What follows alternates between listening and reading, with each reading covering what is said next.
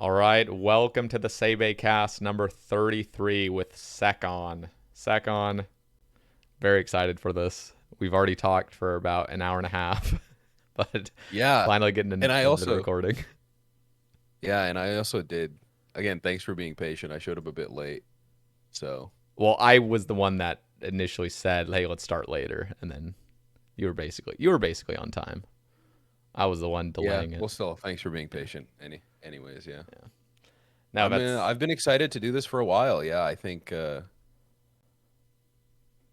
we even before you started making casts, we had a conversation about what either one, you making a cast, and you also told me to make one. yeah, And again, I was in and out of the community, yeah. and I think it's been a long time coming, and I'm glad to finally be on here. And I really want to stress, I'm very just being one of your earlier viewers, friends, whatever. It's been amazing what you've been able to accomplish with this thing. So I wanted to congratulate you on that first and foremost. Thank you.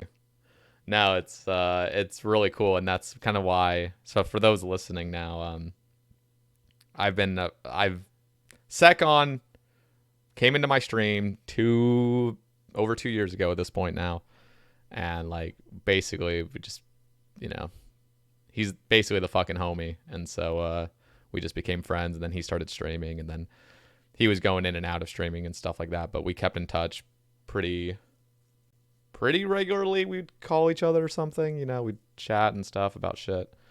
Yeah, we And try our best. and so a few months ago, I was just saying, because I was getting into the Sae Bae Cast, making my own podcast, and then I started getting really, I almost like was like trying to push it onto Sekhon, because I've always loved fucking talking to Sekhon, and watching his stream is just awesome, and he's just got really like quality mic, he's got a lot of good stuff to say, and so I was like, dude, you should make your own fucking podcast. And I still feel that way. I feel like anybody that I wants to actually make a think you podcast serve is better great. because when we were talking earlier, I I suppose this also leads into one of the questions I may have for you. But when you were talking prior, um, I noticed that, back in the when we used to talk, it's just a Discord call with your friend or whatever. People want to get some things off their chest and they'll talk and they'll talk and they'll talk and they'll sometimes even interject and that's fine because I interject and you interject and Yeah, we deal with it yeah, pretty well, right? I don't think we have any. yeah. No, yeah, Yeah, no, but there was a certain point where I noticed when I was really expanding on certain topics and delving down deeper into it that you just were actively keeping yourself quiet, right? And I have a distinct inability almost to like again I was saying that I'm okay with it, yeah. but I I have a I can get too passionate and too riled up sometimes, and I feel like yeah, sure I suppose a podcast should have a good rapport, like a good back and forth between both of them, but I don't want to ever be overbearing on my guests potentially, and I feel like you manage it perfectly from the cast that I've seen. So I Well, think it's better that you're doing it for sure. well, thank you. No, it's definitely like a skill, because as much as I say I'm like self-critical, and like I'm being a podcast host has definitely made me like a lot more aware of how much I talk, and like the things I bring up, that I've tried to ask good questions during the middle of it without them being like premeditated. But yeah, it's just kind of, I don't know. I want to almost look at my previous cast, like the first 5 of them, and see how I've kind of changed, because I don't feel like I've changed much. But I definitely do like talking about myself and my own goals and stuff. But I have my rambles for that. I can just say whatever the hell is on my mind. But I've gotten to the point now where I want the guest to talk way more than me, because I'm genuinely interested in every one of the guests I've had on. I've been genuinely interested in them, and I want them to carry the conversation. So Yeah, I suppose that's what makes someone who a good pod someone a good podcast host, right? They're just genuinely curious. They're a curious child about their guest, and they have genuine interest within whatever they have to say about whatever's on their mind necessarily, and that passion definitely carries through. Um, I'm sure when you'd go back and look at your podcast, there are things you'd notice, but I'd imagine it'd be difficult because some of the podcasts that I've caught, you've talked about, and I'd be the same. Uh, how it's not necessarily the most fun experience listening to your own yeah, podcast. yeah. I I That's don't like know if it's that. there's probably the element of hearing your own voice, which everyone just naturally doesn't like at Yeah, times.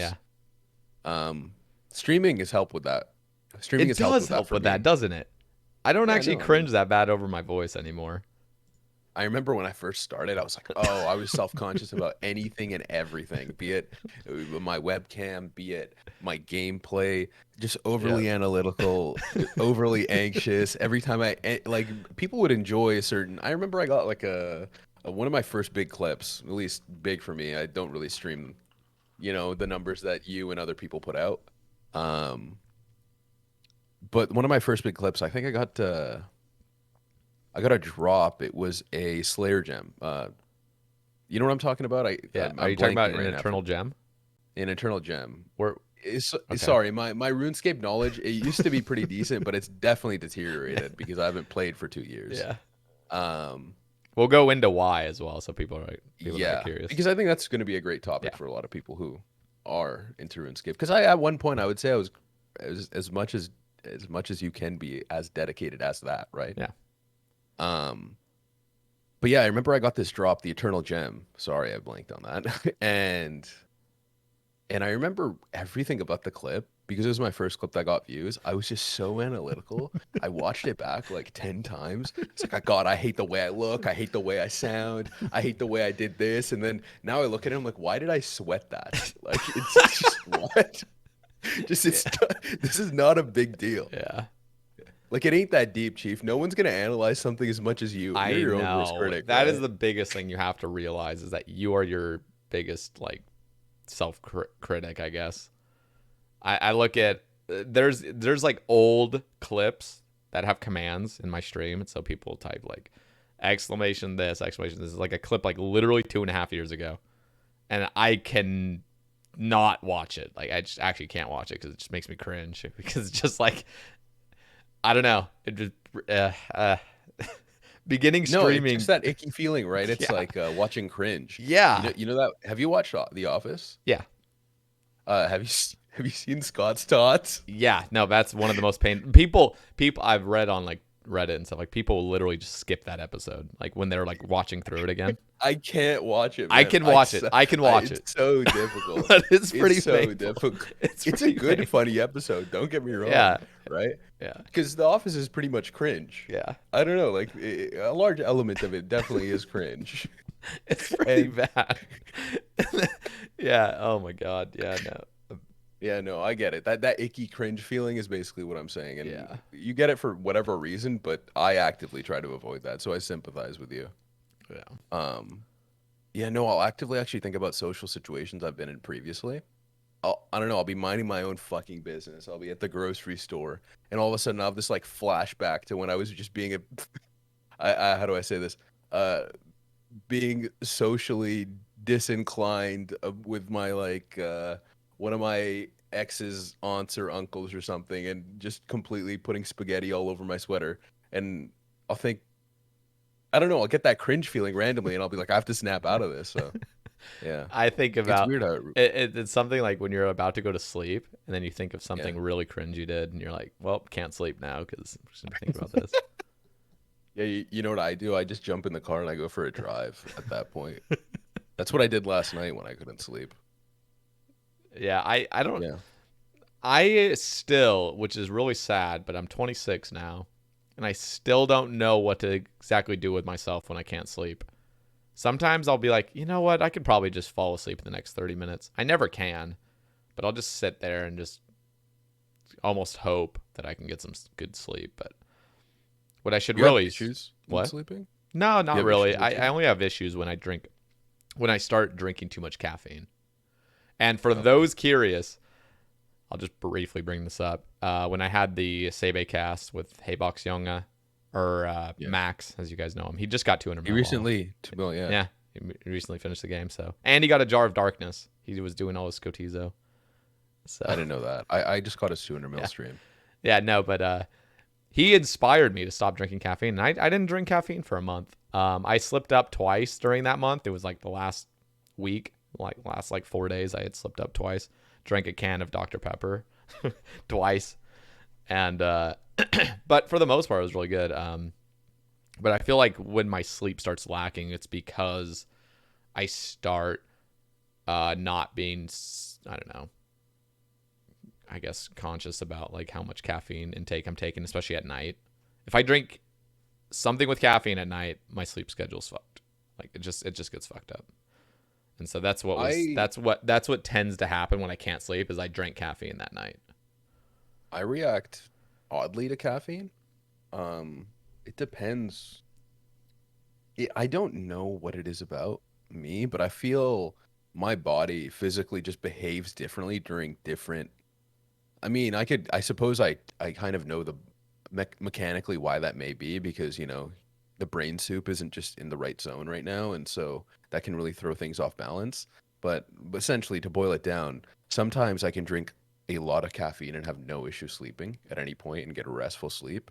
And regardless of what degenerate, what anti-productive behavior I have towards my health, everything just kind of lines up, and I go to bed on time, and I sleep restfully, Yeah. and I wake up naturally with my circadian rhythms currently like perfectly in tune. And then sometimes it's just this honking, steaming pile of shit that's just this insane train wreck, and I just, regardless of what I do, if I have one coffee in the morning, it'll hit me throughout the entire day. So Yeah. I think, yeah, I think at one point I used to drink 8 cups of coffee in a day. Jesus Christ. That But I found out the reason why that is. why? And this kind of boils down into like anytime I research anything more, I try to, when I get into something, I research it a bit too much and I become obsessive and get very into it. And coffee was also an avenue for me to explore this. I just started drinking better coffee. I started making better quality coffee. And Okay. actually, even though it has lower caffeination levels, I feel the need to drink less. At max, I have 2 cups a day now. Yeah. And It's that's interesting. all. Go ahead. It's interesting because like I've never been a coffee drinker. Like I've drinking coffee Okay. before, but I don't think I've ever had good coffee, so I've just never gotten into it because the coffee I've had, the only way to make it good is load it with fucking sugar and milk. Yeah. And so I don't blame you though, yeah. because a lot of coffee out there is just compete. Like you go to Starbucks, you go to Timmy Ho's, you go to McDonald's. I mean, McDonald's actually surprisingly has pretty decent coffee bean quality for a chain. Yeah. I've never But had most of McDonald's this, coffee. if I went to a chain anywhere in the world and I had to get coffee, I'd probably go to McDonald's if I had to go to a chain. Okay. I'm not, and again, I don't actually order anything else off the menu. I think you already know this about me. I don't really like fast food at all. I don't like the taste. I don't like how I feel after I eat it. You feel like total garbage. Yeah. Yeah, and I don't like anything about it really. I don't really like. I can delve into that a bit. Yeah. It I depends. suppose. Okay, so for me, like when I think of fast food, I think of like the worst one, like Taco Bell, McDonald's, like shit like that. Where it's just like actual just grease. I don't eat. I think this is already known. I mean, I suppose you know it about me, but other people don't. I don't really like fast food, and I don't eat fast food often. It's very rare for me to consume fast food because the way that I think about it, I mean, you can get there's a technical term for that I can't think of off the top of my head. You can get convenient food though, like or semi-healthy fast Yeah, food. I don't know. Like that's Freshie is an example. hmm Um, it what else is like a good example? The chopped leaf. I suppose they're more like. Do you have Freshie in America or no? no, but like we have like Actually, we have like I think it's fresh limited to some areas. we have like these little markets and stuff where you can really get like I guess made food, like actual like nice fresh sandwiches and salads and stuff like that for reasonable prices. Yeah, And you don't yeah, have to go fucking get like a greasy burger. So yeah. there's I definitely think there's been options, more which is nice. chains actively trying to make that effort though, because now that I think about it, like there's Freshie chopped leaf. Even some pizza places are like trying to portray an image of health, Yeah. and I don't know, doing a decent enough job of it. Yeah. And what I mean by actively like better quality or better ingredient fresh food or healthy fast food is with Freshie. They'll make you like burritos, soup, or like a salad or sandwiches or wraps on the spot. And it's loaded with all sorts of greens, all sorts of any type of vegetable, root vegetable, I don't know, fruits, dried nuts, I mean, dried fruits, nuts, Yeah. vinaigrettes, all types of dressing, right? So they've created a format. It's like an upscale Subway almost. Yeah. And I feel like that's been a push in our generation, at least more so than previous to It's kind of improve crazy. that I because don't of you're from Canada for those that don't know, but um like in America, at the school, like public schools we went to. I was in elementary school, but my older brother was in middle school, and his first couple years in middle school, it was literally they were selling candy bars to kids, like king size fucking candy bars in the vending machines. You'd go to lunch and you'd have fries, pizza, burgers, stuff like that. Like that was like how America was going, and then there was a change. I was a child. I don't know what changed it all, but then all of a sudden there was all these like healthy options, and we were so pissed off as kids because we didn't want this healthy stuff. We wanted like the nice greasy stuff, or because when you're a kid, like that kind of stuff doesn't affect you as much, I guess, if you're at least active. Yeah, I think you're probably less aware as well. Like Yeah, physically in tune with your body as a child. but it's It's really a good interesting. thing that they're switching all that, because seriously, your whole livelihood is like you literally are what you eat, and if you're eating just straight shit all the time, like you're literally feeling like shit for your life. Yeah, So I suffer more, I feel, than other people from it, and my issue in terms of like health is not necessarily what I eat. It's more the quantity of how much I eat. I um I don't know if that's because I used to work out an excessive amount of time at one point in my life, so I just got used to eating at a higher caloric intake.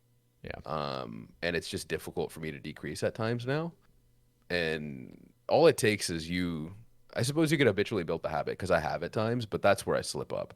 But I wanted to touch on one thing, and I probably should also give an introduction after I touch on it because I feel like we keep talking about certain aspects and then we have to backtrack a bit and explain a little bit about myself. yeah. And I know I just jumped the gun, so No, my it's totally apologies. cool. Um, Oh wait, I but I it's want to interesting sorry, I want to ask one thing, for um, sure. before you continue. But like, Oh, for sure. do you consider yourself a foodie? Like, there's people Oh that yeah, are most definitely. okay, okay, yeah, because I've heard that What is term it like? You before. live to eat or eat to live? Yeah, like there's literally Yeah. people that just don't care about food. Like they'll just eat because they have to. But then there's people that truly enjoy food and like what can Yeah, I I don't mean, know. it's just anything about us. Like, this is going to delve into who I am as well and how obsessive I get about things. But anything that's a sensory experience, I try to have the best experience I can, and I don't mind paying a premium for that. Be that an auditory experience, be that a physical sensation in terms of touch, be it less so. No, actually, I'll pay for visual fidelity. I mean, most people will say that, right? They'll pay for a higher quality monitor or be it a TV screen or whatever the case may be, right? I really try to maximize any type of sensory experience I can have. And taste and smell are a huge portion of that. And I'm just very exploratory. So like this is this is the best way I can put how I'm a foodie. I'll go to a restaurant and I order the same thing every time for being a foodie, but it's a bit here, I'll just explain it. I'll order a house red 9 ounce. Uh, I'll let whoever I'm with get an appy, or if they ask me to pick an appy, I'll pick an appy. And then An for nappy. my I love main, it. All right. and like an appetizer, Yeah, I right? know, but it's just funny you call it nappy. Never heard that. Yeah, I don't know. Yeah, colloquial slang is pretty different, and I guess it's colloquial, right? But it's like, what do you call not to bring up alcohol, but what do you call a 750 ml bottle of like liquor? We call it a 2.6, right? I have no fucking clue. I literally Yeah. don't know. I, And I then, the, dude, like I've learned what things are called, like alcoholic beverages, like the slang terms and stuff like that, because of yeah. streaming. Because I've never been like Okay. a drinker Yeah. I suppose I did know that. How many times have you drank now? ever. So there was that time. Yeah. Well, like I I suppose guess. how many times has streaming made you drink now? That's what my true intention of the question is. So the first time I ever drank, I mean, I was a kid when I first drank, but it was a middle school sleepover. I was having a sleepover with my friends in 8th grade, and they poured beer into my Mountain Dew, and my friends poured beer Oh into my God. Mountain Dew, and it tasted like ass.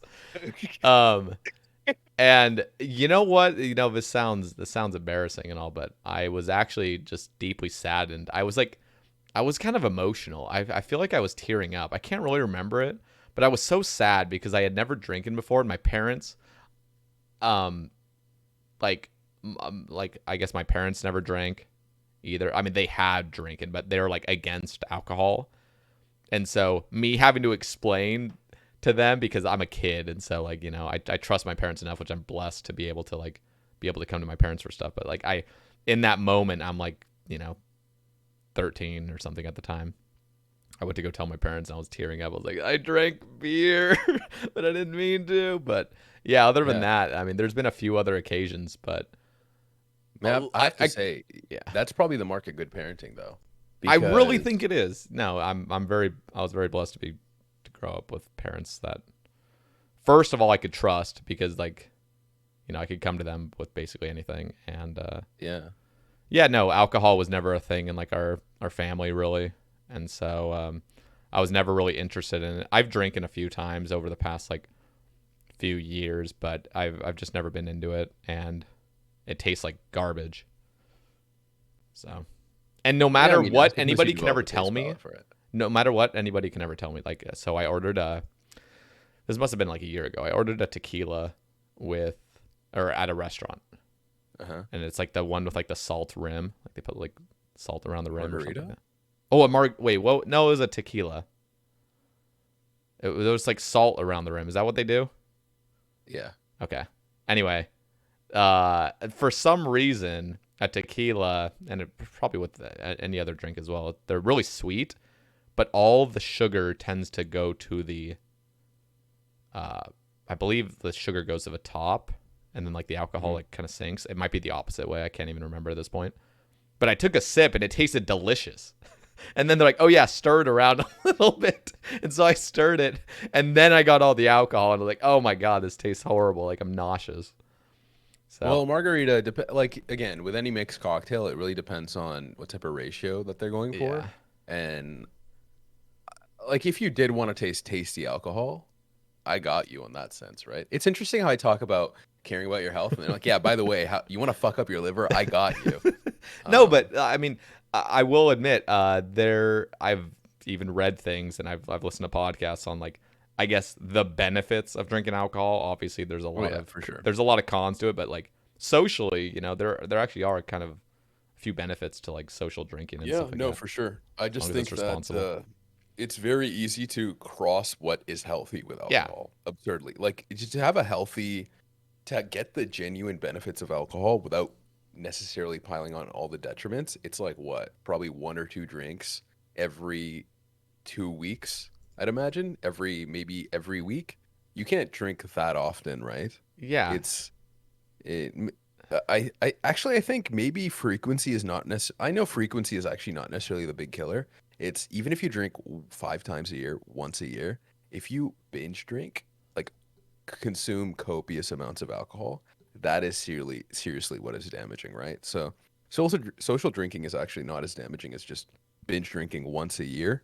Like you could drink probably 40 times in a year, yeah? And you just have 1 or 2 drinks, maybe 3.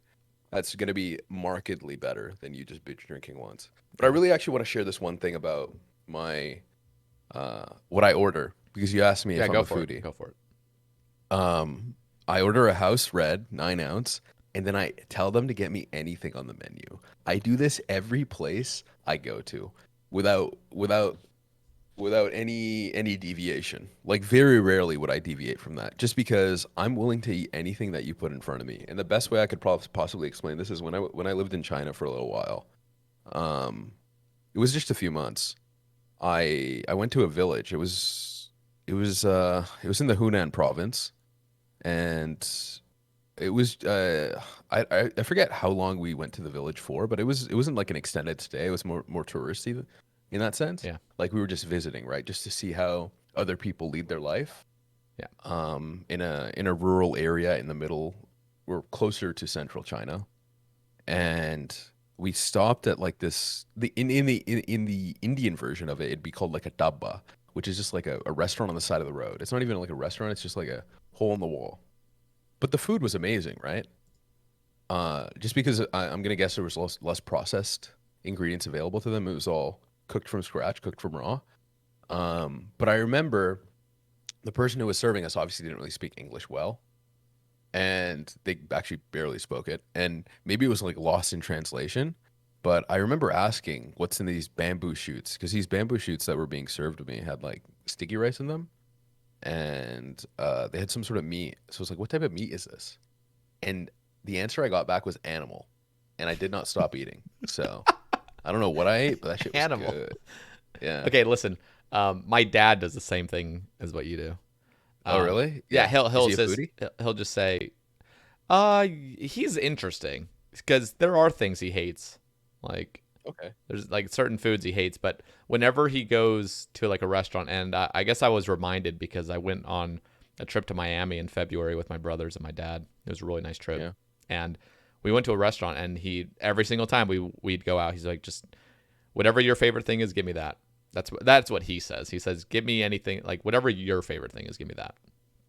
But he got fucked over because we were going to restaurants that weren't, super fancy, just some like medium, kind Yeah. of nice places. But basically 2 times in a row, he was given it was almost as if somebody ordered something, like somebody else in the restaurant ordered something, and then they sent it back. And then that was the thing that my dad would get. Like he'd get like some really shitty meal that was like not even hot. Because it was almost like just get him whatever, get him whatever. And so somebody would almost like send the food back and then they'd give him it. So it's like that can really kind of mess you up in a way when you just ask, like, just give me anything. I also feel like I'm probably one of the North American meccas of food. Like I live in Vancouver, so it's probably a bit more. I can get away with doing that because No, yeah, I just have so many great places to eat around these me. are probably like, anomalies, but this happens. Like my dad would get something and he's like we went to this seafood place and he got this like imitation crab as his like as his like main dish. I'm like, oh god, that looks horrible. And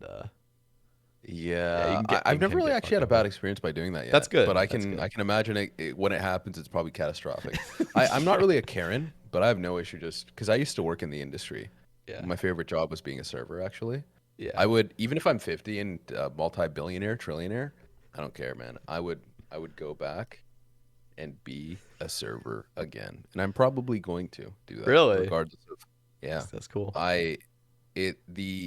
What I care most about when I look for in terms of a job or a career path, or well, not necessarily a career path, I'd want to be very deeply passionate about it, but a job, I don't actually care about the pay. And I'm a bit privileged to say that because I got a bit lucky in my life at times.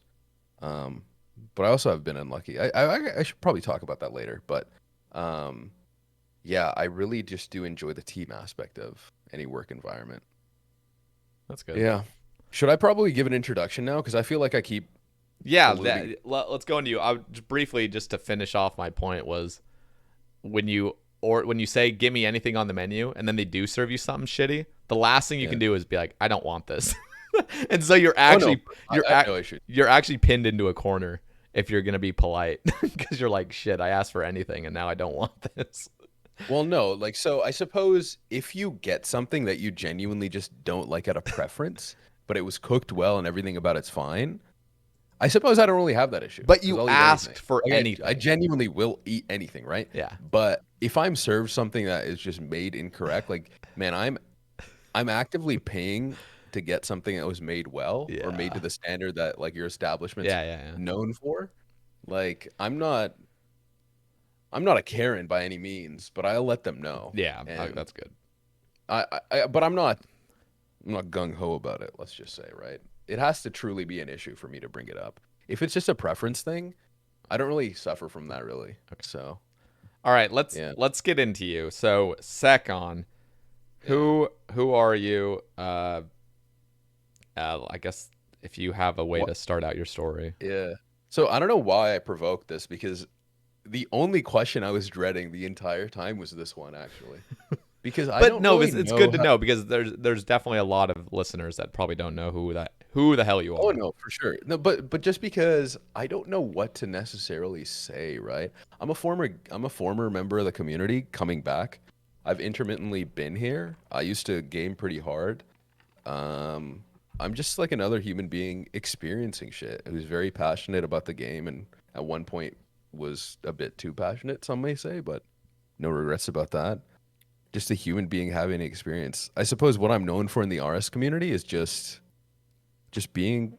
I'm probably friends with almost everyone you know, right? Like I'm just known around the community Yep. in whatever I don't know, whatever facet or whatever small area of the community I do touch, and I'm very friendly with people, and I've been passionate about the game. But who I am outside of the game, um, yeah, no, that's a tough one, right? Because it's so expensive. I'm just someone who like enjoys experiencing and living in the moment. I don't know how to give you a less cooked answer, No, even though I, I'm not cooked. I I don't really I don't have an identity for myself like in that sense, and I don't ever want to. let's go. So let's To explain where I'm from as well, I'm from Vancouver, BC, I suppose. okay. I I uh I grew up I've experienced a lot. I suppose that's the best way I can put it. I've experienced a lot in my life, and yeah, I guess I just get into it in the podcast, right? Is that a good introduction? I don't know. No, I've that's never really given perfect. an I introduction. want to Yeah. before we go more into your actual IRL, I Yeah. want to hear more about what got you into the RS community. Like Okay. what For sure. and you're a streamer and what got you into Yeah, streaming, what got you out of streaming, what got you back into okay. streaming, things like that. So For sure. when did you first start like old school? Like did you start on release or what? So OSRS, I started on release. Okay. I played before that, as a child, and I had a couple accounts. I remember being that guy. Actually, I remember the first friend I ever made on OSRS. So I logged in because I saw one of my cousins playing it. I was at his house and he was playing the game, and he was like, I think he was fire blasting cows in Lumbridge. It was either hobgoblins or cows. I don't know why, I can't remember which, but yeah. And I was like, This game looks very fascinating." Like he's wearing these blue wizard robes with his staff, and I'm probably like 7 or 8, and he's just fire blasting these creatures. And I'm like, I want to get into this because it seemed at that time, at that point in RuneScape, it wasn't OSRS then, RuneScape 2, it was very much so a socially driven game, but it also had cool mechanics behind it. And so I suppose I was entranced by the game in and of itself, but also the social aspect, right? So I remember making an account, and I remember walking through Lumbridge, having no fucking clue about what's going on. And some guy's like, "Hey man, did you just make an account?" I was like, "Yeah." He's like, "All right, follow me." So I just followed him, you know. And he took me around, and he started mining things. He's like, "Hey, mine this." So I mined it. He's like, "Smith this, chop this tree, blah blah blah." And he basically walked me through how to make armor Wow. and make a fire or do certain things, right? And he made a set of armor for me, and then he's like, "Follow me." And then he took me to his bank. Or no, wait, he took me to a trade world. He bought a bunch of stuff, and then he gave it to me. So he gave me bronze armor, he gave me iron armor, and I think he gave me black or mithril armor. I don't remember which. And he basically just I remember going and writing this down in like I asked my mom for a book. I was like, "Hey, mom, can I get a book?" And I wrote down his username because I didn't know you could like add friends, right? And I remember writing it down, and I remember what he gave me, and I don't know, I just scribbled something about the game, and yeah, that's how I first started playing OSRS. And I remember I got scammed for my iron armor. Oh God. Yeah, I got Every scammed for my fucking iron armor, man. Trimming iron, I'll trim your iron armor for you. I'm like, okay, just take it off. Like I didn't know, because I your just, first experience is some guy that's really nice, and you just assume everyone's gonna be that way, probably. yeah, no, for sure. Shout out to that guy though. He definitely did help me get into the game. That's fucking And awesome. then I did the basic noob stuff. I killed cows. Um, and I didn't pay the toll to Alcarid because I didn't do the quests. So I walked around the long way and I sold hides until I could afford the rune armor. Yeah. Can't you go through that without the quest? You just have to pay, right? You have to pay. No, I was Oh, gonna you pay. didn't want to pay.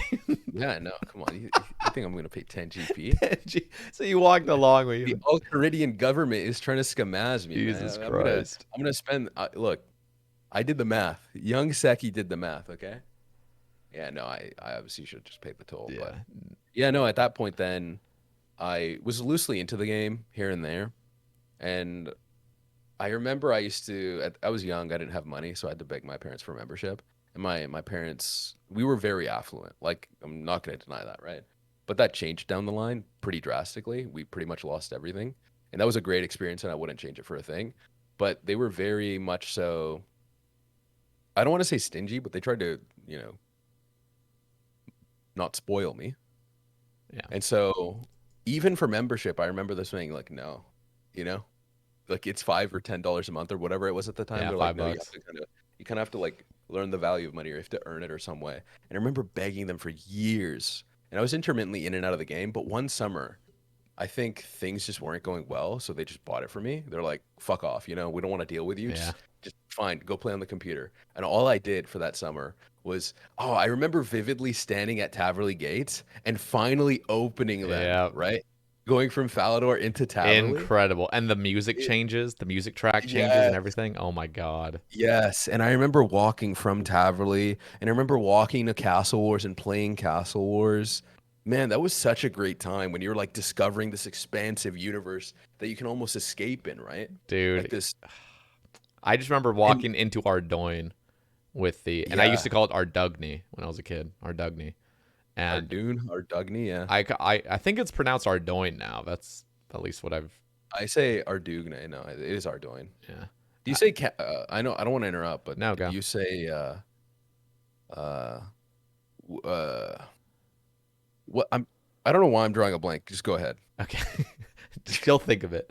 Yeah. Um, yeah, no, but just that music, that Baroque song that comes on, that always hits different. That is like, I remember just thinking of the skill thieving, just being able to thieve stuff, like steal shit and level up. I just thought that was amazing. Like I could steal I shit. love how Lopsy couldn't um like Lopsy grew up in a religious household, right? So like, Couldn't steal. you normalize what you're taught, and you kind of like, I mean, why would you think anything differently? And he was just like, yeah, no, I can't thieve, or my mom and dad won't let me play this game. Like that's so Yeah, funny to me, and I love it. I mean, yeah. it's not like it was bad by any means. It's It is. pure. I It love it. is really It's so pure. It is really funny actually when you think about it. Because I remember having those thoughts. I was like, why is thieving a skill? Like, why are you actively like stealing shit from people and that's a skill, you know? But yeah, I remember RuneScape just seeming so complex, intertwined, and expansive, and never-ending, yeah, and it reminded, what that really reminds me of, like how I wish to stay a curious child, right? I wish to stay always. It'd be great to always experience that in your life, and I feel as you grow up, you kind of lose that, and I don't want to lose that. I think this is I've kind of been exploring this thought for a little while, how I don't want to, ever feel stagnant in life, and I think I do want things to actively change, and I want to be in environments where I feel anxious or I feel fearful. But this was a great reminder for that. I thought about that city that I was thinking of, though. what? Do you say Catherby or Catherby? Catherby. It's Catherby. Come on, man. No, no, no, no. It's Catherby. Yeah, no, it is Catherby. Okay. I'm still gonna say Catherby. Really? So you actually initially called it Catherby? Yeah. That just doesn't roll off the tongue nicely. That's bad. Yeah. Damn. I mean, it honestly, when you look at it, you could go with it both ways. In fact, it almost Yeah. looks more like Catherby, but See, now you're woke. I no, I mean, got I've you. I've always thought that, but I'm like, nah, it You've has to be Catherby. It you've just opened doesn't. your third eye, It doesn't man. sound right. I bet people think from people who don't know me up until this point, probably think I'm just like the biggest pothead in the world. I don't smoke at all. I don't, yeah, no. I am very exploratory with my drugs, but I suppose we'll get into that. All right. But going back to RuneScape and Yeah. introducing my joy of the game, I remember playing Castle Wars and playing the social aspect of this game. And there was a certain time and point where my friends, I was still in high school. Oh, no, not in high school. I was in middle school at this point, and my friends were getting into it. And I started sharing my account with someone because they were new to the game. And I don't know, like you're a kid, you're kind of stupid. You don't really think about how you enjoyed the game as a noob, and you try and get your friends into it, and you try to give them everything, which you probably shouldn't be doing, right? You Yep. should actively let them experience all the joy of being very stupid about the game, because that's where addiction sets in. That's where it grabs you, and it Yeah. really, yeah. No, and I don't know. I remember vividly, like, yeah, I remember sharing my account with them. Nothing actually really happened, thankfully. And then I quit the game for a while. And then in high school, I heard OSRS was coming out. So I remember for release, I needed the fuck out of it. Okay. I at the time wasn't in school because so I think it came out of my grade 11 year, and I dropped out at the end of my grade 11 year. The reason why I dropped out was more mental health. And I actually ended up finishing both grade 11 and 12 because I dropped out in grade 11 and 12 before everyone. I just went to my headmaster. I went to a private school and I went to my headmaster and I said, "Can I just write the final exams? And whatever I get on the exams, like, can that be my grade?" Well, I didn't actually come up with that. He did. But yeah, that's essentially what happened. So Wow. I remember needing the fuck out of RuneScape, yeah, because I was just going through stuff, and it's, again, like I'm saying, it's an expansive world to escape in. Yeah. You feel so like encapsulated and so intertwined, and I don't know, just part of a community, right? And I remember I was like, my first goal was getting 99 range. I I think I was the 40th person to get like 99 range or something.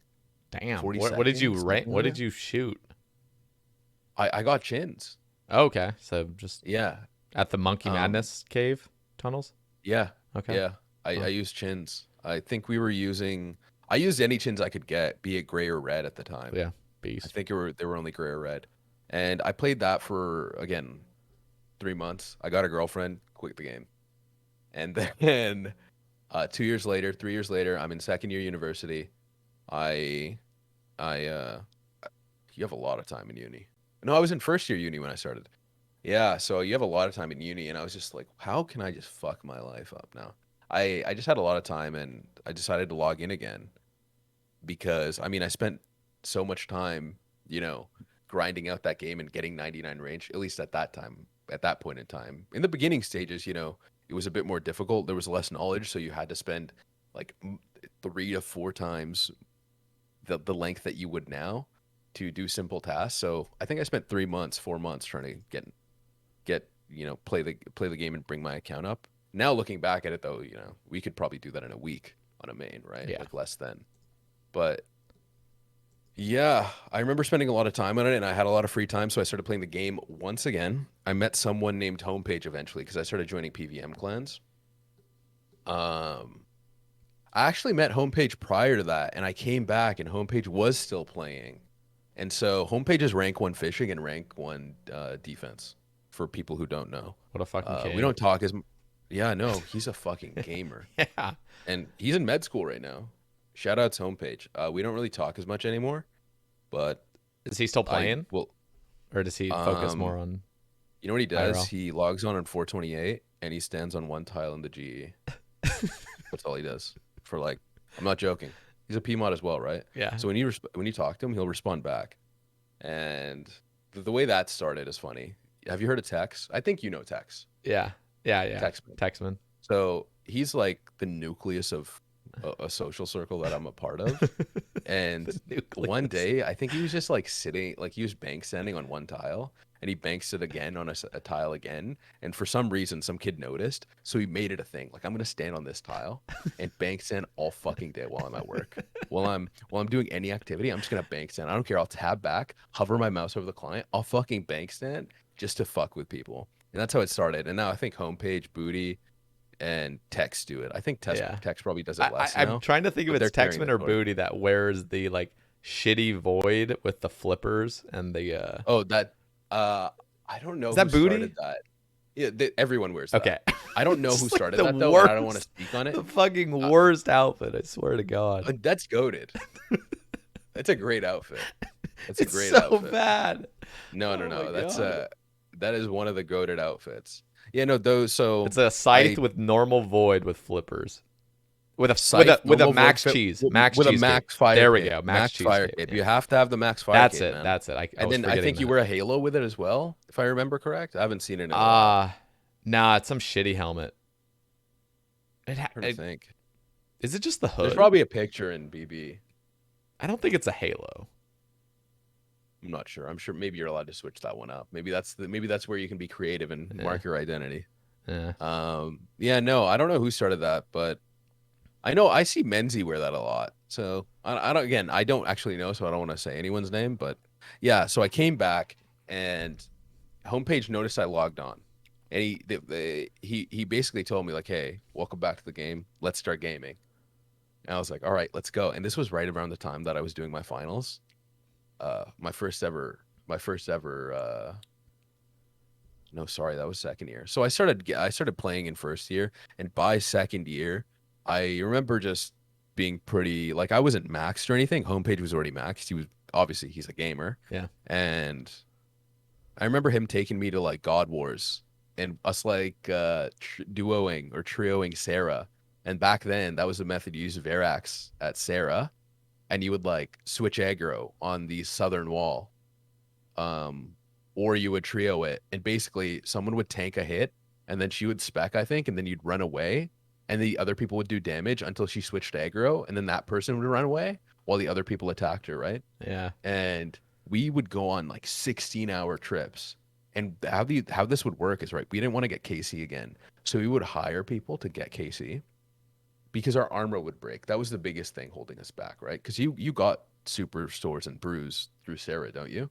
Yeah. And you Yeah. didn't actually even need that many And you get brews. You just bones to peaches and stuff, and you're probably using yeah Guthans, I'm assuming, for. yeah just I don't remember in specific, but we had some sort of setup that Yeah. helped us sustain. But there is a hard cap in the sense that your armor is going to fucking break. So we used to have people run to us and trade us new sets of Verax, okay? And we'd trade them the broken one, and we'd pay them in the GP that we got from alking. That's so funny. And I don't know why we did that because you just leave and like re-up and get KC again. It's not that big of a deal, but we just did that. I think the reason why is because we went like 4 weeks dry for.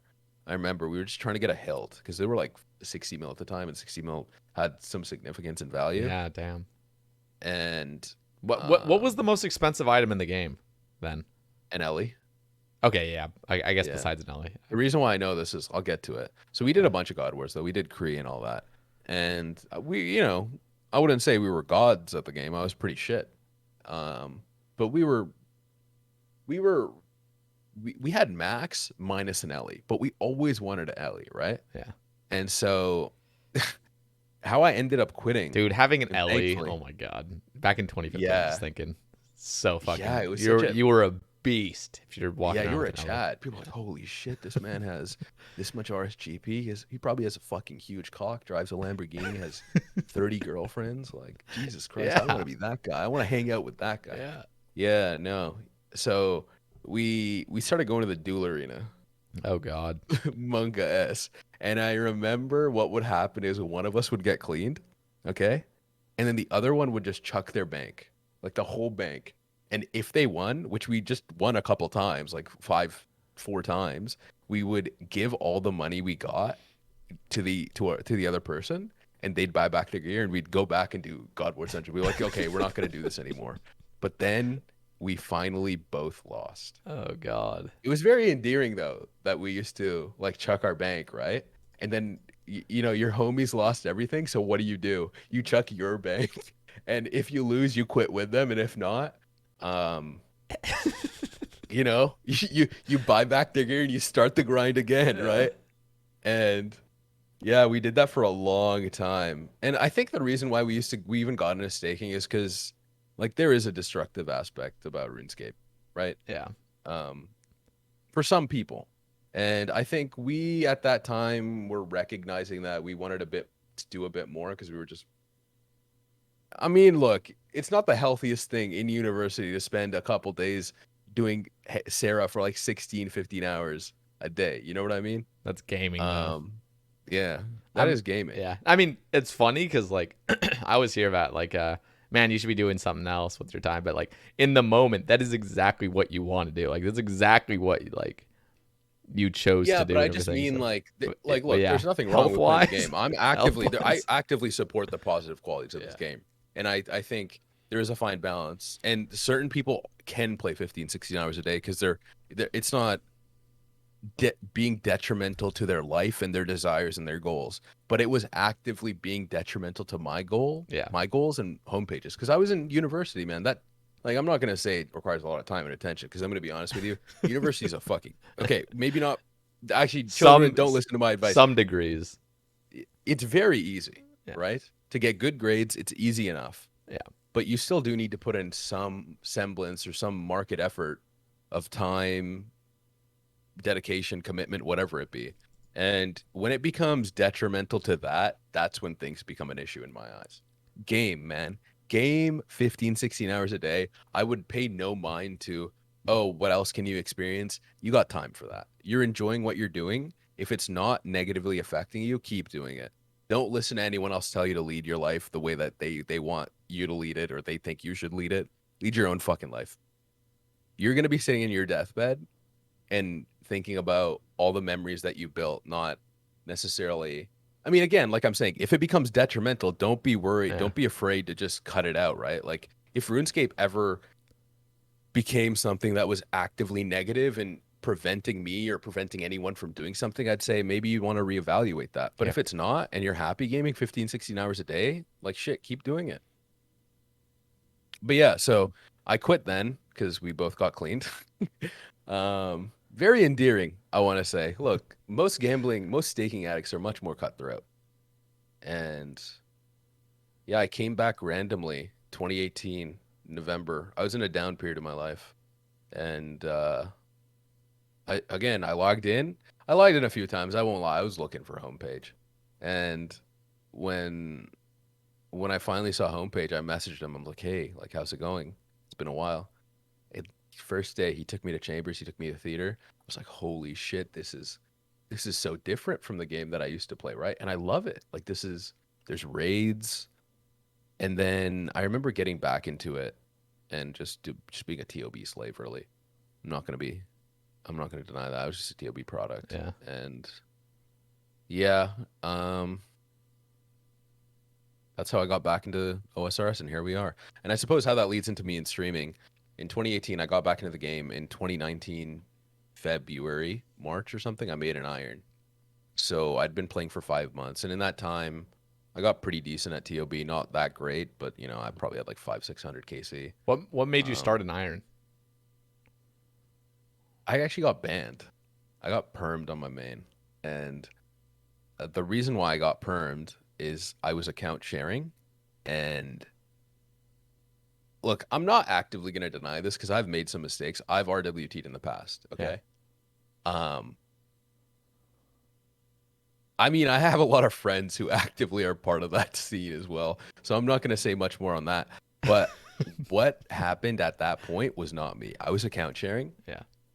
My friend, or who I thought was a friend, stole. I got a loan because I became a staking addict. I think a lot of people make irons either for bans or staking addicts. I was a 2-in-1 combo for me. That has to be. I got a big loan reason.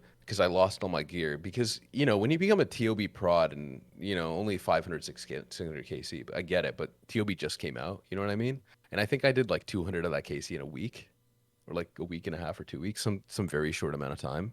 And I was still learning the game, right? Like coming back to the game after that much of a break, and then within 5 months, like doing Chambers and theater and then doing Inferno, right? And doing all these things, it adds up in terms of time to relearn the game. So my KC wasn't the highest, but I got bored. So I just started checking my bank because I wasn't really passionate about the game at all in other avenues, unfortunately.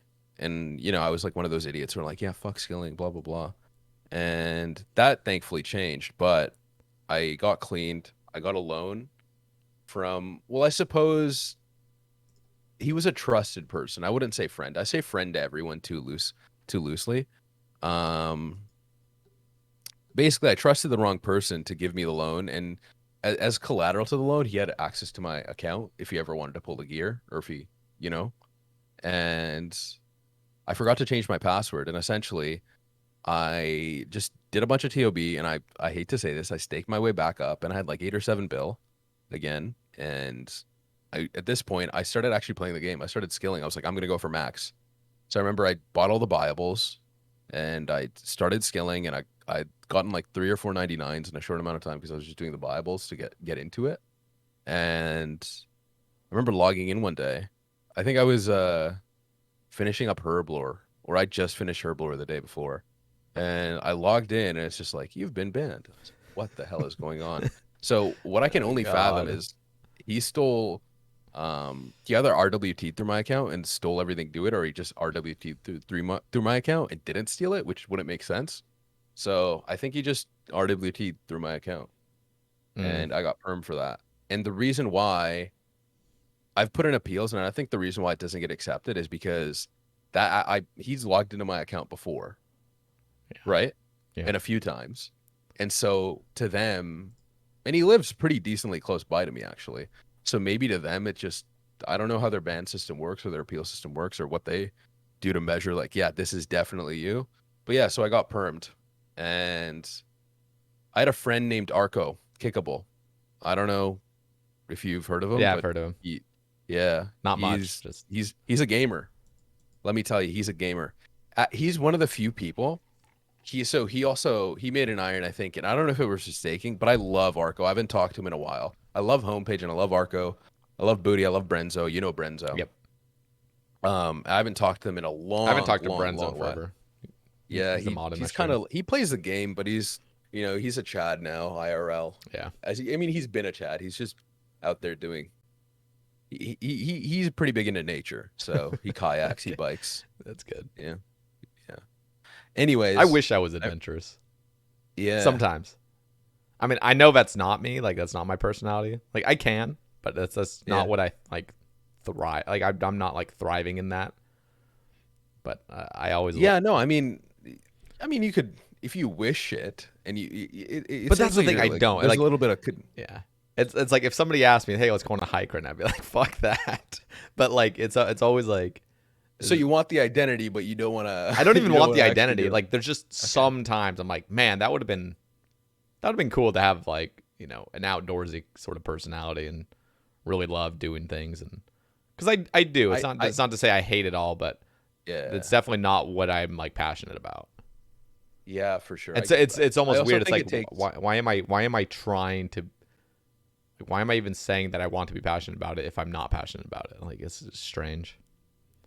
Maybe it's Well, just the no, because social. it still seems like a fun idea, right? Yeah, And there yeah, are positive qualities to yeah, it, and you're attracted to those. You're just not at the moment, and maybe that'll change. Willing to do the grunt work of getting into it, right? Because yeah. it's like getting into anything is not the easiest thing in the Yep. world, right? And I'm not talking be it healthy or being anything. Fucking imagine trying to like not imagine like when you're watching a movie or you're watching a TV show, you have to like more so with TV shows, you have to get caught up with the characters Yeah. and they have to do a job of introducing the plot lines, the storylines, or whatever Yep. the show is based upon. Man, shit, I can't get into some story. I don't have the patience to get into some TV shows at times. You Yeah. think No, for like real. so I sympathize, I get it. It might change. Maybe one day if you're ever offered to go on a hike, just say fuck it, let's go. Yeah, like I've done it, and in fact, like in school when I wasn't playing as much RS, like I used to do a bunch of things. We used to go like hike up and go to these hot springs and stuff, and it was really fun. But yeah, I don't know. I guess I don't know what it is, man. It's weird how it just I mean, just say yes in the moment if yeah. you're ever presented the Yeah, opportunity. I no, no, don't no, know what for else to real. say. It's just weird Yeah. living in a place now where like I live in Alabama. I have Yeah, that's zero another thing, friends right? here. And so it's so strange to me. Like my life for the past 2.5 years, like if I were to be living in Oregon or any other place where I actually have like friends for years that I've known, it would be different. But coming to a new state and your whole life has been like streaming and building a stream and YouTube and stuff like that, it's like really hard to Yeah, to get create a close social with people. circle. Yeah, Because I haven't moved. Well, I've been around the world a little bit, but I also you kind of also had like a something to fish hook on to like reel you into creating a social circle, right? yeah, Like let's say you go off to university, like boom, that's a giant. Like there's so many yeah, opportunities just to click with people. Or you move to France, like because I've lived in France for a little while. I've lived in China. I don't even know if it classifies as living. Like I stayed there 2 months, yeah. That's and I lived quite with a a bit though. family, Yeah, and but I went with some friends who had the same experience.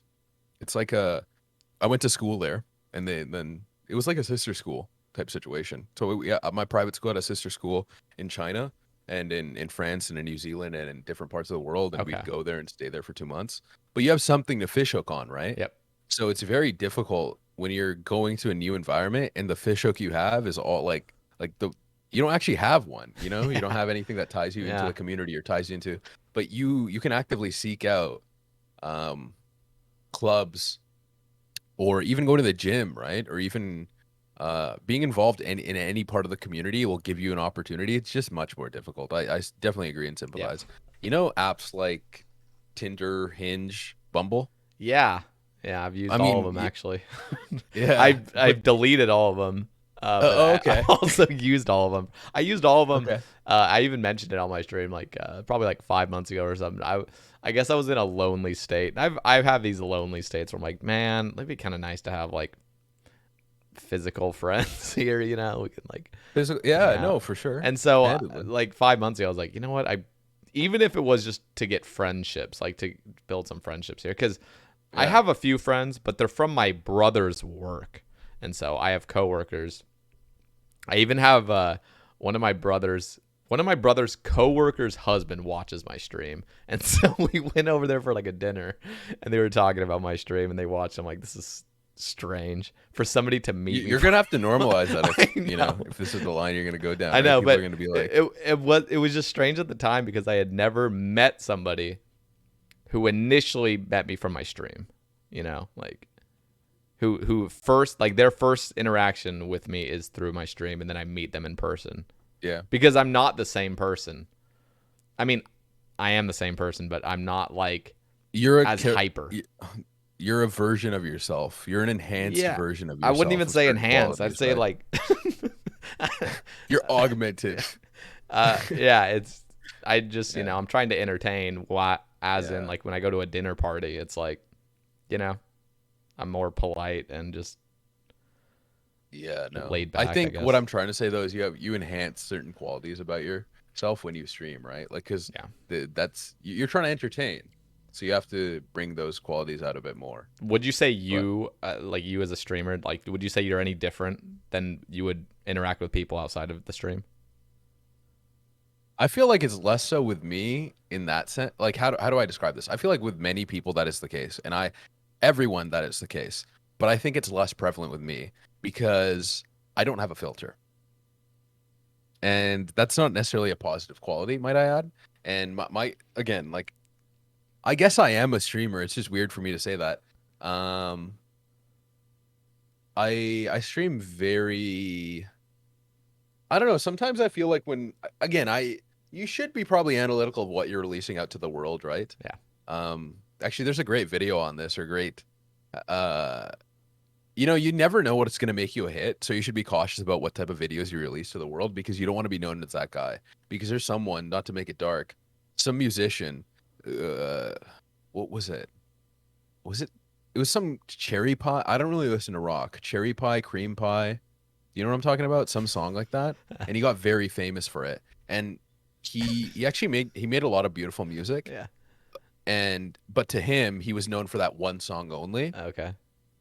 And he actually ended up committing suicide Oh wow. because he he couldn't deal with being known for this one generic trash, like very, I don't know, almost like poppy type song when that wasn't his musical style at all. He only made it because the record label asked for it. Interesting. So I think it was Adam Ragusia. He's a cooking.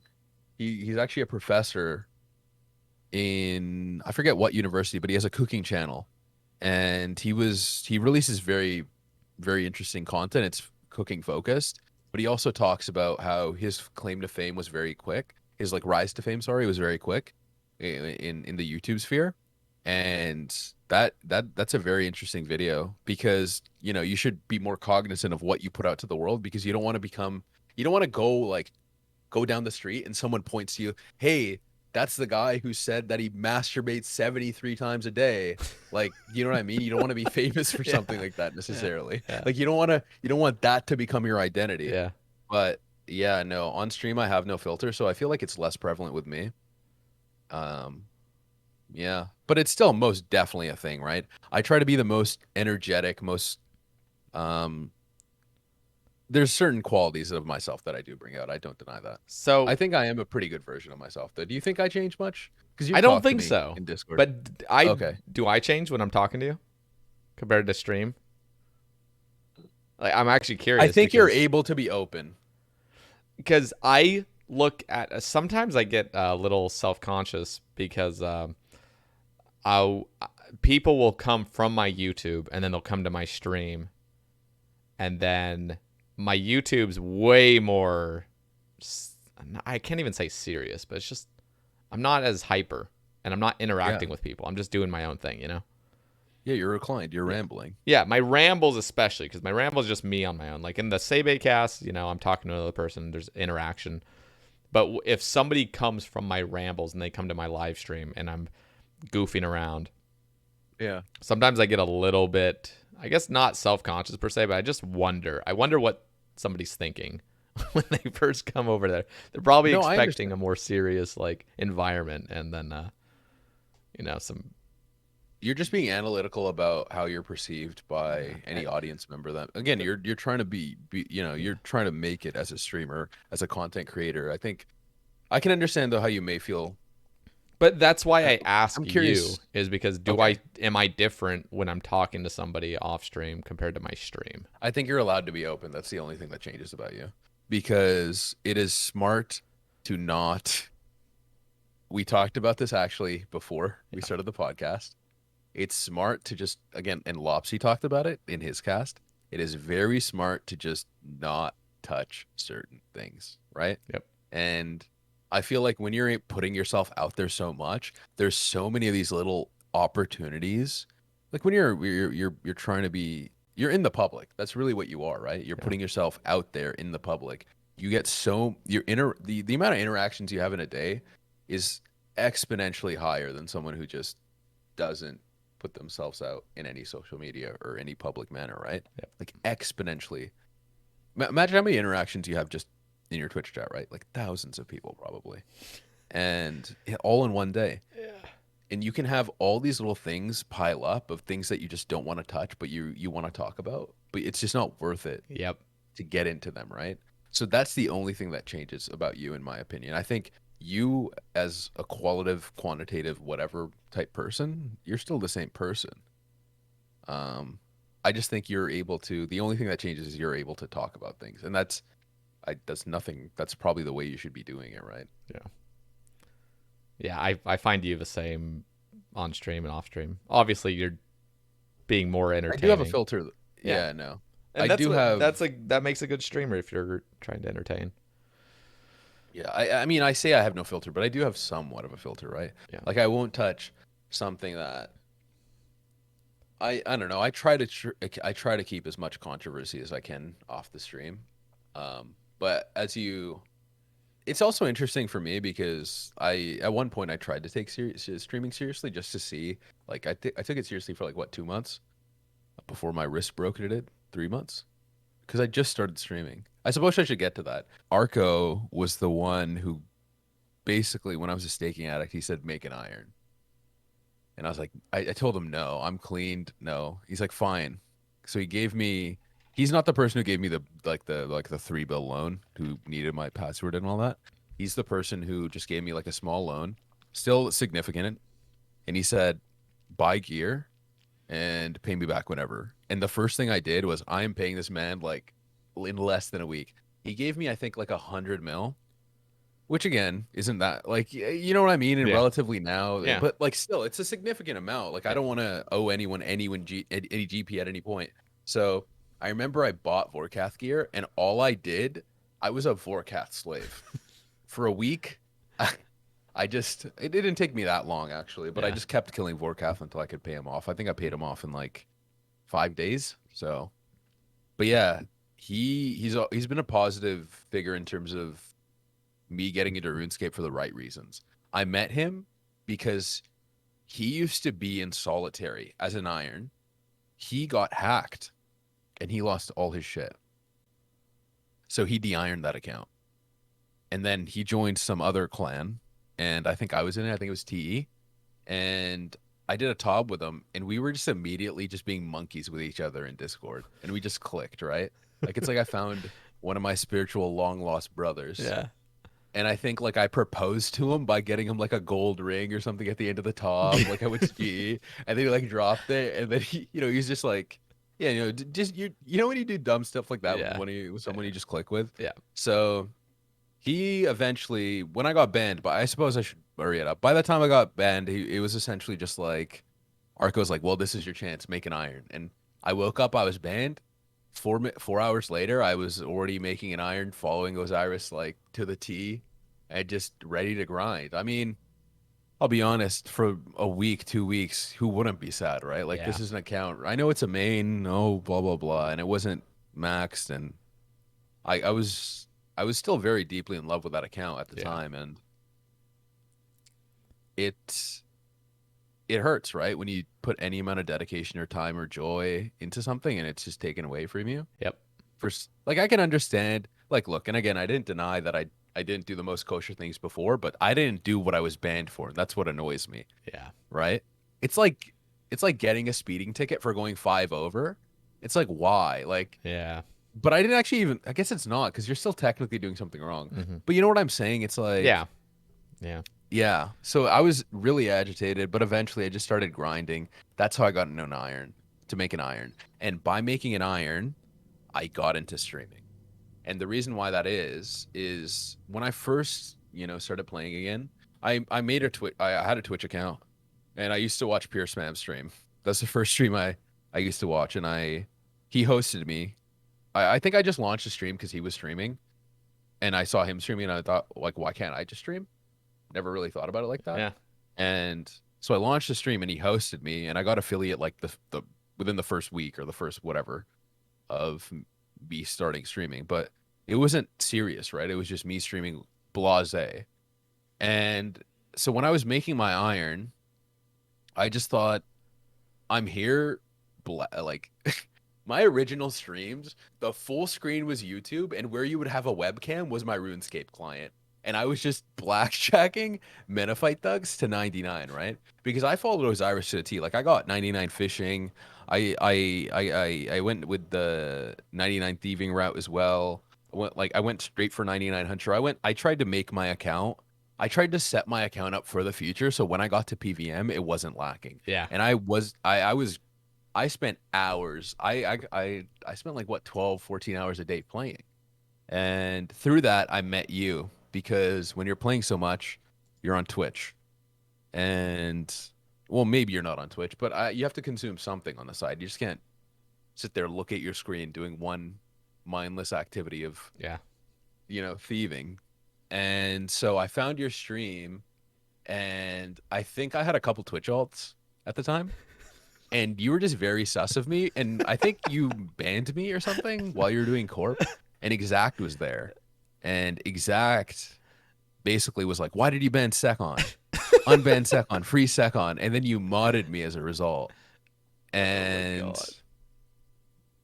and yeah, I guess that's how we got to know each other. And then from that, I started streaming because I was doing one of those dumb streams where I'm just like doing a quest or something, and I'm doing it on my iron. I have nothing else to do. Might as well launch a stream. And you came in, and then you subbed to me. I was like, oh no, right? And then you gifted subs, and I'm like, oh no. And then you're like, you better stream tomorrow. And then I was like, oh no. And basically, you're the reason why I started streaming, because I felt some weird obligation to the fact that you came in there, you subbed, you put your heart. You weren't even at home. You were on mobile. Yeah. You were out with your brother. I was at a movie theater. Yeah. Yeah. You were watching some summer. Was it a horror film? Yeah. Was it oh shit, what was it called? Summer, Yeah, something like that. What was something like that. What's it called? I'll look it up. Fuck. Summerfield, summer. Now I can't think of it, but yeah, it's that like I'm looking it up. shit, who's the Midsummer. Midsummer, there we go. Yeah, I haven't watched that, but I know your brother's really he's in the film industry, right? So Yeah. No, he really likes, so he's not actually in the industry, but he's always been into it. That was his like degree, his film. okay. But Um, yeah, that's actually yeah, funny that you remember that because I clearly remember being on mobile there. yeah, I remember a lot of odd details. I really do. Um, anyways, that was like what, 2019, Yeah, July, August, I August, that was July. I'm almost certain and that was 2 years ago. then by September, I was like, okay, I'm gonna take this seriously, the streaming thing. And for 2 months, I took it seriously, and then my wrist broke that it. And what I mean by that is I was doing every tick manipulation method you could think of. And I was really, again, coming from someone who was a TOB product into like making an iron and getting into whatever, I started falling in love with skilling. There is something so satisfying about seeing yourself actualize goals, right? Yeah, And I got addicted with that XP drop, you know? It's very difficult in life to measure progress yeah, sometimes. And with RuneScape, it makes it very clear. It's a number. yep. Number go burr, and you feel good. And so I got addicted with that. And I remember I was just like, yeah, you know what? I can't wait to max. I'm gonna do post max. I'm gonna get like I was thinking about like post max goals. I was writing. I never imagined that I would become this dedicated to the game. But I remember when I was truly just like infatuated by like every single thing that there was to this game, and I had such a pure, deep love for the game, and I wanted it to succeed, right? Yeah. Um, and then that all came crashing and burning down with uh getting carpal tunnel. And yeah, that is why I stopped streaming. Because I will say though, my stream is not about me playing the game, right? Yeah. I even when I was really deeply embroiled into the depths of manipulating any tick you can, or you know, Calvino flicking, or learning how to become better in a PVM situation. I hadn't gotten to PVM yet, but you know what I mean? Yeah. I was embroiled in all of that. Um I developed carpal tunnel, and that I guess sorry, I kind of lost my train of thought there. You're just Yeah, saying, that all came crash. yeah, like, Sorry, go ahead. yeah, no, you're just saying that you stopped streaming because of carpal tunnel. And Yeah, and I know my stream. I I will know my just stream wasn't about that. I Okay, will- sorry. I Go will ahead. just say quickly, like your stream was growing too, and it was cool to see. Like, you know, you were getting up to that point where you could have almost like pushed for partner. In my eyes, that's what I saw. And so when Yeah, everything kind of came crashing down, it was really sad to me to see like you stop streaming and stuff. And I didn't understand the whole like severity of like your carpal tunnel and stuff. So my hand was was an appendage that just hung there. It served no purpose for fuck. 3 months. Like I couldn't use it to drive. I couldn't. It was honestly very frustrating and disheartening and sad. I I don't remember crying. I actually don't cry that much, and I need to cry more because I'm pretty apathetic. Um, well, I'm pretty apathetic when it comes to negative emotions. I just don't feel anything when it's so negative, when it could be negative, I suppose. Yeah. I love, again, like I said, I'm a passionate person. Anything I get into, I want to delve into, and I don't know. I'm into knives as well. I'm into cooking. So when I remember I was sharpening a knife and I barely could sharpen it, right? Because I just had to do like a yeah, um I just had to do a quick run on a high grit level just to get some sheen and some a straighter edge to it. Just like a quick touch up, but I was struggling with that. And then when I started cutting vegetables, I couldn't hold the knife, like it just fell out of my hand. Oh my god.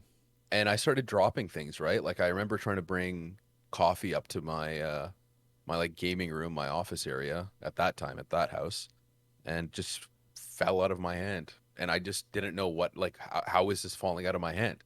So it it was just genuinely like this useless appendage that just hung from the side of my body for like 2 3 months, and I had it splinted 24/7. Um, yeah, so that was really difficult. And I don't really know if I was ready for the push to partner or whatever you want to call it, because again, like I think we talked extensively at that time, and I'm sure you know, but I didn't. I don't ever when I stream look at my numbers at all. I have my viewers That's always hidden. crazy to me, by the way. Yeah, I don't know. I don't care how many people in there. I'm gonna put on a show if it's just me and one person. That's a Right? good mindset. I can't understand not looking at the numbers. It's too addicting. Like it's like it's just natural to Numbers just go burr, me happy. you just Yeah. need to see it. Like Yeah, but what regardless if it if it's goes the down other or up, you direction? just need to see What if, it. what if you're having a great stream, right? Well, maybe like again, every individual is different. For my person, I think if I was having a great stream and I had like I don't know. Like, let's say I have like 40 viewers or something. I'm having a great stream, and that number, I don't know, for some reason goes down to 5 or something. I'd be like, oh no, it ruined my stream. Yeah, But but no, the only it's a thing that two-way I care street. about is people talking in my chat, and that's something Yeah. you Now can tell. that's respectable. And that's what it should Yeah, be. And so that is the problem with looking at statistics live. But at the same yeah. time, you can I don't know. It's It almost can also enhance it. I mean, like, look, everyone's different. For yep. me, that's just what I do, right? Yep. And I'm not gonna suggest other people follow suit. I just know for my individual that that's what works. Yeah. It keeps me more happy, I suppose. That's good. I think, the biggest element of streaming that I think people don't really recognize of being difficult is the mental torture of putting yourself out there day in, day out, and how you can catch yourself you were talking about a clip 2 years ago that you can't watch because it just makes you cringe. Like that has a toll, right? Yeah. And every interaction that you have, that has a toll. And the time it comes, streaming is less. I mean, I try to make it as much about this as I can. I struggle. I know I should be doing more if I actually want to take it seriously. I don't really know if I want to take it seriously right now. That's kind of the issue for me. But what happens is you spend a lot of time preparing for a stream, right? People don't really realize that.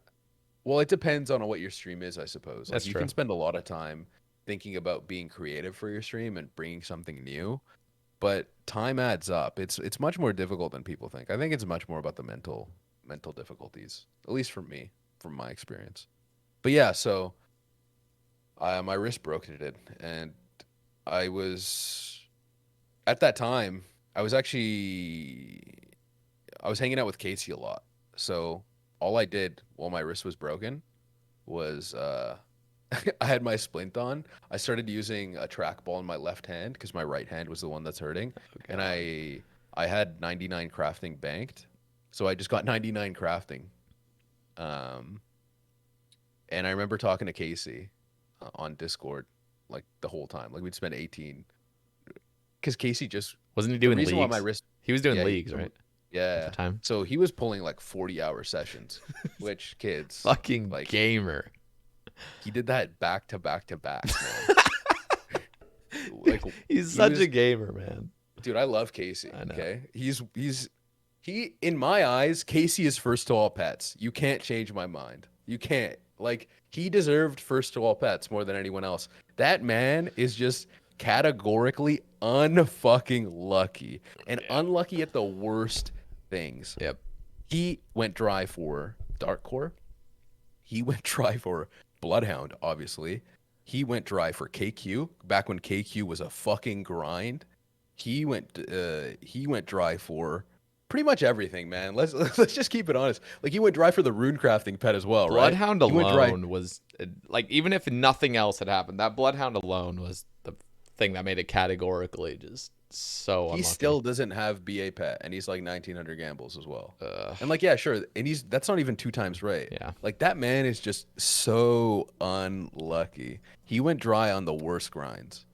But yeah, I was talking to Casey a lot. He's a great friend, and I was hanging out in his Discord, and I just got 99 crafting in that time. But I couldn't stream, even though I guess what I was thinking of when I lost my train of thought is my stream is not about me playing the game, even though I was very embroiled into everything about the game. But I still just couldn't find it in me to stream because like what am I gonna do? Sit there and use my limp my limp right hand, or use my left hand to try and pull up a YouTube video and make some dumb comments about it and react to it? Yeah. Which apparently people like. People really like me for my react stuff, but it just didn't feel right to me, And I don't really necessarily regret that at all. I just didn't know what to do in that situation. I think if I took streaming seriously, the right thing would have been to just branch out, start reacting to YouTube videos. Yeah. something like that, play chess. Yeah, it's But it was tough to so know. difficult because another thing is right now my wrist hurts still, right? Yeah. And it's constant pain, consistent, constant. What is it called? Reoccurring. There's some type of pain. I can't. I always blank on words at moments, and this is one of them for sure. Consistent and constant pain, nagging pain, is one of the worst things you can deal with.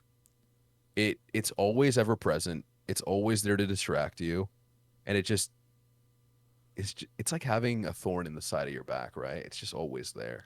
What caused the So carpal tunnel initially? Was it like a buildup of things? Like, did you see it coming, or is like I don't? it happened in 2 days, eh? So yeah, I mean, I had some wrist pain here and there, but I did my stretches. I Yeah. thought I was fine. But where I really fucked up is with leagues. So I did 3-tick cutty on the first day for like, I don't know how many hours, but I remember grinding up to that point and just doing an excessive amount of 3-tick cutty fishing. And my wrist was hurting and I played through it. And I woke up and my wrist killed. And I promised people that I'd go live. And Uh. so I went live and I did 3-tick cutty. And I Yeah. was actively just going through the pain for hours. And after that day, my wrist has never been the same. It Fuck. took 2 days. It took 2 days, and my wrist just it did like I don't know. It was so crazy to me that I couldn't conceptualize it. Like I put myself through so much pain in those 2 days and fought through it. And I think this is where I went wrong, right? Because I played a lot of sports in high school. There's a bad thing that you're taught, just play through the pain, Yeah. right? And I've always been that gritty type of player. So I had a lot of like little nagging injuries that I just played through and never really truly have suffered the consequences of them yet. Like actually I have a pretty bad knee issue and the whole right side of my body is fucked. So I have carpal tunnel in my right wrist. And then Oh god. I've fractured my right wrist 5 times. I've rolled my ankle, Is that like what sprained it. caused it? You think like all those fractures So over? I actually got I when I talked to my orthopedic surgeon, he said that it could have been a reason why I'm predisposed to having carpal tunnel because my the bones could have reattached or grown in a certain way that it's narrowed the tunnel that the median nerve is running through. Mm, So it's automatically like any inflammation will like basically you're narrowing the pathway. Any inflammation is that much more detrimental. And with carpal tunnel, it's not fully known what causes it. RSI hasn't been proven to necessarily cause carpal tunnel. Some people believe you may just have a predisposition for it at a certain age, but interesting. obviously it's apparent that RSI may be a leading cause, and you know. But one theory is if you have a catastrophic injury in the area, so me playing those 2 days, that sparks a lot of inflammation. It's like this self-feeding type situation. Because there's inflammation, it hurts, and because it's putting pressure on the area, there's like other things are getting inflamed. And since those other things are getting inflamed, it's going to inflame the original reason that much more. So it like keeps feeding itself. There's inflammation in the area for one section of the muscle group or uh whatever, and it'll cause like a chain reaction where inflammation just becomes self-feeding. So you need to cut the loop somewhere, right? Yeah. And it also starts causing damage that makes it more likely to get inflamed again. So, yeah, that's what happened. And then intermittently, I'd stream here and there. You'd host me, Will would host me. I'd still put on some streams through the years, but then I just kind of got known as the guy who had his wrist broke to it and he quit the game and blah, blah, blah, carpal tunnel Andy. And it's very interesting. It's an experience going from someone who is so captivated by the game to just not being able to do it anymore, eh? Not Yeah. being able to play it anymore. Thankfully, I had the reason why I stuck around though, and the reason I wanted to get into this at some point, the best part about RS is most definitely its community. And that's kind of why I stuck around. I guess why I'm back, because regardless of me not playing the game, I wanted to be a part of this community and stay a part of this community because it has so many positive attributes. Be it like me hanging out with Casey, me hanging out with you, me hanging out with Church, that being like Adam, Dean, um, Craig, Ash, Case, all those boys. Be it me hanging out with the Will boys, right? You know, it's weird. I don't really want to forget people, but I'm going to. So I've been trying to hesitant not to say names, Yeah. like Now at a I know group. what you mean. But like, you know, J Mac Token, Amazing, all those boys. Yeah. As soon as you start John. shouting out, there's no stopping. But then you Yeah, do because you have stop to and like, you don't want to leave anyone out. I know. And my issue is, I feel like I'm just friends with everyone. I try to be, right? Yeah. And yeah, the community is definitely one of the most positive attributes about this game. So that's why I've stuck around. I've become less about the game than I previously was. You know, I'm less. I stopped the best way to put it is I stopped consuming content from people like Port Kazard or something, right? Yeah. And now I'm much more casual. So yeah, I guess that's the rundown of me and streaming. And I just came back like 3 weeks ago, 2 weeks ago, because So, yeah, I found myself in a spot where I kind of have this opportunity to spend some time to see if my community's still alive, see if people still want to watch me stream.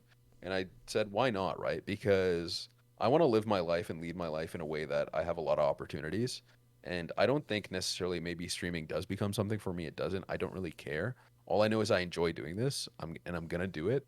And regardless of where my career path and my education takes me in the future, be it I finish my Juris Doctorate at some point, be it I finish my computer science degree, be it I get embroiled into insurance again or real estate again, or you know, become a notary. Like I have so many opportunities. I've done so many things.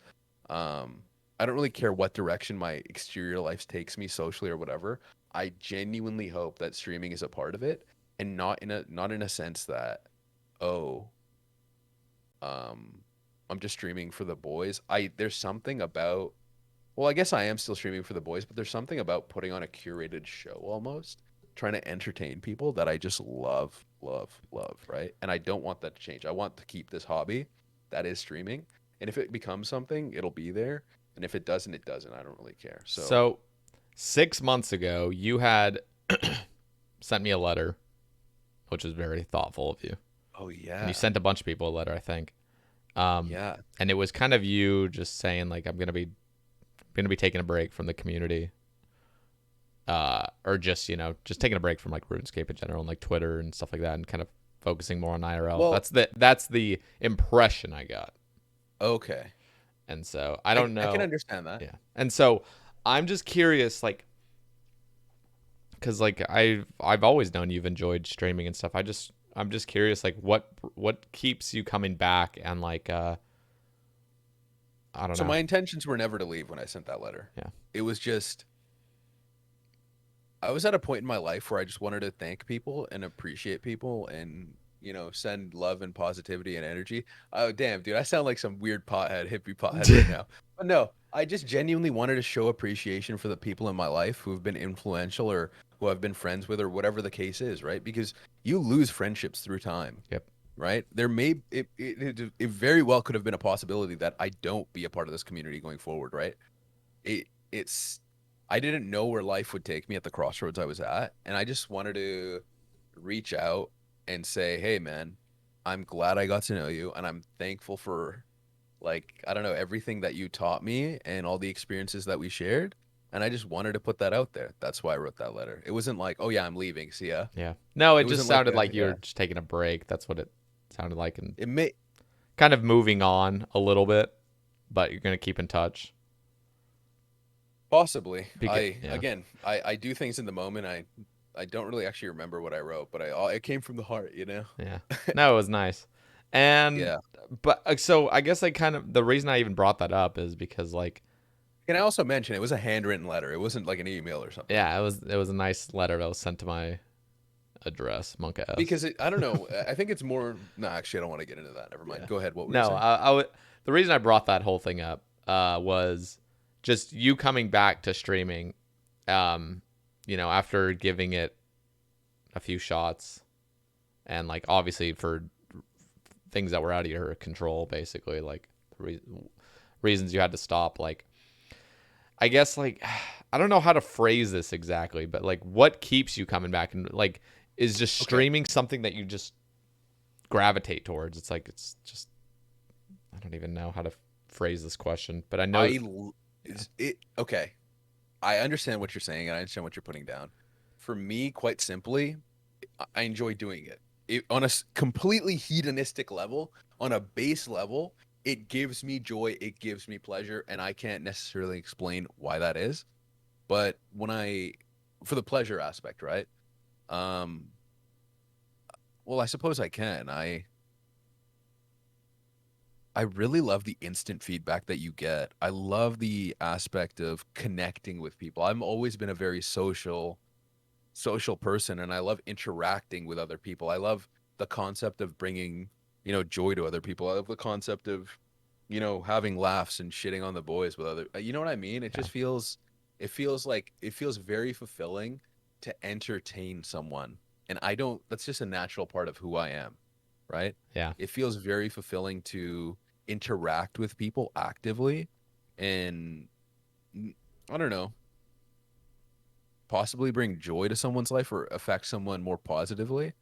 And that's kind of why I do it, right? I do it because I enjoy the people and I enjoy interacting with people and I enjoy entertaining. That's the thing that best way I can describe it. Okay. I want to cover a topic on Twitter. We haven't even touched. I mean, we have touched Twitter topics. We just haven't directly said it, but we've actually covered a lot of the things already. But this is something coming from Troll Rage. He asks, "Do you agree that mental illness is more prevalent in the RuneScape player base compared to other game player bases? If so, why do you think RuneScape attracts these types of people? Or do you think there's some sort of reverse causation? If not, do you think that it appears to be more prevalent because of the diminished social stigma in a more tightly knit community, or do you believe not for some other reason?" So there's a lot of questions in there. Yeah. Prevalence compared to other player bases. I'm not a mathematician or a statistician. I think that's the best way to say. Is statistician the correct pronunciation, actually? What? Um, is statistician the correct pronunciation? Do you know? That doesn't sound right. I think it is. Okay, Anyways, maybe it is. um, yo, chat, is that right? Yeah. um, I don't know. I don't know. I can see, like, just from a completely like unfounded, um, non non-numerically based level, I can understand why it might be. I think that might just happen to be a quality of MMOs I because think I yeah, think I this think it's like alludes the addiction, like like the escapism, right? yeah, Because yeah. we've in these games, the world is so expansive that it's much more easy. I'm not saying you can't escape with Call of Duty or something, right? You can build your own community in your world within that game, I'm sure. I mean, I used to play a lot of it as a child, unfortunately. But um I think with MMOs it's much more prevalent. It has the potential to be much more prevalent just because of the aspect of how expansive the world may be. Do I think it is more prevalent? I think it's an MMO thing, not necessarily a Yeah, RuneScape I don't thing. think it's a RuneScape thing either. I definitely think it's an MMO Yeah. thing. Um, so if so, do you think RuneScape attracts these types of people? Well, possibly, right? When you are in a down state, because mental illness is very expansive, right? There's many things that people don't understand that are just basic parts of, and it's not bad to label yourself or say, oh no, I have depression or whatever, or have some sort of mental illness. It's like having a body issue, right? Like, oh, my wrist hurts. Yeah. Your thinking patterns or the neurochemistry, your brain soup, as I like to call it, just might not be um, conducive to putting you in in the healthiest state of mind that you possibly could be, right? And your thinking patterns could use a little bit of development as well. And that's not necessarily a negative thing. I definitely do want to say that. Is there does RuneScape necessarily attract people who have mental illness? I think it's not really an attraction. It just you kind of stumble upon it, right? Like you find yourself with a lot of time on your hands. At least when I'm mentally ill, well, when I'm dealing more with my depression, I should say. I'm trying to find the right words really because it is a serious topic, and I don't really want to misspeak. So if I do, I'm sorry for everyone out there. Um, when I find myself depressed personally, I guess I'll talk about my personal experience, right? Rather than try and think about how what other people might be dealing with it. Let me I let me just briefly just bring up that question because Okay. Lopsy actually kind of goes into that, so we'll cover kind of two at once. But he says, what was the realizing point when you sought out help for depression? And then how many therapists did you see before you found one that actually helped you progress? And Okay. I'll tie that in. yeah, he has two other things, but yeah. Oh no, sorry, go ahead. What was the process in your head to rule out other therapists, and did you ever regret going to therapy? So I guess we'll Okay. kind of just cover the whole depression topic. Yeah. So for me in mental health, I first got a note from my doctor and a prescription for benzodiazepines. Um, what was it? I forget which one in specific. In grade, I think I first got labeled to have anxiety actually in grade 10, and then grade 11 I dropped out. And I didn't have depression at that time, according to whatever my doctor. But he gave me a prescription for Ativan, which is I forget which benzodiazepine. I remember the brand name. I don't remember the generic, unfortunately. But that was so I could write my exams. I would take one, write the exam, right? And that's kind of a purpose that they can serve. Actually, I don't want to get distracted by this. I'm very passionate about um, the the palliative nature of the mental health the pharmaceutical area for mental health, right? And how palliative it is, and how it's not really conducive to uh, positive growth. It's more conducive to becoming dependent, be it physically or mentally, on medications, be that benzodiazepines or SSRIs or SNRIs. And I'm not saying they don't serve a purpose, but I just think, anyways, um, in grade 9 or grade 10, I got labeled with anxiety. Grade 11, I dropped out. And at that point, my parents were telling me to just go see a therapist. And I just didn't want to. And I think that's a big hang up with depression that a lot of people have in therapy in specific. You shouldn't go to a therapist if you don't want to. If you're not ready to deal with your problems, then you're just not ready, and that's not a bad thing. Like, I don't know how else to put it, right? Like, you have to be in a positive space to actually want change. And that's fine to say, like, yeah, I want to change. I want to be in a happier state of mind. I want to be a happier place in life, but I don't have the energy right now to make the big leap of going to therapy. But what little things do I have the energy for? And if I don't, that's fine as well. But I'm going to try and wait to see when I can even take a moment to take care of self-care. I'll give you an extreme example, and it involves me. I have extreme depressive episodes. So I've dropped out of high school twice, and I still finished before everyone. And then I've had extreme depressive episodes through university as well. And what I end up doing is I just sleep. I sleep 19, 20 hours a day. I get up to shower. I stop taking care of myself. I stop brushing my teeth. I get up to shower maybe once every 3, 4 days. Um, just stay in bed. And thank God I haven't had that for a long time now. But I remember when I just kept having it every couple years, every year or every other year. And I just wasn't ready at many times to seek therapy. So to wrap in the question of when was the first time? Grade 10, when I was first like labeled with it. That's the first time I also saw a therapist. I actually saw a psychologist. And a psychologist is a bit different. They have more training essentially. They're more knowledgeable about not necessarily even like I feel like a counselor is more in tune with just talking to you on a human level, and a psychologist also understands the neurochemistry that might be in play. Um, yeah, that wasn't a great experience, and so I never really found a good therapist until 3 times in. So it took me 3 attempts, and I know Lopsy also asked the question of like, how do you find the right therapist? I think at first it's very daunting, to first go see someone, and I commend there is still a positive quality of me just being forced to see a therapist, right? Like it introduced the idea and the Yeah. thought in my mind that I can go see a therapist and I can go seek therapy. But the person that I saw wasn't positive. But the idea of it was, right? And it planted that I can try and go and try this avenue to better myself at a certain point.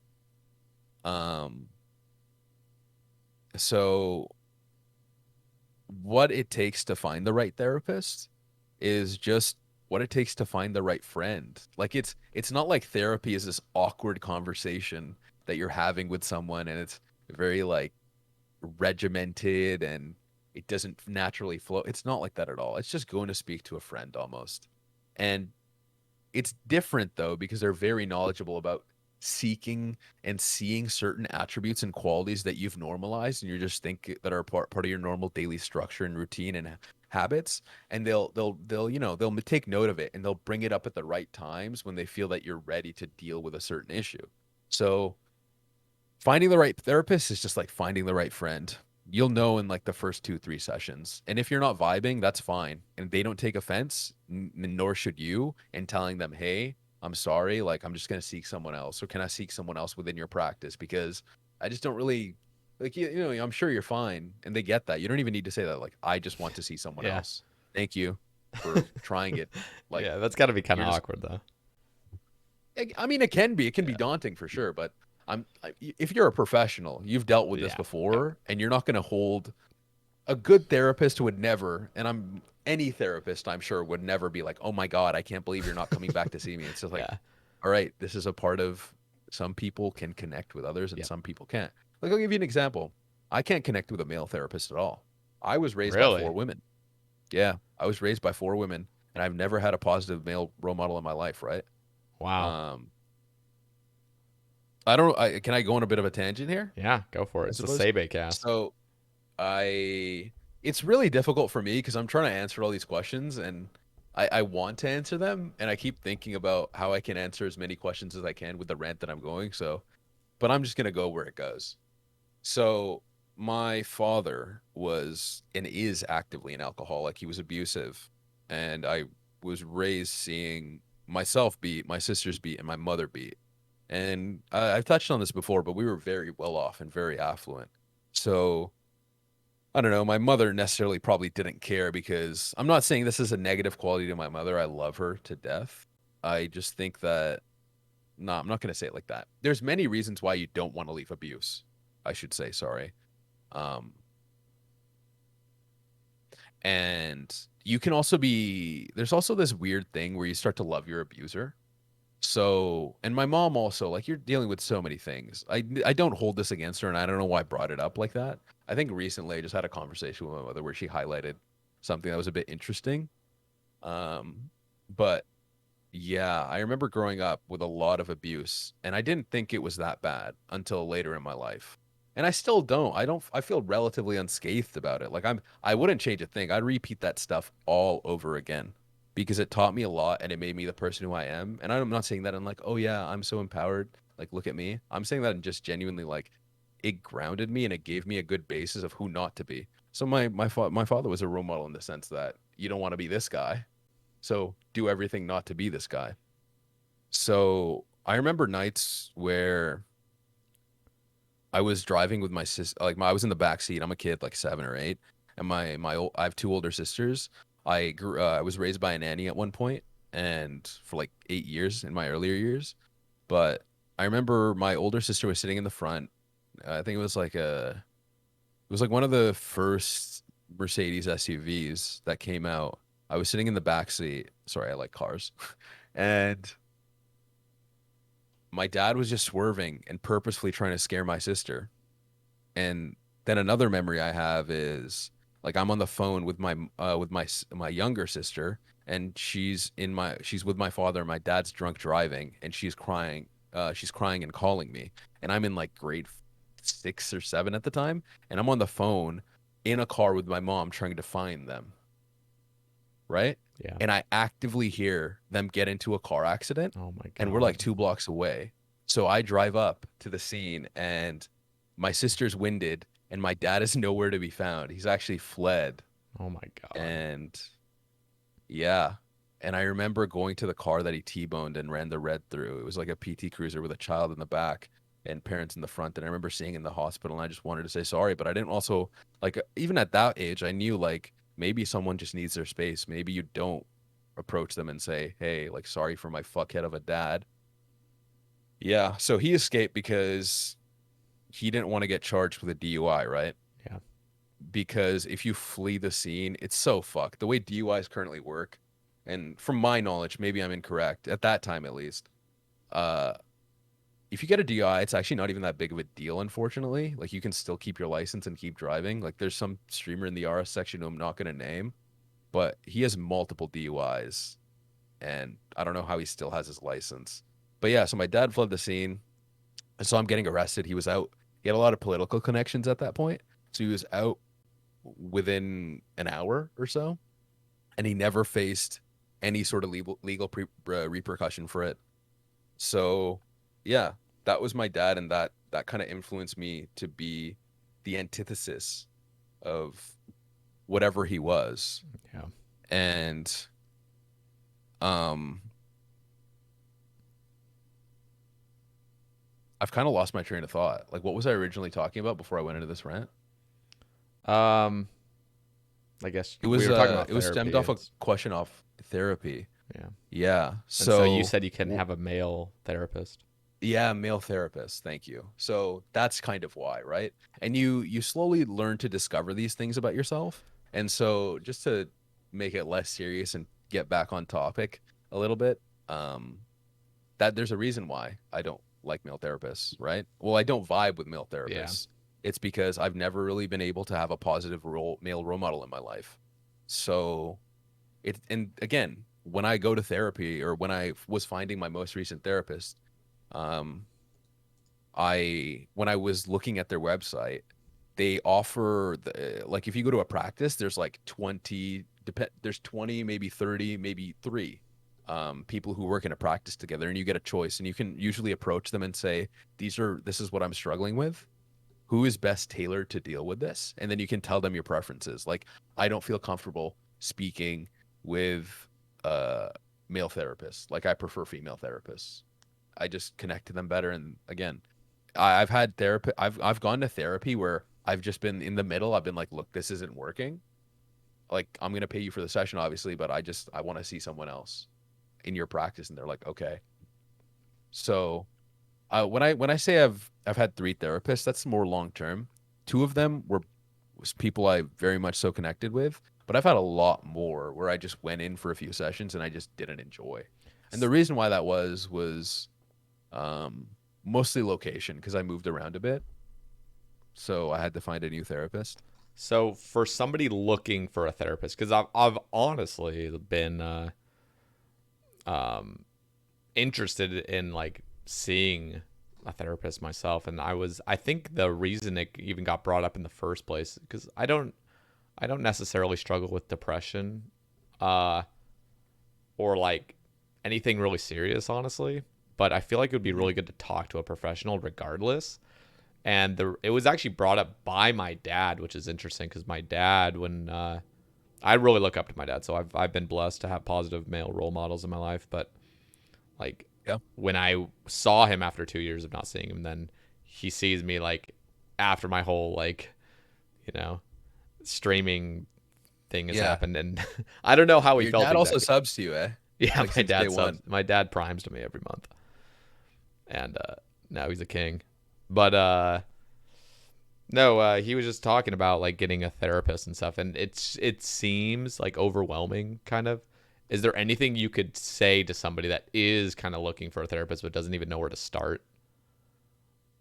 So I've helped a couple people like come to like they've come to me and they're like, "Hey, how do I find a therapist?" Yeah. And I think it's just Googling for me, right?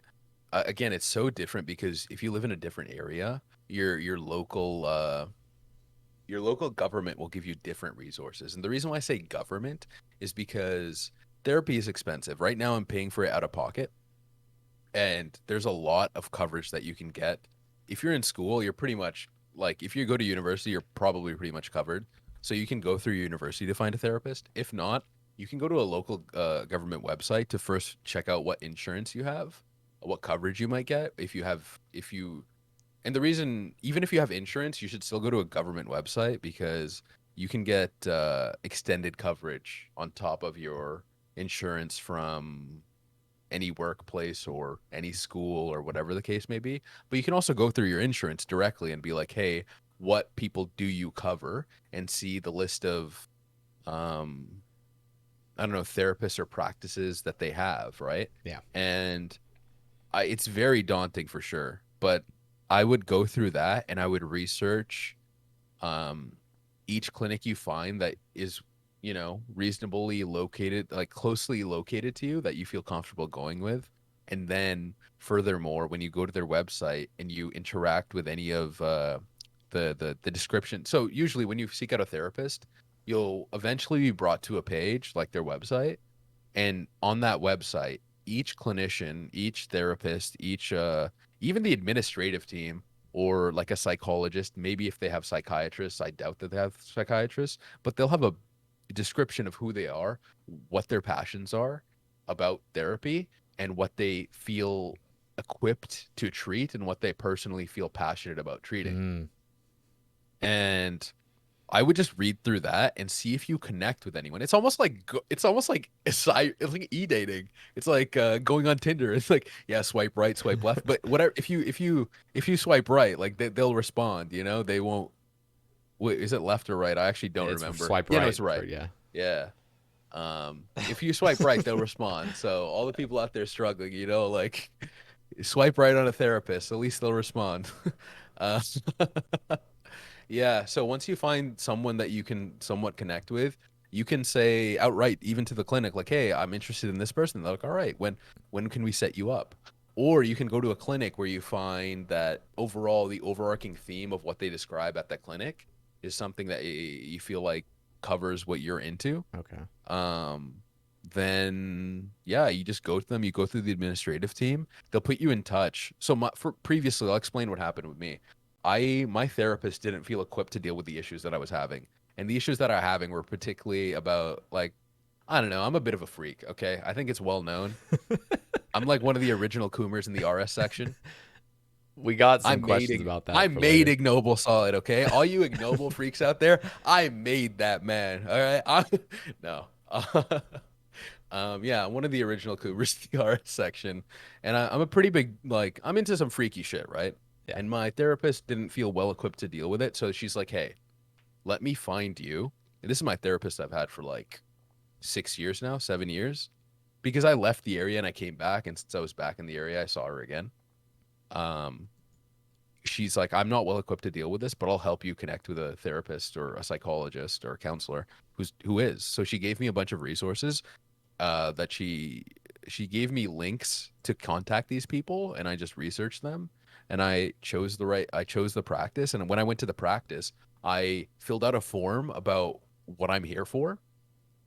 And they called me back and they had like a 30-minute over the interview over the phone about what my issues are and what I'd like to focus on and like who I connect with and stuff like that. And then the next day they recommended me, they sent me an email with a list of recommendations from their like 30 odd clinicians that they had or like therapists. And I chose from one of them and it's been great and it continues to be great. So the reason why I bring up insurance though is because any way you can mediate the cost is obviously just going to be a positive quality. Yeah. So might check through your insurance, check through your government because your government will offer um, resources as well to find someone. And that's also to say, like therapy is great, and I don't disregard it, but there's also other things you can look into if you're not ready for therapy. Yeah. I want to touch on one thing. You said that you have some sort of you don't outright. You're saying you don't outright have depression, or I don't specifically remember what you were saying. But you deal with some issues, right? Yeah, And just I would like to one, I guess I would like to almost see life in a different I think I'm like really like not close minded, but I just feel like I don't have enough like open mindedness to a lot of new things and stuff. So so that it's could help. interesting that people like because I think you'd actually really enjoy therapy I because think I would therapy too. is not just to um therapy is not just because, oh, I'm in crisis mode right now. I'm Yeah. very depressed, or I'm very suicidal, or I'm very anxious, or I have agoraphobia, or I hate the way I look in the mirror, or any of those like infinite things. Yeah. It is just I don't know how to tackle something in my mind right now. Like everyone and every individual, if they go to therapy and they find the right therapist, they will benefit from it. And therapy is not just for crisis. Therapy is not just for it's like going to you go to a GP to get your body checked up, right? Like, oh, like do my blood work, or Yeah. hey, how's the heart looking? Why don't people do the same with their brain? Yeah. Why don't people do the same with their thought patterns? That's all it is. And it's actually really fun because you know how like sometimes previously we used to talk about things that you can't really address with other people? Yeah. You can say whatever the fuck you want in therapy, man. Yep. Like No, if that's you need another to really nice thing. if you need to just vent something out or have a like look, we live in a very troubled time right now in the sense that I'm just gonna outright come out there and say it. You can't really speak your mind sometimes. And I'm not saying go out and offend people, but sometimes just having a conversation to become educated is frowned upon. Um, like actively what I've been dealing with my therapist, I have no issue really being out there about it, is I don't really see worth in myself as a partner. So I when I like in public recently, I've had a couple opportunities where people have been hitting on me and they've asked for my number and stuff, or I've even asked for people's number. But for me, it's so difficult to conceptualize myself in a relationship right now because I feel like I have no value or worth. And I know that sounds extreme, but it's just because of my past relationship, which happened like 3, 4 years ago. But I just don't feel valuable, right? And one thing that I've been addressing in therapy though is because I've been out of in a way the game for so long, even though I still kind of loosely played it, it it feels so different than when I was younger and I would just approach a girl, be like, "Hey, I found you, like, I felt like that we connected, or you're very, you seem like you're very, I don't know, interesting, or whatever the case may be. Like, hey, do you want to get a drink?" I don't know if I'm allowed to do that anymore. Do you know what I mean? Yeah. Interesting. And I know that may seem so basic, but like let's say I'm in a social situation, like I'm at Starbucks and I'm talking to someone in the line, and like I don't want to offend and encroach on anyone just having their day. I don't want anyone to feel sexualized, like, oh, Yeah. to me the only thing that you possess or the only value you have is either if we date and we have sex, or if it's just a one night stand or whatever. No, it's just I found you interesting. Do you want to go out? And I don't know if that's socially acceptable anymore, right? And it feels very difficult right now to I remember I struggled even vocalizing that to my therapist, right? I felt like such a Yeah. degenerate, like I can't believe I'm sexualizing women, and even though I'm like attracted to them. And I'm not Yeah. saying that like look, catcalling is fucked. Yeah. Like that's just weird, right? But it's difficult sometimes for people to ask questions to be educated about Yep. it. I'm not saying people come out of the womb perfect and like, look, I've probably made people uncomfortable in my life. I don't deny it, but that was never my intention. And the only way I can learn is either by asking questions. Well, like, yeah, is by asking questions and being socially adept and learning through that, right? Yep. And by preventing people from talking about these things, sometimes I feel like maybe it makes it too taboo to the point where it's destructive. Like I feel weird approaching someone who I'm in a social situation with because I don't want to sexualize them. I don't want them to feel like just a piece of meat because Yeah. they're not, right? I'm interested in them as a person. Yep. Yeah. No, So yeah, that's my little rant about that. we have two uh ignoble solid and Ari slash, two pretty big things I want to touch on that they've asked. For sure. So ignoble has a few things. We've covered a few of them, but one of the things he's asking that I kind of want to get into is well, the first thing I can already kind of guess is like what keeps bringing you back to the RS community and stuff. And he's asking like, is it the community or is it the game? And I can already say it's the community. So we've already kind of covered that. The other thing he says is, who has influenced you most as a streamer, or just streamers in general that have I guess, influenced you, and then also just a chess meme. What's it like being sub 100 elo? You know what the really funny thing is about that? Yeah. So when I started playing chess in December of this past December, this previous December, it was like my first 2 days playing chess. Like I genuinely didn't play before. Like I knew how the pieces moved, but I never played like at all, right? Yeah. And Ignoble was like, "Oh man, we should play. You know, I've taken chess lessons." Oh God. I was like, "Okay, like that's pretty cool." And me and P-Sax and I were playing a lot, and we were like training with each other almost, even though we were just like we just started playing, right? And Ignoble is like flexing his big cock, well, tiny cock, let's be real, but he's flexing his cock. He's like, "Yeah, man, I've taken chess lessons," and I dumpstered him for like 4 games in a row. Damn. Set the fuck And down. he's beat me like once or twice, and I've beat him multiple times. And it's interesting. If he's calling me sub 100 elo, somehow this man is in the negative. I didn't even. He's broken the elo system. So, Okay. to what keeps bringing me back though, the community. I mean, that's a pretty simple one. I'm so intertwined with so many people, and I've built so many great friendships. Like, Cumboy, right? Yep. I've known Cumboy since Letu's streams. I miss Letu, by the way. Shout out to Letu. Yeah. Please come back. I do miss him. His TOB streams were something else, eh? He's just he was a funny guy. It man a few words, I feel like, but he was funny as fuck. He had the best. He had such great humor, and it was so dry. Yep. Like his delivery was so dry, and people like, if you don't get it, you don't get it, right? It's like Rendy's humor. Rendy is also very dry.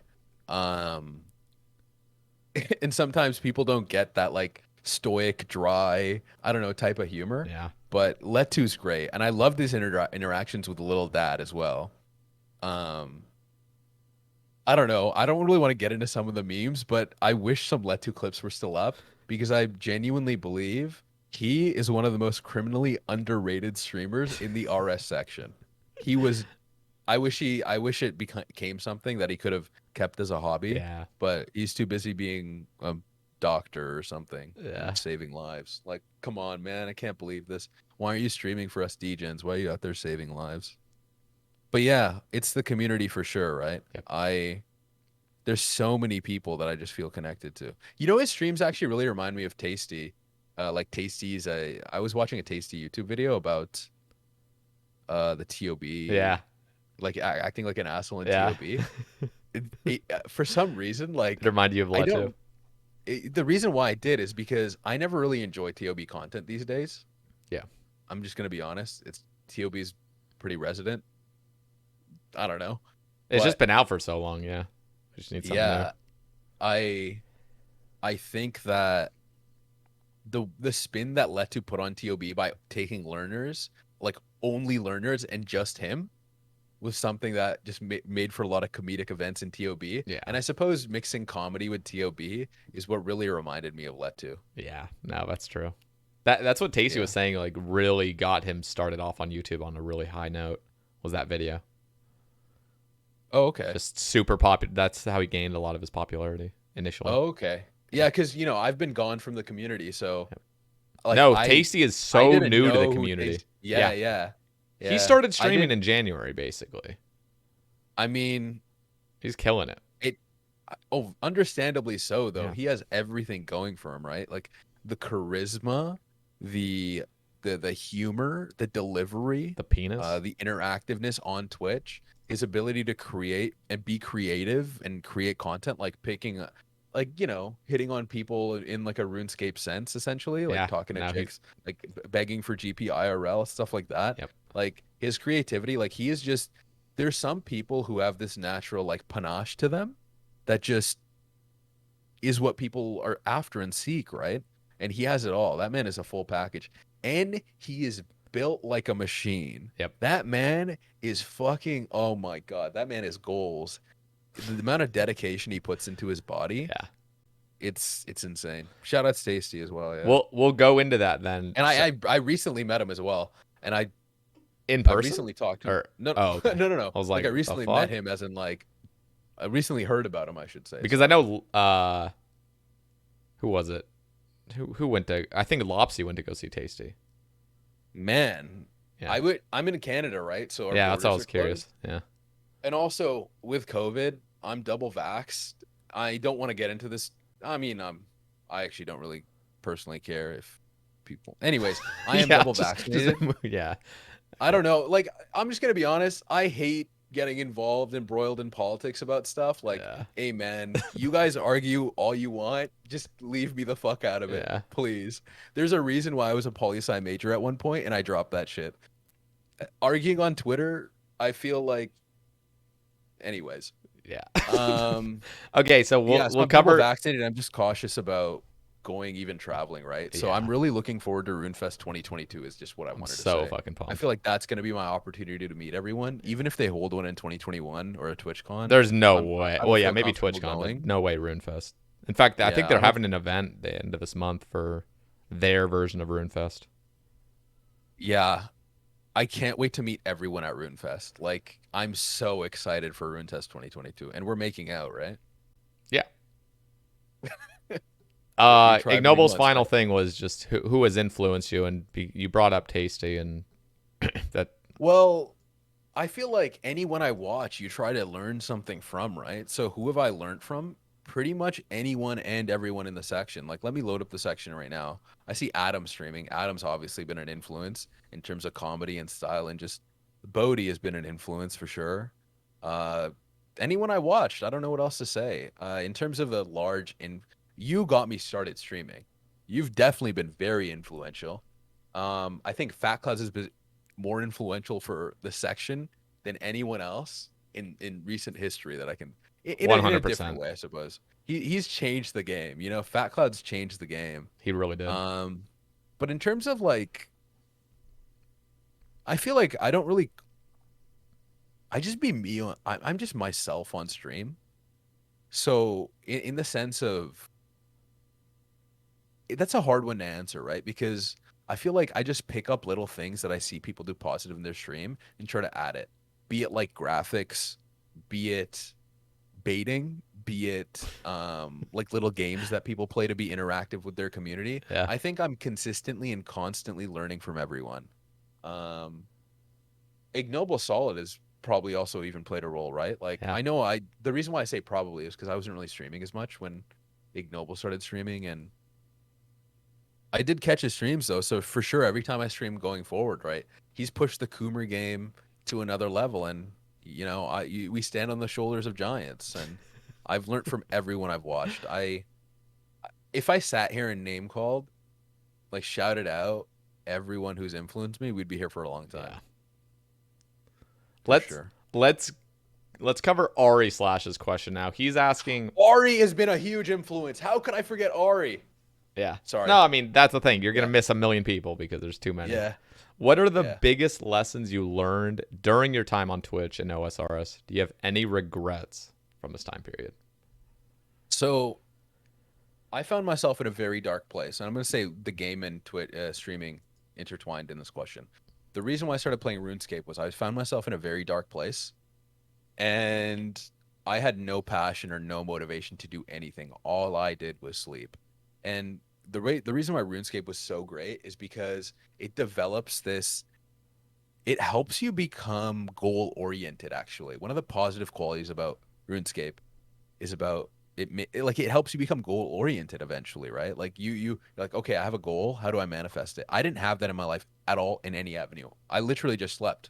You know what I mean? Yeah. So for it, what RuneScape provided me is definitely like an opportunity to just get out of bed and create a goal for myself and actualize it and create an habitual pattern to keep creating more goals and stop feeling like a I don't know, I just can't get out of bed or I can't motivate myself to do anything. And I suppose I'm tying in RuneScape to Twitch with his question, but what Twitch has taught me is how much your community matters because of like things that I've alluded to with my father and my upbringing. I haven't really talked about the financial side, but I'll briefly answer that just to give more context of I'll briefly touch on that to give more context. I grew up very affluent. Mortgage crisis hit. My dad didn't understand diversification of assets. We lost everything. I had to get a job. I got my like insurance license when I was 15 and a half. And financially, my sisters and I had to kind of like take care of ourselves and take care of our family because my dad, we still stayed as a family unit. God knows why, but he basically drank himself into a hole and was perma benched with depression as well. So we at a younger age had to pick up that task. And just because of that whole upbringing, it's actually made me a very cautious person about opening up. And that may seem contradictory to who I am now, but that took a lot of progression to get to the point that I am, right? And Twitch has been very instrumental in me wanting to like be a part of a community and recognize that I actually enjoy interacting with people and being a part of a community and opening up to people and have people open up to me and make friends in a true deep level rather than just the few people I met here and there. That's all I trust, but I'm social with everyone. Don't get that wrong, but I will never fully let someone in. Do you know what I mean? Yeah. So what Twitch has taught me is the ability to let people in. Oddly, right? Because you wouldn't necessarily expect that with the way Twitch chat is. Yeah. But I suppose it has very little to do with Twitch chat and more about the communities that you are able to connect with, right? So, do you have any regrets from this time period? See, I think people could probably point to the fact that with RuneScape players or RuneScape, OSRS Twitch streamers, you know, they could point to, oh, they become certain types of people who are very embroiled in the game. Shout out to Casey. Like, you know, some people may say, even for like you, people who don't understand is what I'm saying. I'm not saying this is what's happening, right? That, oh, you're playing too much and it's becoming detrimental to your life because you're trying to stream OSRS and trying to make something of it. If it becomes that, it becomes that, right? But it's not necessarily that. So I don't have any regrets like that personally, because I know I used to do 15-hour hunter streams where I used to one tick chins for 3 hours, right? 15 hours. Yeah. Like I think I had the hardcore 1 day record for, which again, the hardcore ladder was not competitive at all. Let me tell you, that shit is if anyone ever wants any records and you're into EHPN records, just go make a hardcore and just like do 24 hour, like 30 hours, sorry, 30-hour records. They're so easy to obtain. But yeah, I used to be embroiled in the game, but it never felt detrimental to me. But people may point to my wrists and be like, hey, streaming OSRS and being so into OSRS and being into Twitch as a result has brought upon carpal tunnel for you. And I don't regret that. I genuinely don't, because I don't know why harp on the negative thing that happened from it, right? Yeah. Because even through carpal tunnel, this may sound odd, but it helped me become more introspective on the qualities that I have. Because eventually I started thinking like, damn, how useless am I? I have a limp fucking appendage and I won't be able to pick up my grandkids if I have any, or like my nieces and my nephews, right? Yeah. And even having introspective thought on that is positive, right? Because in the terminus, if you're able to reach, sorry if you can hear George in the back. Yeah, shaking, was that George? I heard that. Yeah. Shout out George. Yeah, shout outs George, best dog ever. If you go on my Twitter, oh yeah, you even have visuals. I could have been like, you're like Jamie from the Joe Rogan podcast. Yo, Jamie, go to my Twitter, pull up a picture of George. It's my latest tweet. Find it. Yeah, even that granted me an opportunity to be introspective and better my understanding of myself, because I had to ask certain questions, right? So I don't want to be that guy like, oh yeah, I'm so empowered. I have no regrets in life, right? Dude, I'm literally, probably I pulled up George, sorry, and the first thing I see is, please help me, I can't masturbate. That's like the first, that's a pinned thing. Yeah, it's a pinned thing, and so I see the dog, and then right above it, that's the only thing I'm fucking seeing. Jesus Christ. Yeah, see, like, look, it's an ongoing meme, carpal tunnel Andy. Please help me, I can't masturbate. And then you see George's innocent face. And then actually, you see me like messaging some horny shit on Lauren. Shout out Lauren. That was a joke, but I think people understand. People who know me get me as just someone who can be very serious if we're talking about the right topic. But I love to fuck around and just make jokes. Yeah. No, I love it. that's what I would say about not having any regrets. That's good. I don't think it's health. Or I mean, it's okay to learn from things, but I would say like regrets in general. If it's just you're just dwelling on regret, like if regretting anything and dwelling on it, that's just not good in any sense. Yeah. And What do they say? You put one foot in the past and one foot in the present. You can't like walk in the no, one foot in the past, one foot in the future. You can't walk in the present or something. interesting. Something like that. Yeah, I don't know. Let's go on to some more positive topics. We got a few that are kind of funny. I found this pretty positive now. Yeah, no. I mean, just I'm just fucking with you. Sorry. let's go to J Mac is asking, what are your thoughts on various communities within OSRS, how they interact and such? Any advice on RSI related things and tips for people starting to experience that? What has led you to be this horny of an individual? Make sure to shout out Andrew, by the way. Who's Andrew? Yeah. Okay. Wait, do you know Philip? I mean, who? Who? Who? You don't know Philip? Maybe. Does he go by another name? Am I supposed to know, like, just Philip? Like, I know a Philip. Okay. Philip on these. I'm sorry. God damn it, dude. What's wrong with you? What's wrong with you? That was for Cum Boy. I promise I promise I do it. Yeah, no, Andrew was God damn it, dude. Fuck you. All right. It's such a shitty joke, but it's so funny at times. Like, look, you can't deny the delivery on that one. Like, we're having great. Oh man. Anyways, so Andrew. Yeah. Andrew was he's the fourth DK. I don't know if you know what yeah, you know DKs obviously. Yeah, he's the fourth Dagonoth King. That's what I'll say about that. Go watch the video by Andrew. Andrew AJT. Okay. Yeah. That's always good. Yeah. Oh, so I had a hardcore. Oh, now I'm understanding this whole thing. I was there for that. When so he I killed was you. so I actually had a hardcore that I was taking pretty seriously. Now it's all clicking. Yeah, and I died in the most stupidest way you can imagine. And it's funny. It was great. There's a video of it. I was too distracted on my hardcore basically. I was streaming while talking to chat, right? And I was trying to change my screen, like what was going on my screen through my stream deck, but I was also messaging people on Discord and in RS. So I'm doing all of that at once while I'm at DKs on a hardcore. Which is like, you feel pretty comfy. I don't know, man. Like, the only way you die is if someone crashes you and you're like distracted, right?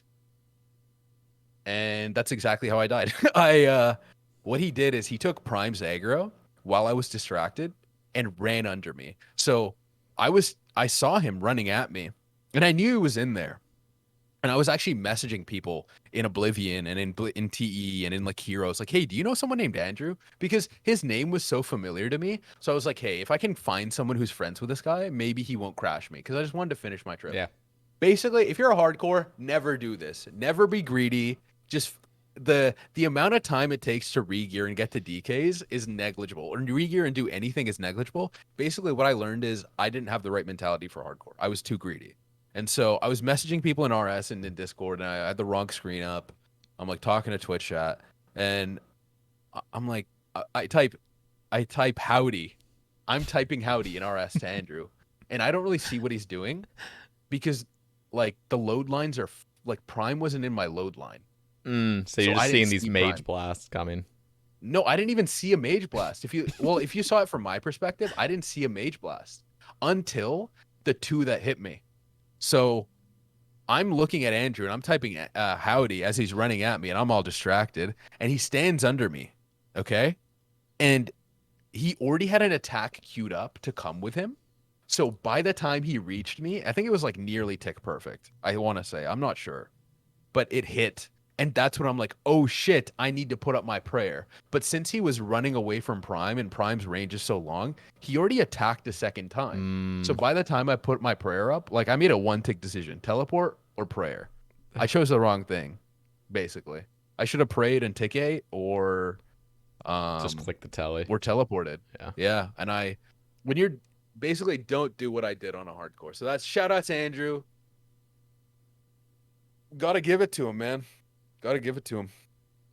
What has led you to be this Your horny thoughts of an on individual? I don't know. You're just naturally born with a certain drive, right? If I really want to get into it, I'm pretty disappointed sexually how I'm like less driven than I was. Because Lopsy was talking about jerking off, and he jerked off like 5 times a day, and I definitely relate to that, right? Previous me, recently I've been jerking off, masturbating maybe 3, 4 times a week. At one point, it was like once a month, Jesus. and yeah, so. Boomer. You're old man. Yeah, no, I'm just dealing with some mental stuff regarding it. But yeah, no, it's weird because I still feel horny all the time. Like, I don't know, you just have a natural sex drive, right? And that's just how I am. Yeah.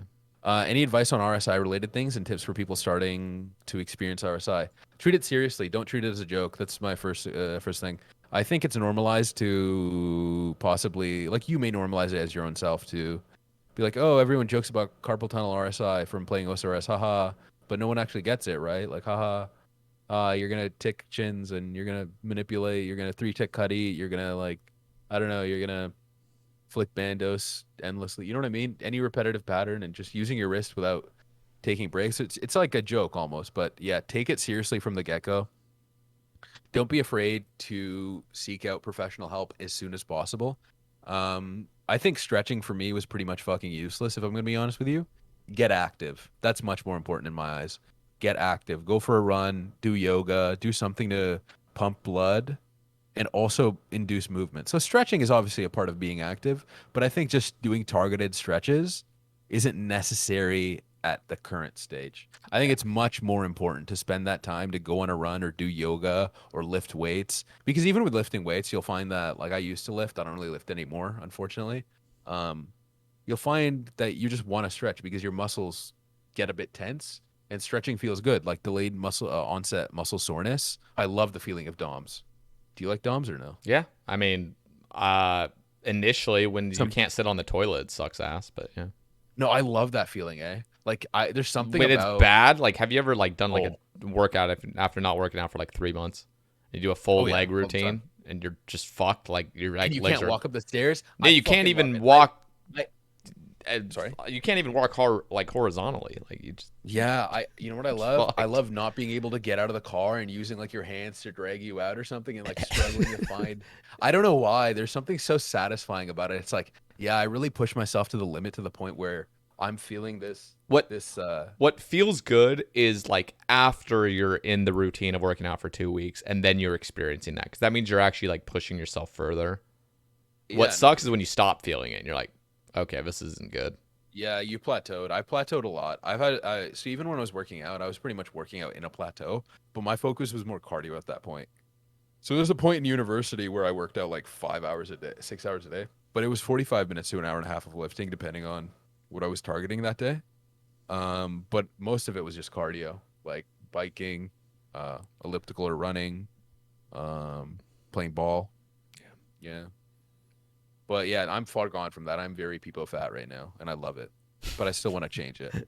Yeah, but be active. That's my tips on our side. It's definitely true. Because like even me, like I'll have a stream where I'll play 24 hours or something, and I'll get a little bit of discomfort in my wrist. I never really have pain, but I'll get discomfort from just doing something click intensive for 24 fucking hours.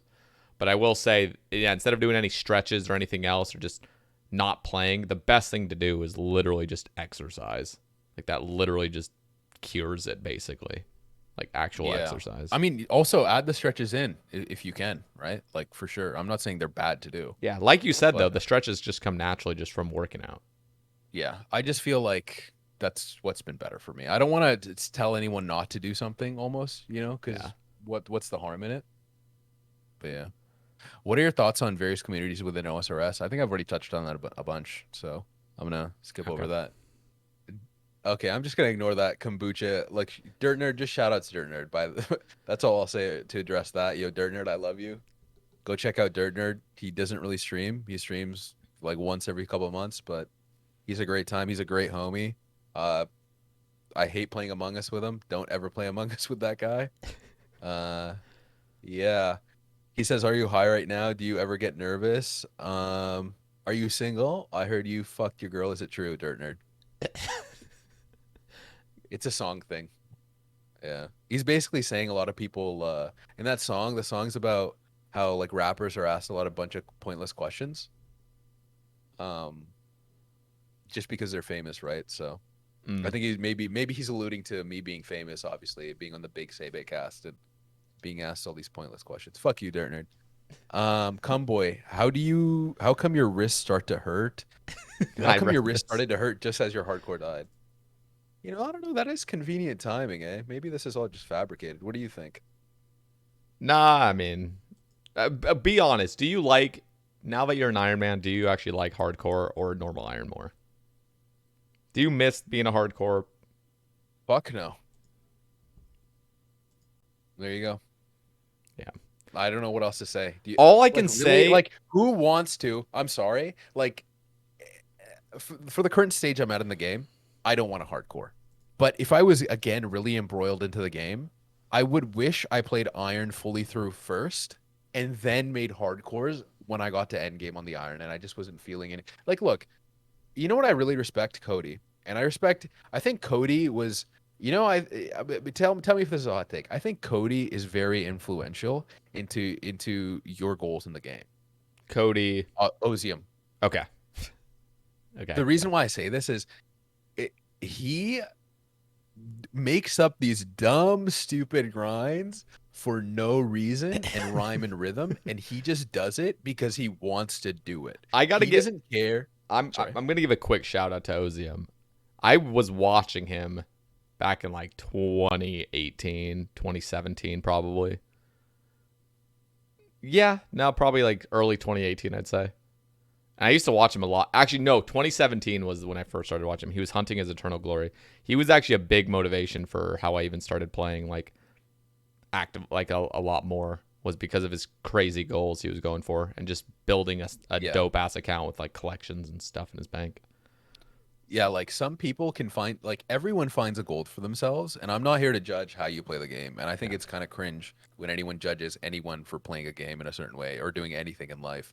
As long as you're not hurting anyone negatively, hey man, you keep doing you, you know?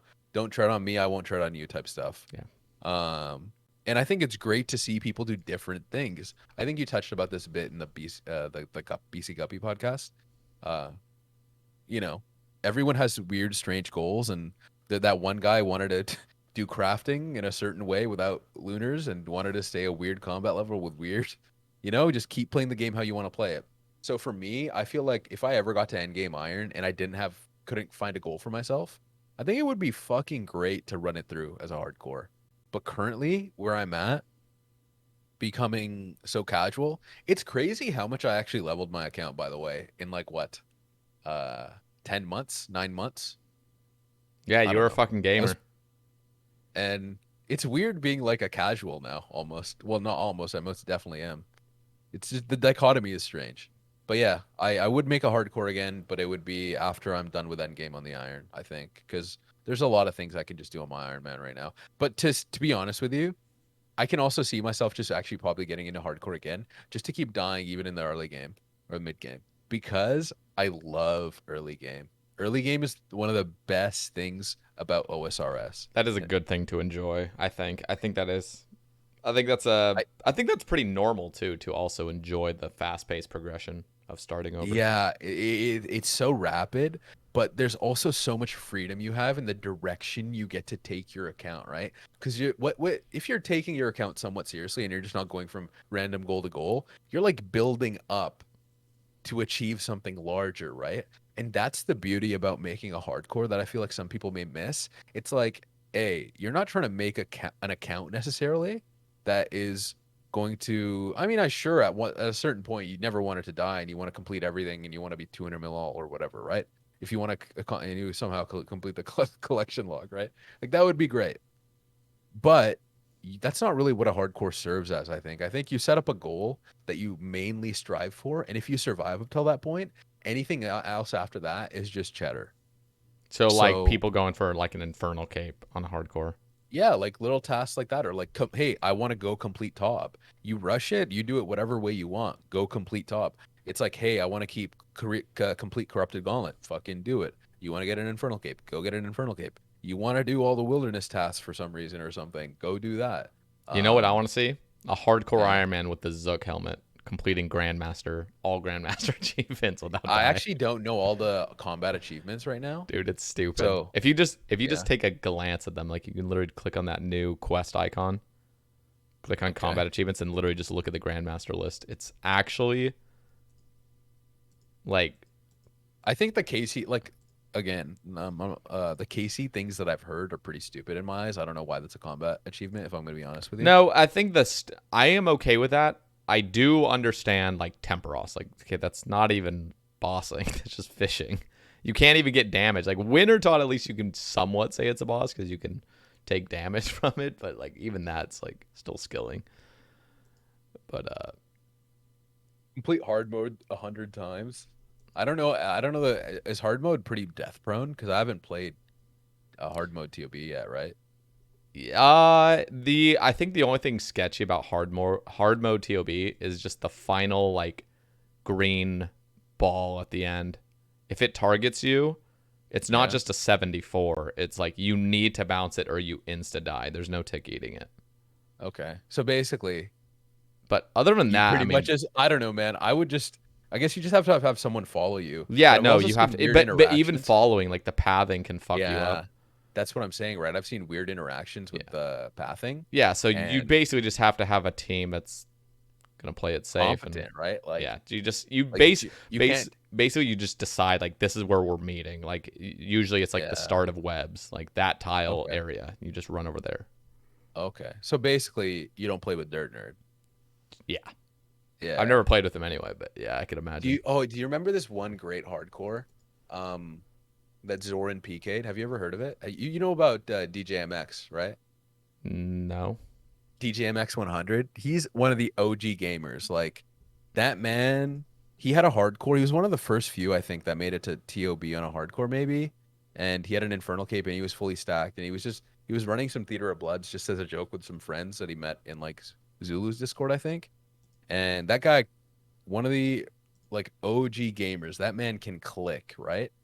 He had a hardcore called, what's DJ's hardcore called? DJMX 100. Anyways, he had a hardcore that Zoran PK'd, and it's like a running joke, right? Zoran PK DJ's hardcore at the TOB. Mm, There's actually a clip of it. I want to find it and send it to you after because it's pretty like, yeah. Basically, Zorn was tanking Verzik, and I think two crabs spawned on DJ, but he was safing to the perfect point where it doesn't matter if he had two crabs on him, right? yeah. But then Zorn got meleeed. Oh fuck.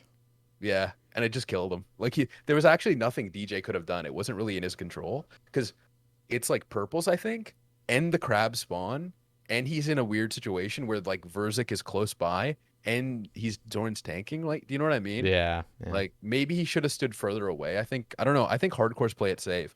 DJ was like DJ didn't really play it safe. Like he whipped Verzik. He didn't really bow it during purples, right? Yeah. And look, however you want to do any piece of content, I'm not going to judge you. The only thing I'm going to say is if you make tier 3 armor, you're a psychopath, okay? That is one of the most difficult things I've had to do in this game. I'm not joking. Roydy Incorrupted did that Gauntlet. 900 something times I know. for his one That is blade. that is psychopath behavior. And I'm sure you get trained to get like 13 of each resource, right? Yeah. And do all the right things, but that takes so much focus in prep.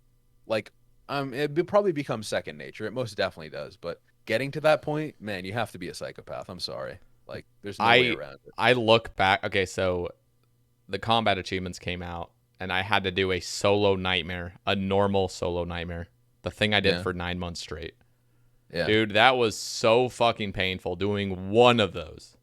I was like, Yeah. how the fuck did I do 2,900 of these? Like, How many straight. how many hours did you spend? Oh, like 1,100 hours total there in like 9 months. Yeah, but you had fun, didn't you? No. In the beginning at all? No. No, I could never tell. Every time I tuned into your stream, we never really actually talked about Nightmare yet, Yeah. and we actually haven't, like, just personally on like what you're doing in the game, and because I was kind of away from the community. Yeah. But I always thought whenever I tuned in, you didn't really mind it that much. Oh, I minded it. I Yeah. did not want to be there, but I had to just enjoy it to the best of my ability. Okay. You See, should literally that's do what gamers do. Yeah, you should do one normal. So anybody here listening should now go do one solo Nightmare. Just a normal Nightmare. That You shit think is. Fasani, like, really? Because again, it's so unfortunate that I had my wrist thing happen, but it happened right at the time Nightmare like was coming out or just came out or something, and I wasn't really ready to do any content like that. So I never actually got to experience a lot in the game yet. So I still have a lot of things that are fresh. Dude, Did Fasani's Nightmare like, is so much fun. yeah, It's legitimately I've heard fun. It's so well made. There's so many things that they've taken away the RNG aspect from. It's just a really beautiful fight. It's just really, really fun. Really, really fun. And like me and Lake both agree, because Lake was also the guy that was doing a bunch of Nightmare alongside me, and we both went dry for a mace. Okay.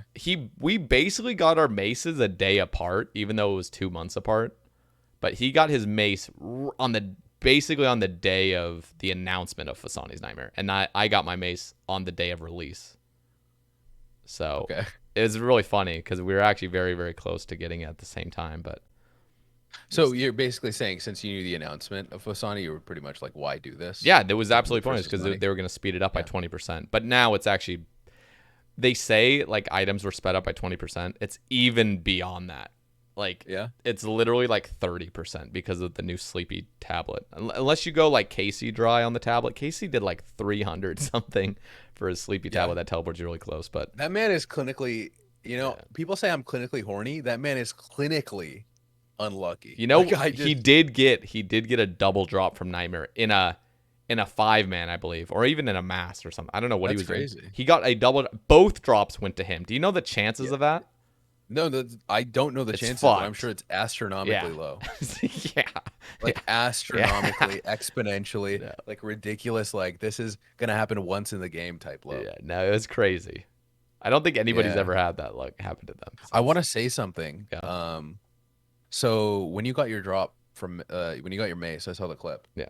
And in the chat, you know who? So like, they added the clan system or something, and drops show in the chat now. Yeah. So when you got your mace, I love that, by the way. It's so nice to see someone get the drop and the clan just go crazy. You know what I mean? Yeah. Like, oh my God, congratulations. Yeah. Alongside someone streaming in Twitch chat. There's something like anything that shows you people are hyped for you. And I don't know. I love that. Shout out to Jagex for all these updates that I'm hearing are pretty positive. And I know the community right now may be a bit down about like the future of RS, but I'm hopeful. Yeah, I know I haven't really been intertwined as much, and I haven't been following the updates like I used to. And again, like, I admit it. The thing is, there's always something to complain about. But yeah, I feel like the community is actually kind of, I think Combat Achievements was a great update. There are obviously complaints about some things, but for the most part, Fasani's hard mode TOB, some people like didn't. I think the people complaining about combat achievements are just the ones who can't complete them, if I'm going to be honest with you. I watched I watched Solo Mission's latest video of him. He's going for the Grandmaster tasks, and I watched it at night, and I was like, you know what? Like, I was just thinking, I was like, I am a completionist player, and getting that Zook helmet, it is so fucking badass. Like, if you actually, that is like an Infernal Max Cape on steroids now.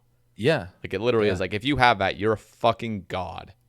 Yeah, you're a gamer. Yeah, like, you're just a fucking beast. And so, I feel like, because right now I don't really care to do any Master or Grandmaster tasks. I just stopped at Elite because that's the only thing that gives good perks. But I almost feel in a few months I'm going to have this deep feeling like I need to do Grandmaster, and it's gonna suck ass because they're so tedious. They're so fucking tedious. I mean, Addy's almost done, or is he done by now? Because he just has KC things left, like get a certain amount of KC. Like, he's pretty much done. Is he? from what I understood. I mean, Well, I like know he's really in close. terms of like getting the difficult things done, I like, yeah, no, Yeah. he's I it will be grindy though for yeah. sure. No, it is. I don't know how close he is. I really don't. There are some that are just like inachievable right now. Like they're just waiting for like Wednesday. Yeah. Or unachievable. What is it in it? Okay. Unachievable? I don't know. Unachievable. Yeah. Inachievable. I'm not Unachievable. sure. Unachievable. Maybe it's un. Un sounds better. Chat. Which one is it?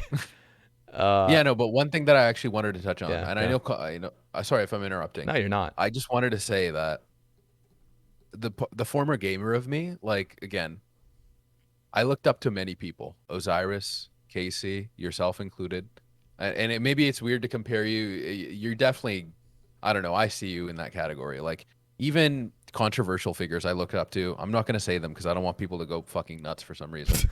Like what they did in Yeah. the game, they pogged off. Like they like Yeah. I don't know, I don't know what else to say. And seeing Higer go crazy in your clan chat when you got the mace drop is something special. That's all I'm gonna say. Higer is a fucking gamer, and Higer does not know me at all and doesn't know I exist.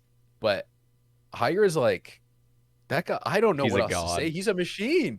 No, he is Yeah, no, built different. I won't lie. I was a bit like, damn. I was a bit like, I've never really felt this before in terms of like gaming, or like I was kind of jealous in a weird way. I was like, damn, Higer's pogging off for Seda.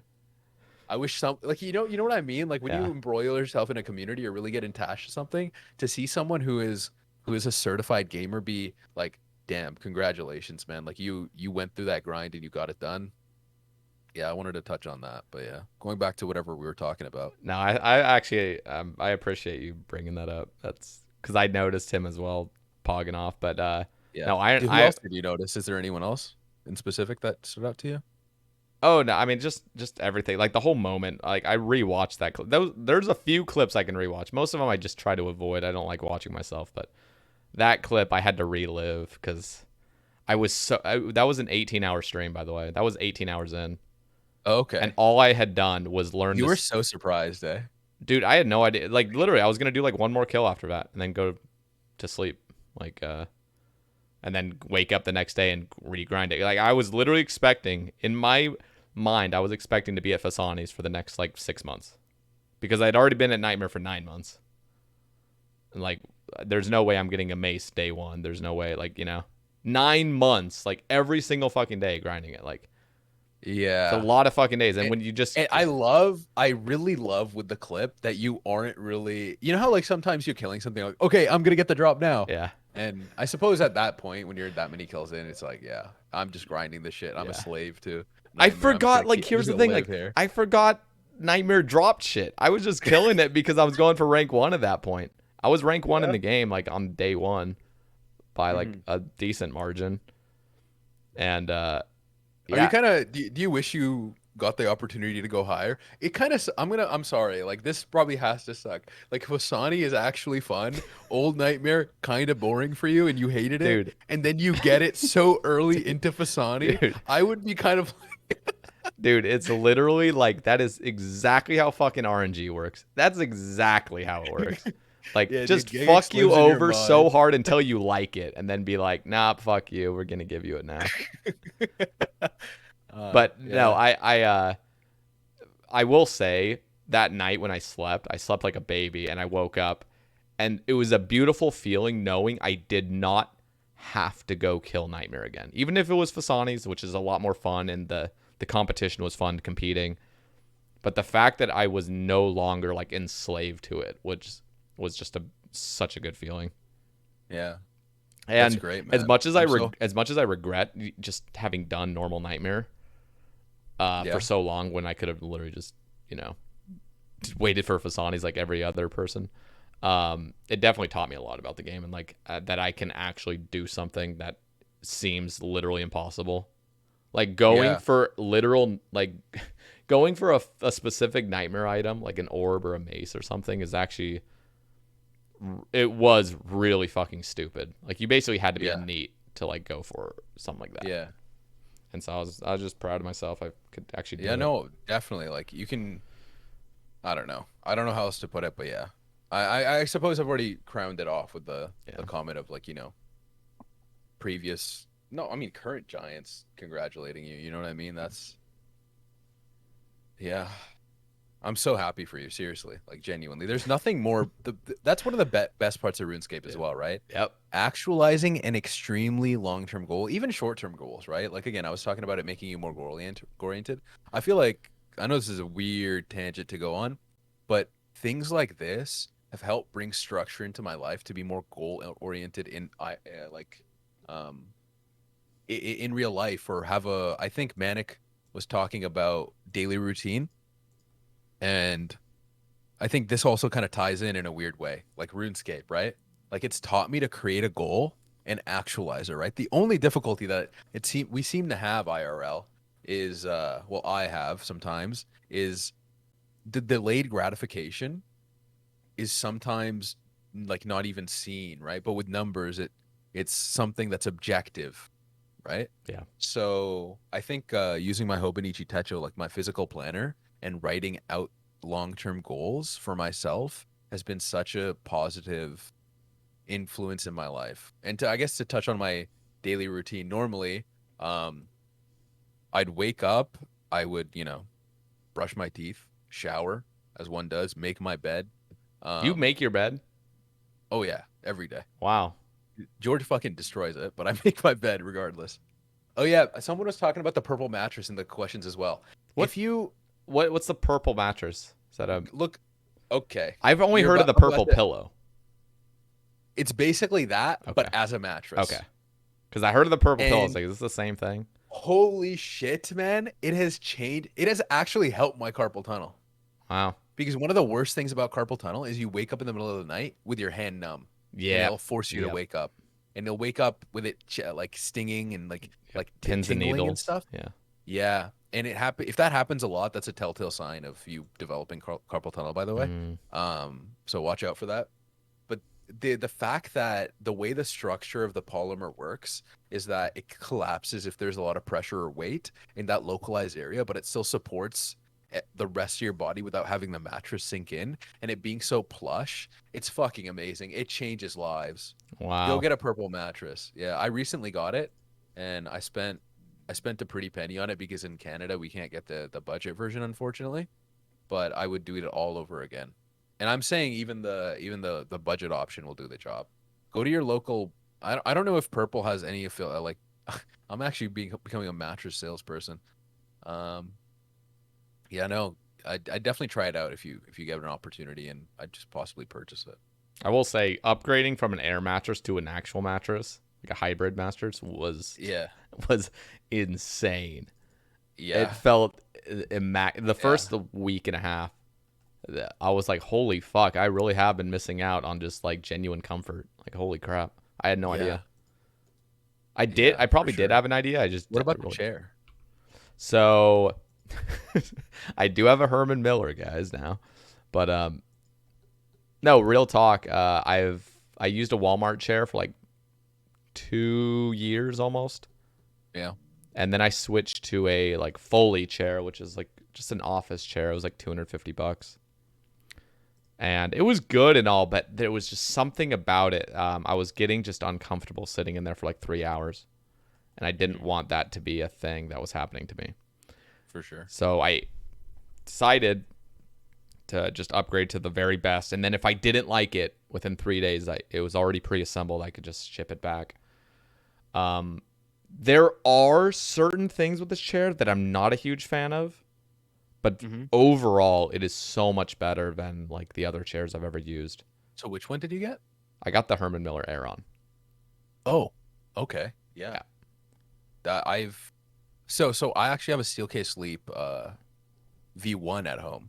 Okay. At at my previous office, at my previous business, I had a Aeron, and I also had the other one, they made a gaming version of it now. I forget what it's called. The Giga Chad one. That's when I Is it when like the people talk about is it a Logitech version well, gaming? it was they made a version of it. Logitech did, Okay. but the original one, I forget the name of it. I also had that one. My favorite one is the Leap, and yeah, you can shop around a bit. I'm curious as to what you don't like, but I also want to. It's really funny how like like Halo products or like a Halo product of a lineup that's like for cars, it's like, you know, Porsche has, I don't know, the 911 GT, like you know what I'm talking about, like the upper echelon, the best product that they sell, the most expensive product that they sell is known as a Halo product.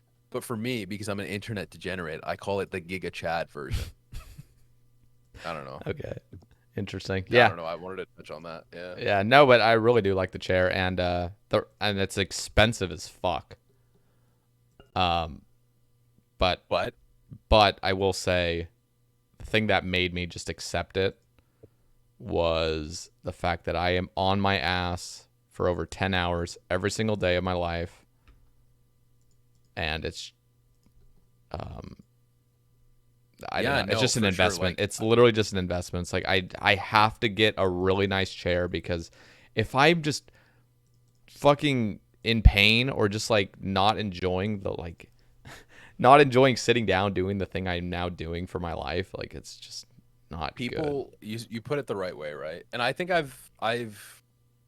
I've been very pushy to many people to buy a better chair. I've pushed Ari into it. I've pushed Corky into it, I think, and I pushed Adam into it. I want to say I pushed you into it. Yeah, you I don't know did. if you feel that way. There's a lot of Um, factors, but yeah, you definitely got me interested. I I think this all boils back down to who I am as a person, though, as well. Like, if I'm doing anything, if I'm spending time on anything, I'm gonna research the fuck out of it, and I'm gonna get the best quality product if it's something that's actually, you know, I enjoy or something that I find useful. But um, yeah, going back to like mattresses and chairs, it's an investment into your body. Yep. Buying a mattress, buying a chair, buying good shoes, Yep. though these are all things that affect you. You're not buying a mattress. You're like augmenting yourself in a way. You're taking care of your own individual. And I don't why I don't you know what I don't understand as well? Well, I get it. And this it's like a weird dissonance that we have as human beings, right? It's like, yeah, man, that therapy is expensive, or this mattress is expensive, or this chair is expensive, or these shoes are expensive. Um, but yeah, you're not buying it for the product. You're not buying it for that 1 hour, 1.5 hour session to talk with someone. You're buying it for the overall result. You're buying it for how it's going to positively impact you. Yep. And I would spend near damn every penny I have to make myself and my experience through life as pleasurable and as um I don't know, just healthy as possible, right? Yeah. Because I don't really see a point necessarily. Like, I get there's other ways that you can take care of yourself. Like, if you actually don't have the money, right? Like, that's a different situation because you have to take care of yourself financially. That's another way you can take care of yourself.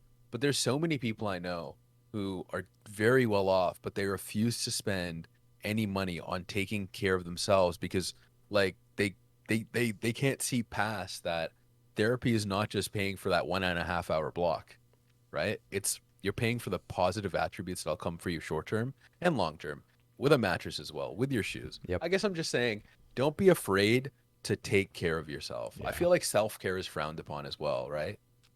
So, Yeah. It's just men like especially, yeah. sorry, men I was especially also, yeah, go ahead. I don't know. I remember growing up, it was kind of like weird that men took care of themselves, or like you're spending time on your appearance. Like that's we, I get over that. Take care of yourself. Everyone deserves self care. But yeah, you go on. No, I was just gonna say like there always is like you could get just about as much comfort with a chair that's $1,000 cheaper. Um, and there's definitely that Yeah, case. it's a cost benefit Yeah, analysis, right? Like if you spend 12 hours a day in a chair, right? yeah, And you have the money, I would go for the best product within a reason, depending on my financial yeah, situation, right? But I would, yeah. No, that's kind of the yeah, issue. Is like my chair, my upgraded chair was like it was an upgrade to my previous one, but I know for a fact it wasn't going to be my long term chair because there was issues with it, and oh, so okay. it was just like. At what point, am I going to upgrade this? I might as well just upgrade it as soon as possible and stop having discomfort. And like, And that's another thing, right? Like I feel like when you pay for more premium products, if you find the right products, like this, I've my Leap. is going to last for a minimum of 12 years. This has a 12-year warranty on it. Same with the Herman Miller. Yeah. Like they're going to last for 12, 15 years. Like when you, and it's unfortunate, right? Because that's also another product of like socioeconomic reasons why people stay poor because it's actually expensive to be poor, right? Like, and what I mean by that is if you're in a financial situation where you're spending a lot of time, like you're in a life situation where you're spending a lot of time in your chair, but you don't have the finances to afford a good chair, but you still need a chair to do your work. And you keep buying like, I don't know, $50 chairs because that's all you can afford. Well, yeah, they're going to break down because they're a $50 fucking product. Then you're going to pay for months. medical bills for your back pain. Yeah. And then on top of that, you'll have to buy more chairs and more chairs and more chairs. Yep. No, over time, I'm sure you spend more on chairs than like, if you keep buying $150, $200 chairs in 12 years, like how many times are you going to do that? One every year? Yeah. Like one every year and a half? Like it adds up and it's more expensive. Yep. Yeah. Yeah, that was the other thing is like there was, I know we're just completely off topic, but they have like used Herman Millers and used chairs and stuff. Yes. And that's what I got mine. I was tempted to because of how cheap it is. Yeah. But I ended up just going with like a brand new one simply because I didn't want to deal with an issue and then be like, well, now there's just something off with this chair, but I don't have any warranty and I don't have this and it's fucking COVID bullshit. I can't like do anything about it. It's just like I just wanted to go to the source and then if anything's problem with it, it's like, okay. Peace of mind is also another thing to pay for, right? Like it's better to feel comfortable and pay for that, right? You're not paying necessarily for the product, you're paying for yourself. Yeah. Anyway, I am happy with my purchase. What don't you like about the chair though? One of the issues, and I think it's because of my old chairs that I got used to. I don't even think it's an issue with this chair. I think it's just the issue with how I've now positioned my body. But the armrests don't like they're at a slight upward slant. So when your elbows are actually lower than like your arms end up being, which is actually I think is more ergonomic than anything. But I've been so used to completely horizontal armrests that are completely flat. They don't have any slant to it. And so I'm so used to just being on this like perfectly level armrest. But now I'm on this like slight slant and it was really uncomfortable for like, not really uncomfortable, but it was awkward for a week. And probably, I'd probably say like 2 weeks or so. And I've gotten way used to it your now. Posture, right? Yep. Like that's the thing. A lot with ergonomic chairs, people originally may find them uncomfortable, but if you stick by it for an extended period of time, you will notice that it becomes your new comfortable. And on top of that, you don't have to deal with back pain anymore. Yep. Like you don't have to deal with weird random pains that you get in your back or your arms or your elbows. Like it just kind of helps and goes away. Yeah. They also do make there's some human there's some companies that focus on the human element of it. I guess ergonomics is that, but just natural seating positions and they don't focus on the health aspect of ergonomics, but they completely focus on just making you comfortable. If you're going to use them as lounging chairs, that's pretty cool as well. But sorry, I keep going off topic. I feel like I'm at that zone. I say we're off topic, but it's like literally that's literally the point of the cast. Okay. Yeah. Yu-Gi-Oh asks, do you believe that OSRS needs to head into a better direction than it currently is? I think I already kind of touched on this very loosely, but I am optimistic about OSRS. And do I think I think honestly this is my take. And I know I haven't been part of the community lately, and I used to be I feel like I was one of them. I was very well informed, I would say, in my previous time in the game, and embroiled with the stuff on Twitch and dealing with, I don't know, keeping up with the game. Yeah. I'm not saying I understood every element about the mechanics of the game by any means, right? I'm not a BC Guppy. I'm not a Port Khazard. I'm not I'm not anyone from, what's that? Mauler/Cam/Rendy, they have like a group. I forget the name off the top. Yeah. I'm not just those like 5-head groups. I'm not any one of those people, but back then I really noticed I had this talk with Casey a bunch. Like people just keep bitching and they'll bitch for any fucking I know. reason. That's Okay. why I just ignore it at this point, because it's like, no matter what Jagex does, there's no Yeah. winning. Like, no matter And what they do, there's no every winning. piece of content, I'm sorry, doesn't have to be a banger hit, right? Yeah.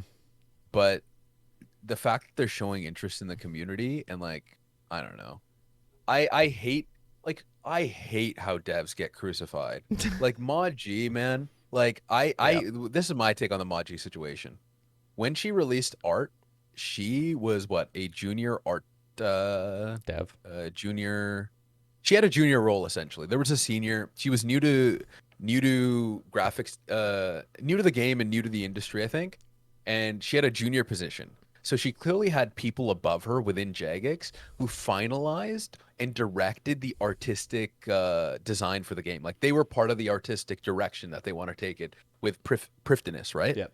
And whatever Mod G created was just her enacting what seniors may have wanted. And I don't know. I don't know what happens in Jagex. Maybe she had more freedom, but she still had to fit the art style of what everyone else was doing. Okay.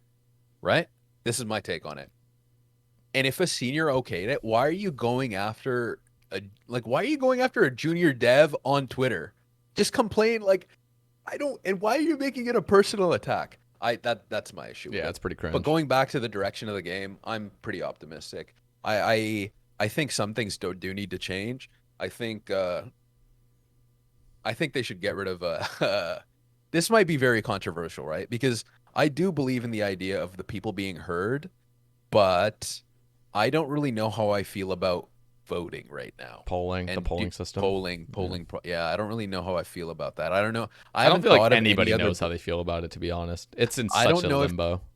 yeah, like I can relate this back to politics right now and like the two-party system and first past the post, how it's kind of broken and how it creates divide and how no one's actually getting, um, this is not a political discussion, but no one's getting what they actually want, right? And it's just a broken system. And I think the same thing with polling for OSRS content on a different scale, I suppose. But I yeah, no, I'm still yeah. optimistic about the direction of the game for sure. I think like even here when if you go back and watch Sater's Mace clip, in the time I've been gone, they've added elements of like this is more about mental psychology at the point of what gets you addicted. Like when you look at a phone, when you go on your phone and you browse an app, they have software engineers or designers or UI designers or people who also know the human like what like getting you addicted to the drip of dopamine. And one thing I love that the OSRS community has done and the devs have done is when you get a drop, it's like new collection log item achieved, right? Yeah. And then it says the drop in the clan chat, like I was saying, and then they've organized this the combat achievements in clan chat, the like the collection log so it's easily accessible Yep. so you can track the progress of your account. Like I think that direction that they've taken, that shows what their mission is in the sense of making the game more focused on player progression. Yep. Like that is a great direction that they've taken, I right? think it's And I'm amazing. optimistic about that. Yeah. For sure. Like they've got you addicted on that drip of dopamine, like that dopamine drip that just, oh yeah, I got this drop that I've been chasing so long, and they've made it as spectacular as they can. Yeah. So No. in that sense, I love it. And in terms of releasing content, I think I can agree that, you know, content may have been stagnant for a little bit, but I was watching Bodhi's Instagram live stream a couple weeks ago, and he was talking about how COVID has been actually a massive impact on people releasing content, and people need to be like Jagex isn't the resources dedicated to OSRS aren't that immense compared to how much revenue it brings in. Mod Matt K was talking about how um what the game, I don't want to quote specific numbers, but essentially the running cost to keep the servers up and keep paying their employees is like negligible compared to how much revenue the game generates, right?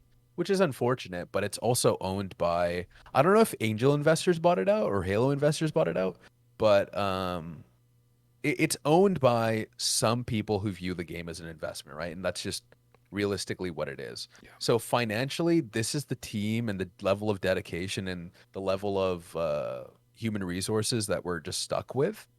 And in that aspect, I still don't see it as a negative, right? I feel like they're interactive more than others would be at that level. And I'm excited to see what they can do. Like, I think Bodhi stressed how it's been COVID. He's to see if the game thrives or not, it'll be a year and a half to a year, right? Like this coming year and year and a half is going to be important, but I am optimistic about it. Yeah, I agree. I'm glad you're optimistic. That makes me happy that I'm hearing somebody that's optimistic about things. Because why is everyone else is just doing no, this? no, and not everyone is, but I almost feel like it's a vocal minority that's just saying, like, this game sucks ass, like, no positive things to say. I know, and some of it's a lot of just memes, so I don't know if they actually and that's the worst part, right? Because it becomes self-feeding and it becomes true as well, right? Yep. And like, I'm sorry you want to do TOB all day and that's all you can do and you're fucking bored of the game, but get some other goals, man. Like,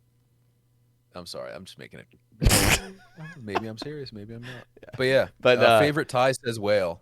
The reason this is an illusion, this is alluding, not illusion, alluding to my first ever one of my first few streams. Will hosted me, and shout out Will. I brought out my tie collection because the first time I ever went to Will's stream, I forgot about this.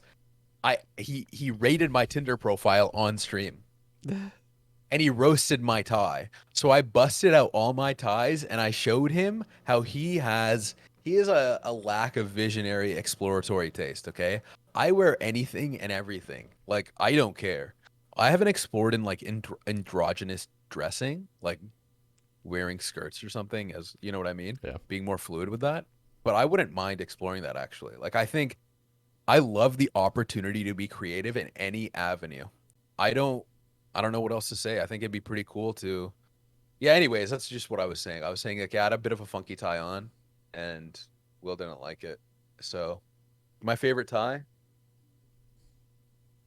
Most recently, at my sister's wedding, I'll send you some pictures. I actually didn't wear a tie at all. So how about no tie? Because we like to switch it up. What question do you got, Say? I see one on. Rory is asking thoughts on CBT. Okay, is that CBT is cognitive behavioral therapy, right? Okay, but it also means cock and ball torture. There's this famous clip of him asking me, what are my thoughts on CBT? And I completely blanked about cock and ball torture. Oh my God. And I just started talking about how, like, it's been... I think both are poggers if you're into it, man. You know? Okay, so... Sorry, these are just rapid fire. I know we're running out of time, so I kind of want to try and address everything, like I said. So what was that just a meme on the cock and ball torture, or was there actually something on that cognitive behavior therapy, or what is it? What therapy? Did I get my cock and balls tortured? Is that what you're asking me? I actually thought it was a genuine question, but maybe it is just the cock and ball torture. Thoughts on that? Yeah, no, it's a meme. Okay, I know Rory. That's Rory the Rogue, right? Right, yeah, Rory? Yeah, Rory the Rogue. Yeah. I sent you some pictures if you want to show me. Is it with a tie? I actually haven't, like, yeah. These were my fits that I wore at my sister's wedding. I'd love to get people's take on it, you know? So damn. This man's fancy. You know who you look like in this picture? It's because of the angle. One? You look like the guy from Despicable Me. Super tiny legs. Which one, though? I don't know. I don't know. Just the super tiny. No, which picture? The green or the sand? The last one. The one you. Yeah, that is a weird angle. Yeah, it's just the angle. It makes you look like. It makes my torso look huge. Yeah, and makes you look fucking jacked, but like skip leg day. You know what's interesting though? My upper body is fucking like when I used to work out. At least again, honestly, seeing Tasty, I just want to say this again, has motivated me to start caring more about my body again. I've actively started trying to eat cleaner. I bought an air fryer and a rice cooker, and I'm gonna try to get back into that, and we'll see how that goes. But yo, shout out to Tasty. Shout out Tasty. Yeah, no, but that does really make me look like I have like twig legs, and it's crazy. My torso's huge. It's crazy that just a simple tweet or a simple motivational thing can actually genuinely motivate somebody to like do something healthy for themselves. Yeah, when Randy tweeted about crippled scape, passing away. That was very Rest in peace, sad, by that the guy. way. Rest in Yeah, peace. rest in peace to Shane, I believe. I never really knew him that well, but I saw some streams here and there, and he always was like, again, he was positive about the hand he was dealt, right? Yep. But what really actually brought me to tears, I barely cry, like I've said, and I wish I cried more, was how Rendy was showing how Crippled Scape would just reach out to Rendy at random and be like, "Hey man, great job on your video that you just put out." Like that is, I wish I like you just see a tweet like that and it just I don't know, it just provoked me to message Rendy because I used to know Rendy a little bit. I used to hang out with Mahler, Yeah. like Cam and Rendy. And Rendy used to send me some Snapchats. It was pretty loose. Like we weren't like we were I think we Rendy's actually very welcoming. He's a great guy. Like he's like, "Hey, you should come out. We should hang out, blah blah blah." And same with Mahler. But I remember reaching out because at that time Rendy was going through that drama and it still is. And yeah, like tweets like that that motivate you to just be a better person, I love. You Yep. know what I don't love? I don't love going on Twitter and seeing some negativity on my feed. Yeah. And the best part about it is I can just get rid of it. Yep. Sorry. Yeah, I no, keep you're completely right. And blocking people is a very healthy thing to do for those that are scared to do it. just do it. It's your Twitter feed, man. If other people take offense, they're taking it for the wrong reason. Just mute them, take them off your stream, do whatever, block them. I don't know. Just yeah. Shout out to Twitter for its positive attributes, and I guess shout out to Tasty and Yeah. No, everyone and else. that is like just really cool how well, I'll give another little just shout out to Shane that died. Very unfortunate, but I will say like there is something really special about a guy that just does his thing. He was never in it for he like because I know he streamed and I'd pop in here and there. I wasn't very active in his stream because I didn't really know him as well. Like you're probably the same. Where I feel like so many people knew who he was, but not as many people I, like.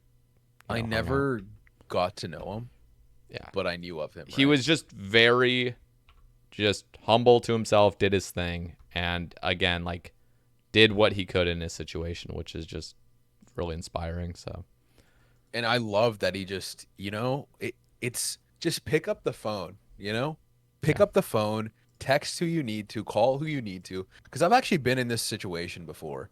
There's this one person who when I got depressed, I ghosted. I've done it a few times to many people, and it becomes this like monster in the room that's hiding in the corner, and it just keeps getting bigger, even though it's such a simple task. Just hey, say I'm not feeling well, and you don't message for a day. Oh, no, oh, like I'm sorry, you don't message for a week, and then it becomes you don't message for a month, and it just keeps growing and keeps growing. And I know I'm like making it more extreme, but like that's what happened to me, and it became a half a year, and it was a friend, yeah, and she was really upset with me, but eventually I just got it out of my head that just stop worrying about all these little things, just message, and whatever happens happens, right? yeah, So I don't know. I really like just how he would reach out for positive notes. So do that to your homies right now. Kiss your homies. yeah. Send them a positive message. Reach out to people and congratulate them on their successes. Yeah. I was And that's yeah. sorry, just to tie that back to Shane real quick. I That's very admirable, and I don't know. I think about my passing because that makes you think about your own mortality. Yeah. And because I Shane actually touched a lot of people, like interacted with a lot of people, like being a part of the community. It's surprising how far reaching you can be just as any individual. Yep. Um, I remember I saw in Casey's Discord, like someone made a joke about his passing. About I don't want to say it in case Yeah. it offends anyone right now, but the thing was everyone got a lot of people got upset, but some people who truly knew him said, well, Shane would have just laughed at that. And so again, I hope this is not incorrect from me, but from the from what I understood of Shane, and any time that I did get to interact with him, he was very like jovial about things, like he joked, right? Yep. So I don't know. The way I see it, I see that Shane would have wanted everyone to celebrate the positive things that he brought to the community rather than I hate to say it like this, and I hope this doesn't offend anyone because this is what I believe for my own self. Like rather than, when someone passes away, you can celebrate a life, but you can also mourn it. Yeah. I think it, every passing has an element of both, but I also think that Shane would have wanted a bit more of the, from what I understood, again, I'm not saying I knew him by any means, a bit more of the positive. celebrating his life. Yeah. And it's crazy to me that I barely interacted with this guy and he changed my day and he changed a behavior of mine just because of how positive he was, right? Yep. Like that is so inspirational to me.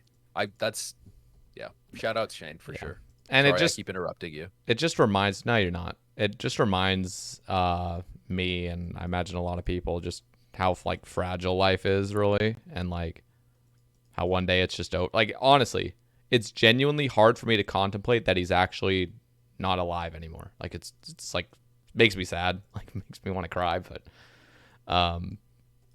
yeah, it's like life is so short, and like I guess just it can go away any moment. I know.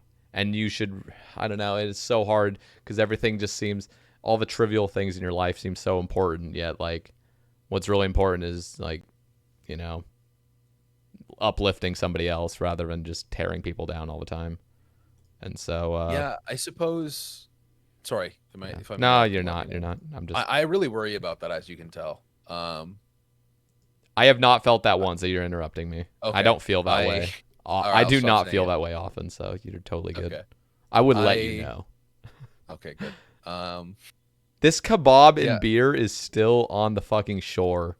Somebody got a dwarf random, and this kebab and beer won't despawn. Anyway, sorry. I think your perception of time just morphed. No, it's been here for like 3 hours. I swear to God. There's gonna be a video of this, so I'm gonna go check it out. Okay, I think there is. When this premieres, the first thing I'm gonna look at before everyone even knows, I'm gonna start Pepe laughing.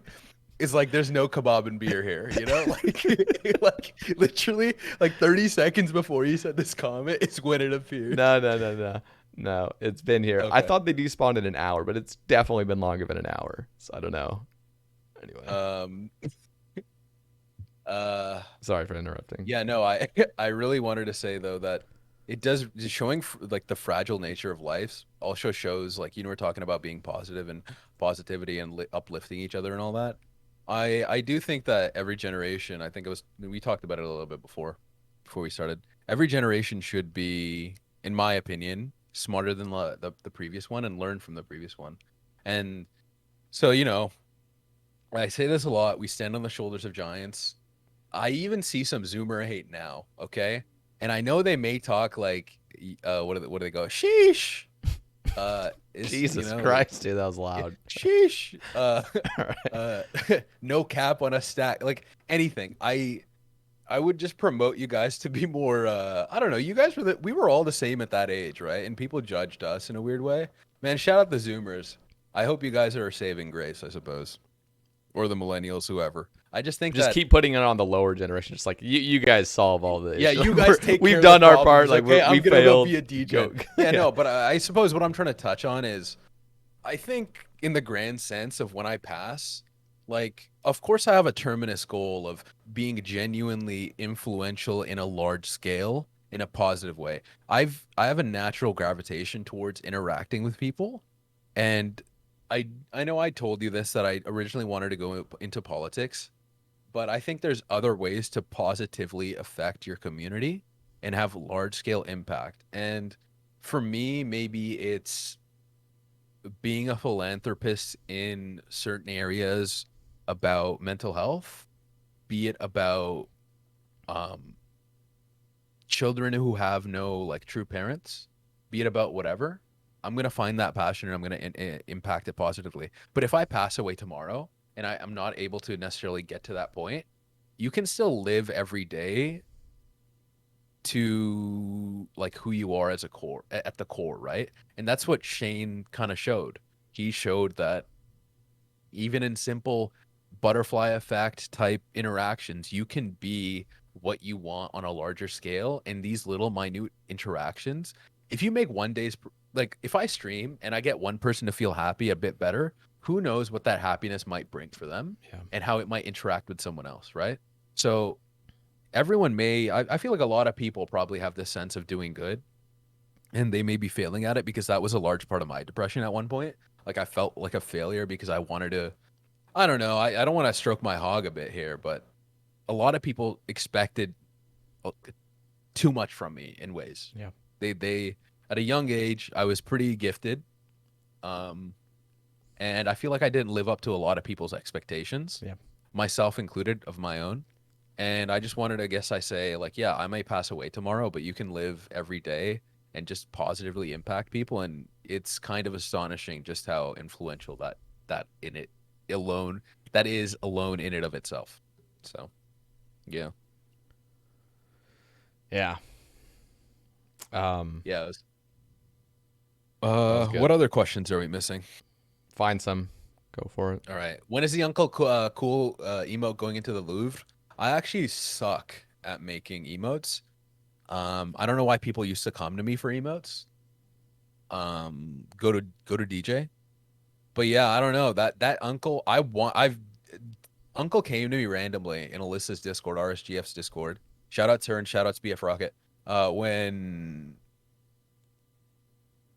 I don't know, when I first got to know Uncle and he wanted a emote of, because he always used to type dark mode, so he wanted that to an emote and like a dancing emote of that, and I hate how it actually looks because it clips in a weird way.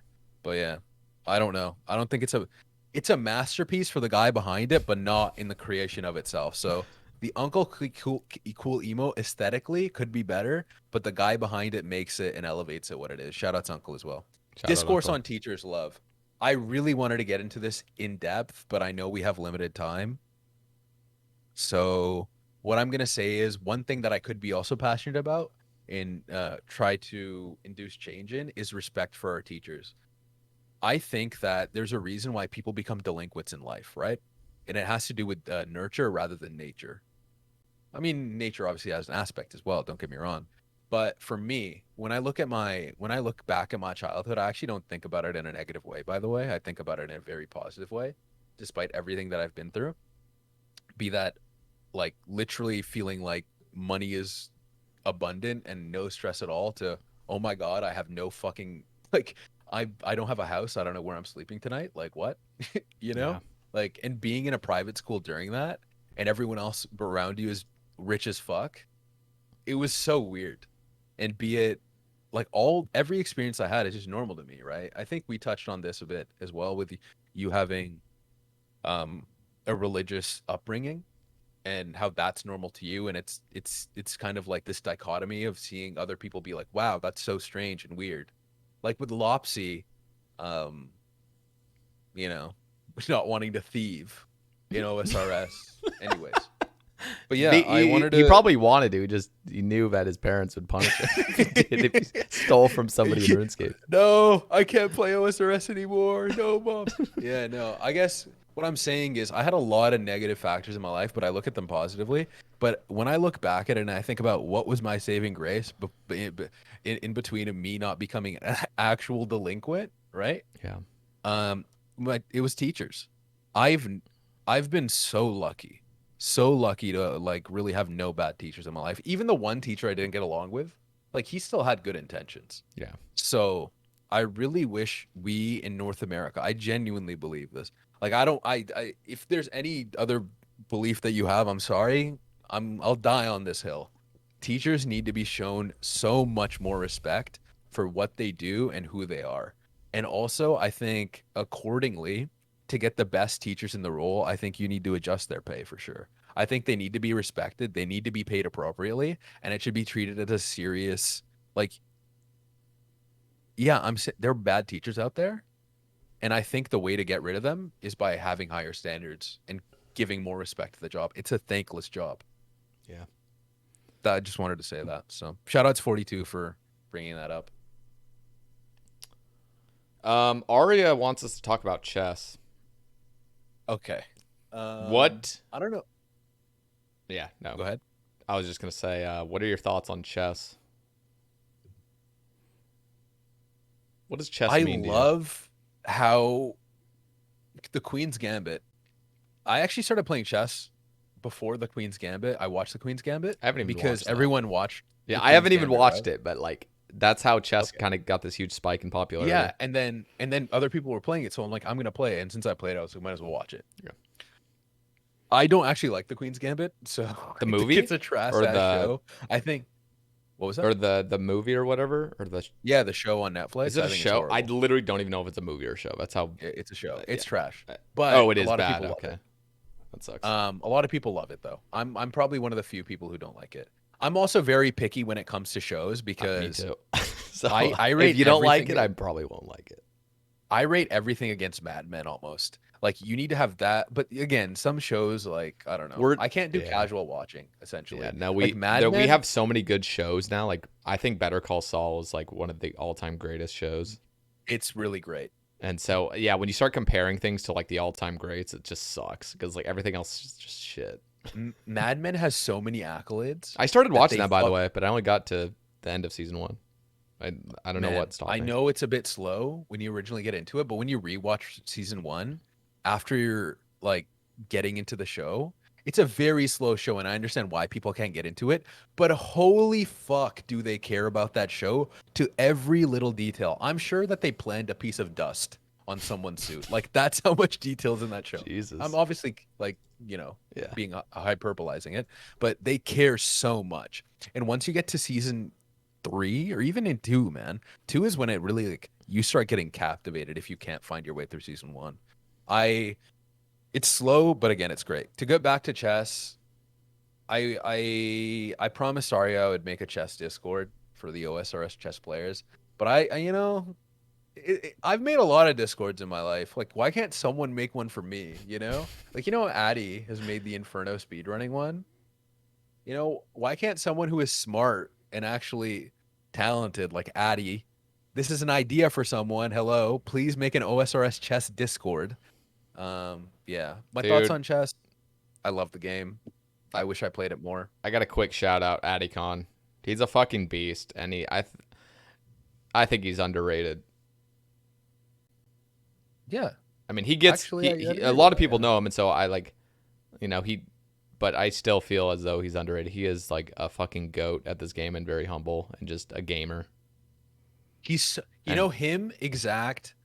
Um I'm just thinking about very kind, very talented, yes, humble gamers. they're gentle. I know that sounds cringe as fuck, but they're like gentle humans. They're like beasts, but they're like, you know, You know what it I is? don't know what it is. I, That word is weird, but like that's no, way to they don't describe have them. an inflated ego over their ability to click well in a game Yeah. and be very, very, and not even just in a game. They're just smart overall. Yep. They don't have an ego, despite being very naturally gifted and things that they don't have an ego over the things that they grinded for and worked for, nor over their natural abilities. They're just humble people. Yep. Shout like that is so. I love Exact as well. He actually trolled me a few times on my stream. Like when I was killing blue dragons, he he like came and claw specked them out and killed them before I could like aggro them.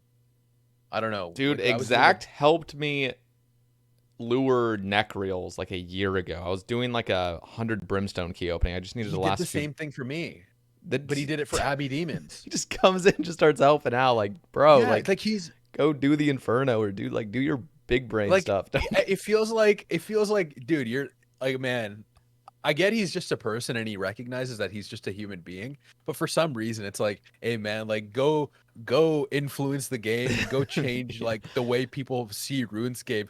Don't waste your time with my dumbass Yeah, and luring shit from me like I'm not worthy, Yeah. They're so humble. they are. Um yeah, but chess, I love I chess. don't know. I love I love playing it. chess as well. I love Daniel Naroditsky. I know you love Daniel. I love watching Um, a stream. I love Eric Rosen. I I watch more of their YouTube. I don't really like I don't want to say like I just don't watch as much Gotham personally, but I know he's so dedicated. yeah. So shout outs that level of dedication. I think anyone getting into chess, there's a lot. It's very easy to get into right now. Like for some reason, like the perfect mix of XQC playing it before like Queen's Gambit coming out and popularizing it on Twitch a little bit with Hikaru and then the Queen's Gambit coming out and all that. It's amazing to see that game thriving because it truly is um it again, it has a great sense of community. It really does. What I love about chess is like I can play and feel competent against somebody my own level. Obviously, I'm just gonna get fucking mad when somebody just dominates me. I'm just gonna be like upset for the next like hour. I don't know why that happens. I get so emotionally attached to a game. It's like just move on. Like, but when somebody just crushes me, it hurts. You know. Yeah, I love that. That is true because you're playing against someone who's equally matched with you. Yeah, You they're can equally slowly- matched, and it's all your fault. Like there's nothing like RNG. It's like no, that was just that guy outplaying you. He just dominated you, and you're gonna have to just sit and think about that for a while. You know what this reminds me of actually? What? Remember when you came into my stream yesterday? Yeah. That was really funny. That's one of the things that I hate streaming about chess, though. Actually, I love it in a weird way as well because it's so satisfying when someone when you see a tactic that other people don't, like something that like a 3K like fucking chess robot would see somehow, right? Like because everyone has dumb moments of brilliance, and then you proceed to like blunder your queen the next move. But you know, everyone has brief moments. That's what I love. Those brief moments of thinking about this crazy tactic, like 6 moves down that you're forcing someone into. Like I was choking that guy, suffocating him through the game of chess with the way my pieces were just like he couldn't move anything without it being detrimental. That I love. I sacrificed my rook to put his queen and a rook in a pin while the rook was already attacked, but with the king under threat, and you didn't really understand it. And that is a great feeling as well. When there's someone typing in your chat like, "Hey, dude, dumbass, you just, like, threw away a rook, you dumbass." That's why I had to leave the stream because I was so embarrassed. No, I actually had to go. But I've been there as well, man. I've been like when you're playing chess with your friends and they're in Discord and they're streaming it, and then you're like, "What the fuck, you dumbass? Like, what are you doing? It's such a stupid move. Like, you should just go back and just rage quit the game already. You're trash." It's such a natural thing to just be like, "You suck." I don't know what it is about chess. It's just so fun to like. First thing you do, like, "What are you doing?"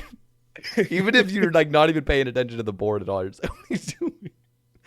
But no, there's a lot of fun in chess. I've really enjoyed it, and I mean, I know I've improved. I only play on chess.com. I'm like 1120 or something elo, which I'm very happy about because when I first started playing, I was at 1,000, dropped down to like 900, and then I started doing some puzzles and like exercises and stuff. And the thing is, like, I like where I'm at. I like being. And people always say that. People like to increase, and then they like where they're at, kind of. But yeah, I like it that I don't have to study any. I don't have to practice any like theory or anything. I'm just playing for fun, and whatever seems good at the time was like a good move, you know. Yeah. But I love watching grandmasters. Just like what the fuck, sure. Like, what are you guys doing? They're calculating like 30 moves down. I know. And like someone what I love, someone types in Hikaru's chat or something, but like you blundered a rook. There's this clip and he like goes like 5 moves down or something in a millisecond. He's like, "What do you mean I blundered a rook?" And it's just like instant to him. Like there's no thought, like, you know, how like it would take me like 20 minutes to think of what I thought in an instant. So, no, and it's like it's almost just like intuition for that. It's just like they see patterns. They see these patterns, and it's just when you've just been drilled into the game at such a young age, and you've just continued, and you just have natural talent toward it, like patterns and shit, and like almost like geometry itself, like just seeing the board in a new dimension, like a new that's not the right word, just a new perspective of seeing the board, where you're seeing these patterns and like angles and stuff like that, and how the pieces move. Because do you have Tetris effect with chess? What do you mean? So Tetris effect is this thing, this like phenomenon with the human condition. When you play a lot of Tetris, it was first noticed that you started seeing things in Tetris pieces almost. Like you started dreaming about Tetris, and then you started visualizing Tetris through your day. When I play chess, when I play any game sometimes and you have a dream about it, that's Tetris effect. Okay. I've had that about chess in a dated, like I've been talking to someone in a social situation, and for some reason, like I'm at like, I don't know where I'm at. Like I'm at my brother-in-law's house or something, and I'm having a conversation with him, and he's like pouring me a drink or something, and for some reason, I just start thinking about a rook being like forked, like a rook and a queen and a king being forked by. You know what's horrible is I was losing sleep because my entire dream, and before I'd go to sleep, was just thinking about chess. Like I couldn't fucking stop. I'm like, stop thinking about it. It's just stressing me out. Like I would be trying to go to sleep and my brain would just be running through these like chess scenarios. I'm like, dude, I'm shit at chess. Like, why am I even thinking of this? Like, it's, Yeah, I and that, sympathize it with that. literally just, I couldn't fall asleep because I'm just thinking of all these like situations, and it's so weird. Yeah. So I guess that's kind of the Tetris effect. Kind of. I'm gonna again. I know we have very limited time. What's our runtime right now? 3:43. So yeah, we got to wrap things Okay, up. But I'm gonna try to bang out some of go, these questions go. like instant. Okay. What is it like? Lopsy said some things. Favorite part about beating Dirt in chess? I don't know. It's just satisfying to shit on Dirt Nerd every time. He talks so much trash. He is the exact antithesis of humility, and antithesis of exact. He's shit at the game, and he's not humble, and it's just satisfying putting him in his place. Love you, Dirt. RCB Cape when? Um, I need to figure out my account goals because that's the biggest motivating factor for RS is getting into having account goals and actualizing them. So I'm not sure. I need to figure that out, especially with my wrist situation. And the only Inferno I've ever done is with max gear. And so it'll be interesting if I do it with an RCB, even if I have a BOFA. I'm willing to do it with RCB, even if I have a BOFA, just because, I don't know. I'm like that. That's the Ozium effect, Damn. doing weird things. Shout out to Ozium, really. Go Shout check out out. his stream. Favorite clip of yours? Of mine, I don't know. There's so many good ones. Like National Emergency, like ladies and gentlemen, there's been like 32 terabytes of OnlyFans footage leaked. That's a great clip. Man, like, look, I'm horny. I'm horny. I'm clinically horny. I'm terminally horny. That's a good one. Mount Everest is good, where I like talk about how. Oh, actually, me yelling at Dirt's really good during Among Us. Mount Everest is me talking about getting a blowjob with Altoids and how it's great, and then I get the drop that I needed, and then I like finish off the thought after I get the drop. Jesus. World record or like gaming hard. I have a couple clips in Gauntlet where I'm actually just like, I don't know.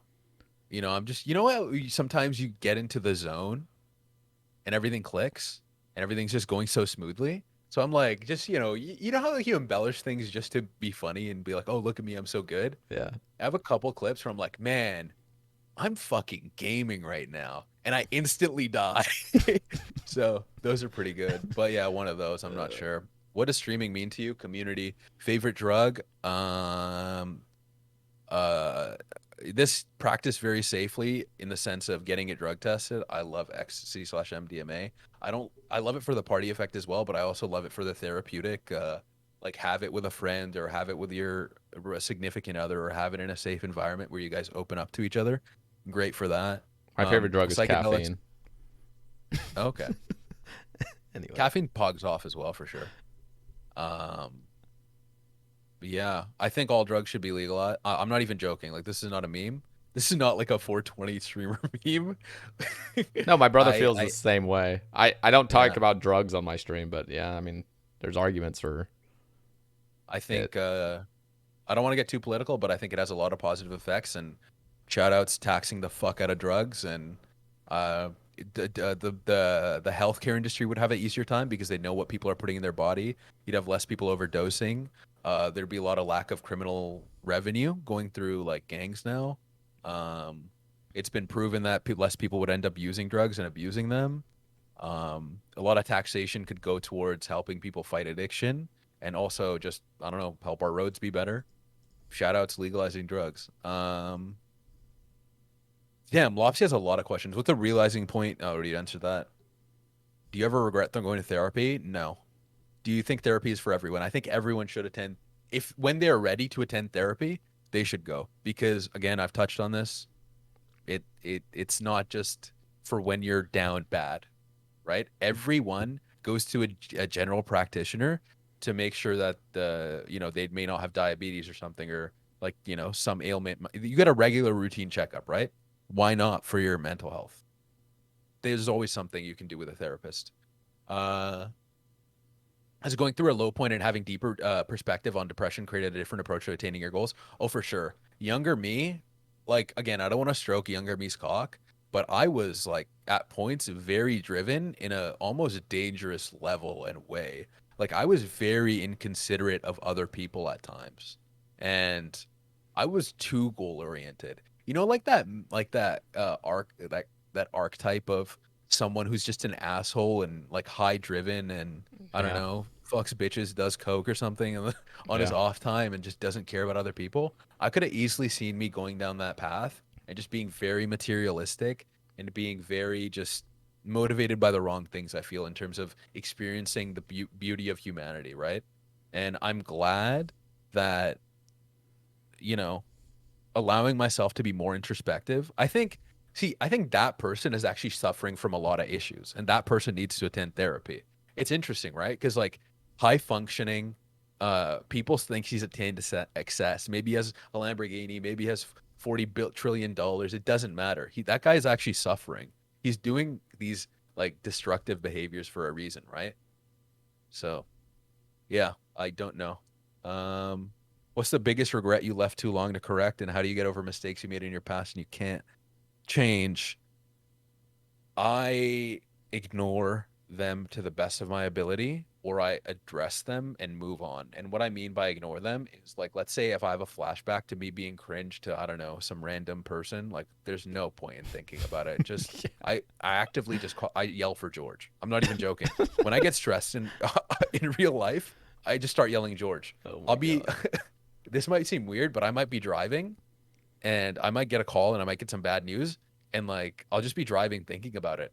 The reason why I say driving because this happened recently. I got some bad news over the phone while I was driving, hands-free CarPlay, and I just started like I was just like George. I was like, what the hell? Because I've whenever I experience some sort of negative emotion, I just yell for George. Interesting. Yeah, no, I would just try and look. There's people who make being a victim their identity. You wouldn't want to do that. You want to learn from your mistakes. You want to learn from how you've been victimized and change it for other people, but you don't want to make being a victim your identity. I think we answered ignobles. How do you upkeep your Versace bathrobe collection? Don't have one. We'll never get one. Vori, I'm not buying a Versace bathrobe. He really wants me to buy one. I don't know why. He wants me to stream like Mark Ribier. Have you ever seen his No. YouTube content? No. Google Mark Ribier. I don't even know how to spell that. MARCR. Okay, well, I'll send it to Just you send later. it to me after. He does DJing streams in Versace bathrobes, Okay. and he's like naked pretty much. Well, he has underwear on, and he's making the funkiest tunes, and he's having a great time, and he's just So it's he's literally an vibing. ad while I'm stream. Yeah, pretty much actually. Shout out to Adam, man. Shout out to Adam. He was uh, I hate to say this. Actually, no, I don't. Fuck you, Adam, for streaming while the cast is going.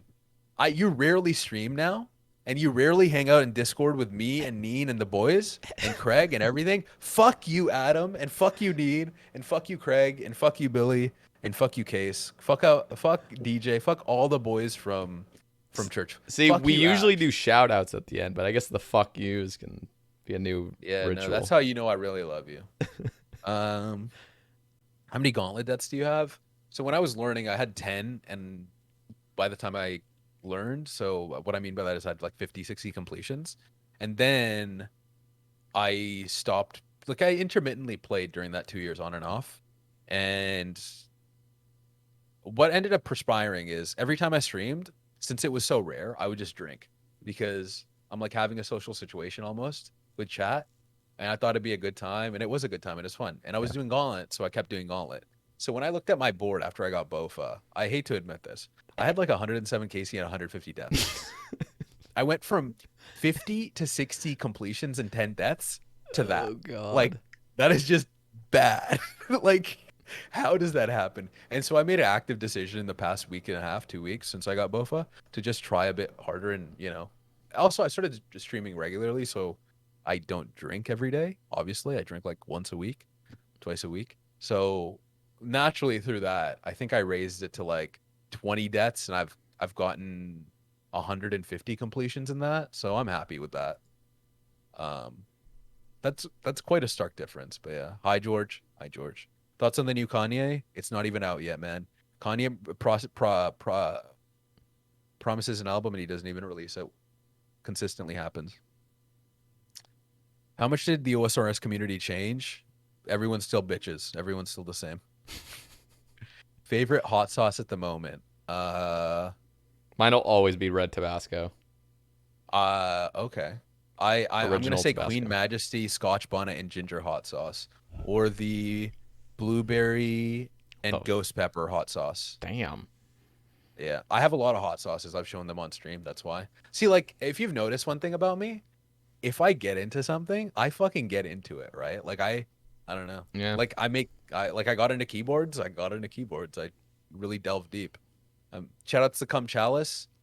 Shout outs to Cum Chalice. The Cum Chalice is gin and coconut water or coconut milk and water, whatever you got, and ice, maybe even mint. You can spice it up, but that's the base. Has RuneScape had an overall positive effect or negative? Positive. What made you originally hit that go live button? I guess what made me continue it was Seder. So, yeah, I think, have I missed anything? Why haven't I texted Jevin's wife back? She's starting to worry. Ah, dude, I don't know, man. You know, I think it's time that we both move on. I'm sorry. I'll pipe her down another time for you. Ask him about his purple bed. Already talked about that. Why is Sekhon in always a state of Zen? Do you think I have Zen around me? Because a couple people have said this to me, and I just don't understand that concept. I think I have. I think I bring like distracted tangential chaos. I don't know. I think you have a little bit of Zen. You know what I like? I like that Yeah. you're kind of mysterious. Kind of. Yeah. No, and that's literally like people think Yeah. No. I'm mysterious. I'm like I'm not mysterious, but people have never seen Yeah. my room, and so they wonder what's on the other side. Yeah. People ask a lot of questions like that. People have expressed that. Like I'm gonna say specifically women because that's where I mostly got it from. Like a lot of women that I've just I don't know hung out with or dated. You know what I mean, right? Like brought back. They're like, yeah, there's something mysterious about you, and I just don't see it, understand it, or get it. But yeah. Um, favorite food, describe flavor. Man, that again, I can't pick. That endless and always going. Lately, I had bibimbap that changed my life. But beyond that, I don't know. I've been rediscovering Indian food because I actually hated Indian food because I grew up around some pretty. I love you, mom, but your cooking wasn't the greatest. Yeah, I grew up around some less than quality Indian food, so I've been rediscovering that. So I'm gonna say jackfruit, like a specific type of like jackfruit curry, or I don't know. I really like. Oh, actually, hands down, if I had to have one cuisine for the rest of my life, it would be Italian. And shout outs aglio e olio or cacio e pepe, one of the pasta dishes. I love cooking pasta, like authentic pasta. Um, why isn't Sakon a famous just chatting partnered Andy by now? You I would don't. be, and I stand by that. You would be. The biggest thing Yeah, with but Twitch is just the consistency, which is yeah, I lack the dedication. I really do. So I'm not sure. Maybe if I become dedicated, we'll see. I Um, believe it'll happen. thoughts on cat girls? Hey man, whatever you're into and whatever. Look, I'm not gonna lie. Like, I don't want to get too freaky on this. I know I've talked about being into some weird shit, but all I'm saying is I'm willing to try nearly everything. And I don't know if how much I'm allowed to delve into this, but you're telling me you're hitting it missionary, right? And some toes on your feet, and she asks you to suck her toes. I'd suck the toes. That's all. I'll leave it at that. I don't want to get This too man's freaky. freaky. I've talked to him over the past 2 years. I confirmed he's freaky. Confirmed freaky. Am I confirmed sussy as well or no? Yeah, Yeah, I'm that's sussy. confirmed. You're a bit. Yeah, you're not really sussy. Yeah, you know who's sussy? Who? Katie, mate. Go check her out as well. Great streamer. You know what the worst part about? Because I'm pretty much we're at the terminus, and I'm gonna be giving shout outs, even though I kind of already have been. Yeah. Is I'm gonna miss people, and I'm gonna like regret that a little bit. But yeah, um, favorite. I think I've addressed everything, right? Just give some Oh shout yeah, outs. shout outs Nico. Nico, I don't know if I can say this on stream because I don't want to, but like, yo, go stand next to the wallpaper, man. I love you. Hope you're doing well. I guess this is pretty much me giving shout outs now, right? Yeah. Let's wrap it up. Give the shout outs. I mean, do you have any shout outs? Because I know we've both had a great conversation that's expanded in many directions. I mean, we've talked about even like people such as Higer, right? And we've talked about weird degenerates like I don't know, DJ Cumboy, even though he's a gamer still. I love you, DJ. But do you have any shout outs on I top got to of your give a mind? shout Well, out to you, first of all. okay. I've been a big fan of yours for like a long time. I will honestly consider you, and I know we haven't been super close for like, I mean, up till like the last few weeks when you've been streaming again. Like, I know those past few months you had kind of been like off doing your own thing, but I will say you're one of my closest like friends, digital friends, on the Yeah, for internet. sure. And so I really have just appreciated being able to be like open with you and stuff in like calls and like I don't know. I just feel good when I'm in your stream, and I just love talking to you. So I just got to give a shout out to you, just being a fucking homie. I think that's what all the human experience is about. That's what the human experience is about, right? Like connecting with people and being there for each other. And you've been I feel the exact same way is basically what I'm saying. So shout out to you, and shout out to you for like creating this platform for other people to come on and share. It's very nice to feel like I'm going like I'll be honest with you. Yesterday I was thinking like, damn, tomorrow's Sader's cast. Do I need to prepare for this? Do I need to do something? It makes me feel special, and I like that feeling. It's nice to connect with another community and talk with a bunch of people, and I don't know, be asked about yourself and in a weird ego way. It's not like ego's not always a bad thing, I'm gonna say, It's but just it's nice. human. It's human to want Yeah, to be yeah. have some attention. Oh yeah, for sure. So And you're like to me, you're like the I don't know, what's a great um who am I thinking of? David Nighttime show. Sorry. I know this is you're like David Letterman. You're like this podcast is gonna be like David Letterman, right? Like that's what it felt like to me. It's like, oh, I'm gonna be interviewed. You know what I mean? yeah, So it felt great. I know a lot of people probably equivalent you to like Joe Rogan or something, but yeah, you're David Letterman in my eyes. So shout out to you for this platform. I'm glad I could give you that because you know I don't know. I love talking like this. It's nothing. I don't know. You saying that you feel special on this makes me feel really happy that I can make others feel special by being Oh on yeah, it. no, But for sure. I'm sure everyone does. I feel Everyone special for does. having you. So Thank you. Specific names off the top of my head. I think I've shouted out so many people, but I let's. don't know, I will. How about this? I limit you to 3 right now. to So 3. I'm the one limiting it. So it's not on you for not Okay. shouting out everybody. Okay. Um, Shit. That makes it like makes me a bit more it Makes makes it it harder worse. in a way. God damn it. Yeah, no. There's no resolution. Yeah. And it's not top 3. It's just 3. Just 3 people. Doesn't even have to be top. It could be top, but it doesn't have to. I mean, first and foremost, just shout out the community. I'll count that as one. I love being able to interact with all of you. I'm so glad that I got OSRS and Twitch in my life. And even if I come and go, or even if I stay, again, like I said, I do want to like treat this as a hobby. And if it becomes something, it becomes something. I'll try to give it more respect. But as an overall, I really do want to say, like, shout out the community, okay? And there's a lot of names that I'm thinking of now that I just want to blurt out. Yeah. But yeah, as an overall, shout out the community. And if I didn't say your name, I'm sorry, but like I genuinely mean anyone I interact with, I love. I don't know. You know what? This is gonna be someone that no one knows, and that's why I'm gonna do it. Shout outs Nabe. Nabe. Nabe sends me good morning memes every day. Those cringe ones that boomers send each other. He sends it, he started sending it like ironically to me, but it's genuine. Like that man actively wakes up and thinks like, hey, I should send this meme. Good morning. Here's a good morning meme. So shout outs Nabe. Damn. And One more. one more. Yeah. The gravity of this. I'm thinking Who deserves it? who deserves it? Church. I know again, I'm just shouting out communities and I randomly shouted out Nabe. But yeah, shout outs church. Church is like I forgot. You know what? Church involves this is me cheating. I'm sorry. I'm sorry. I have to cheat. But church is my the latest like the last community that I built or like was a part of in the inception of it or whatever you want to say. and it's just a bunch of Inferno speedrunners.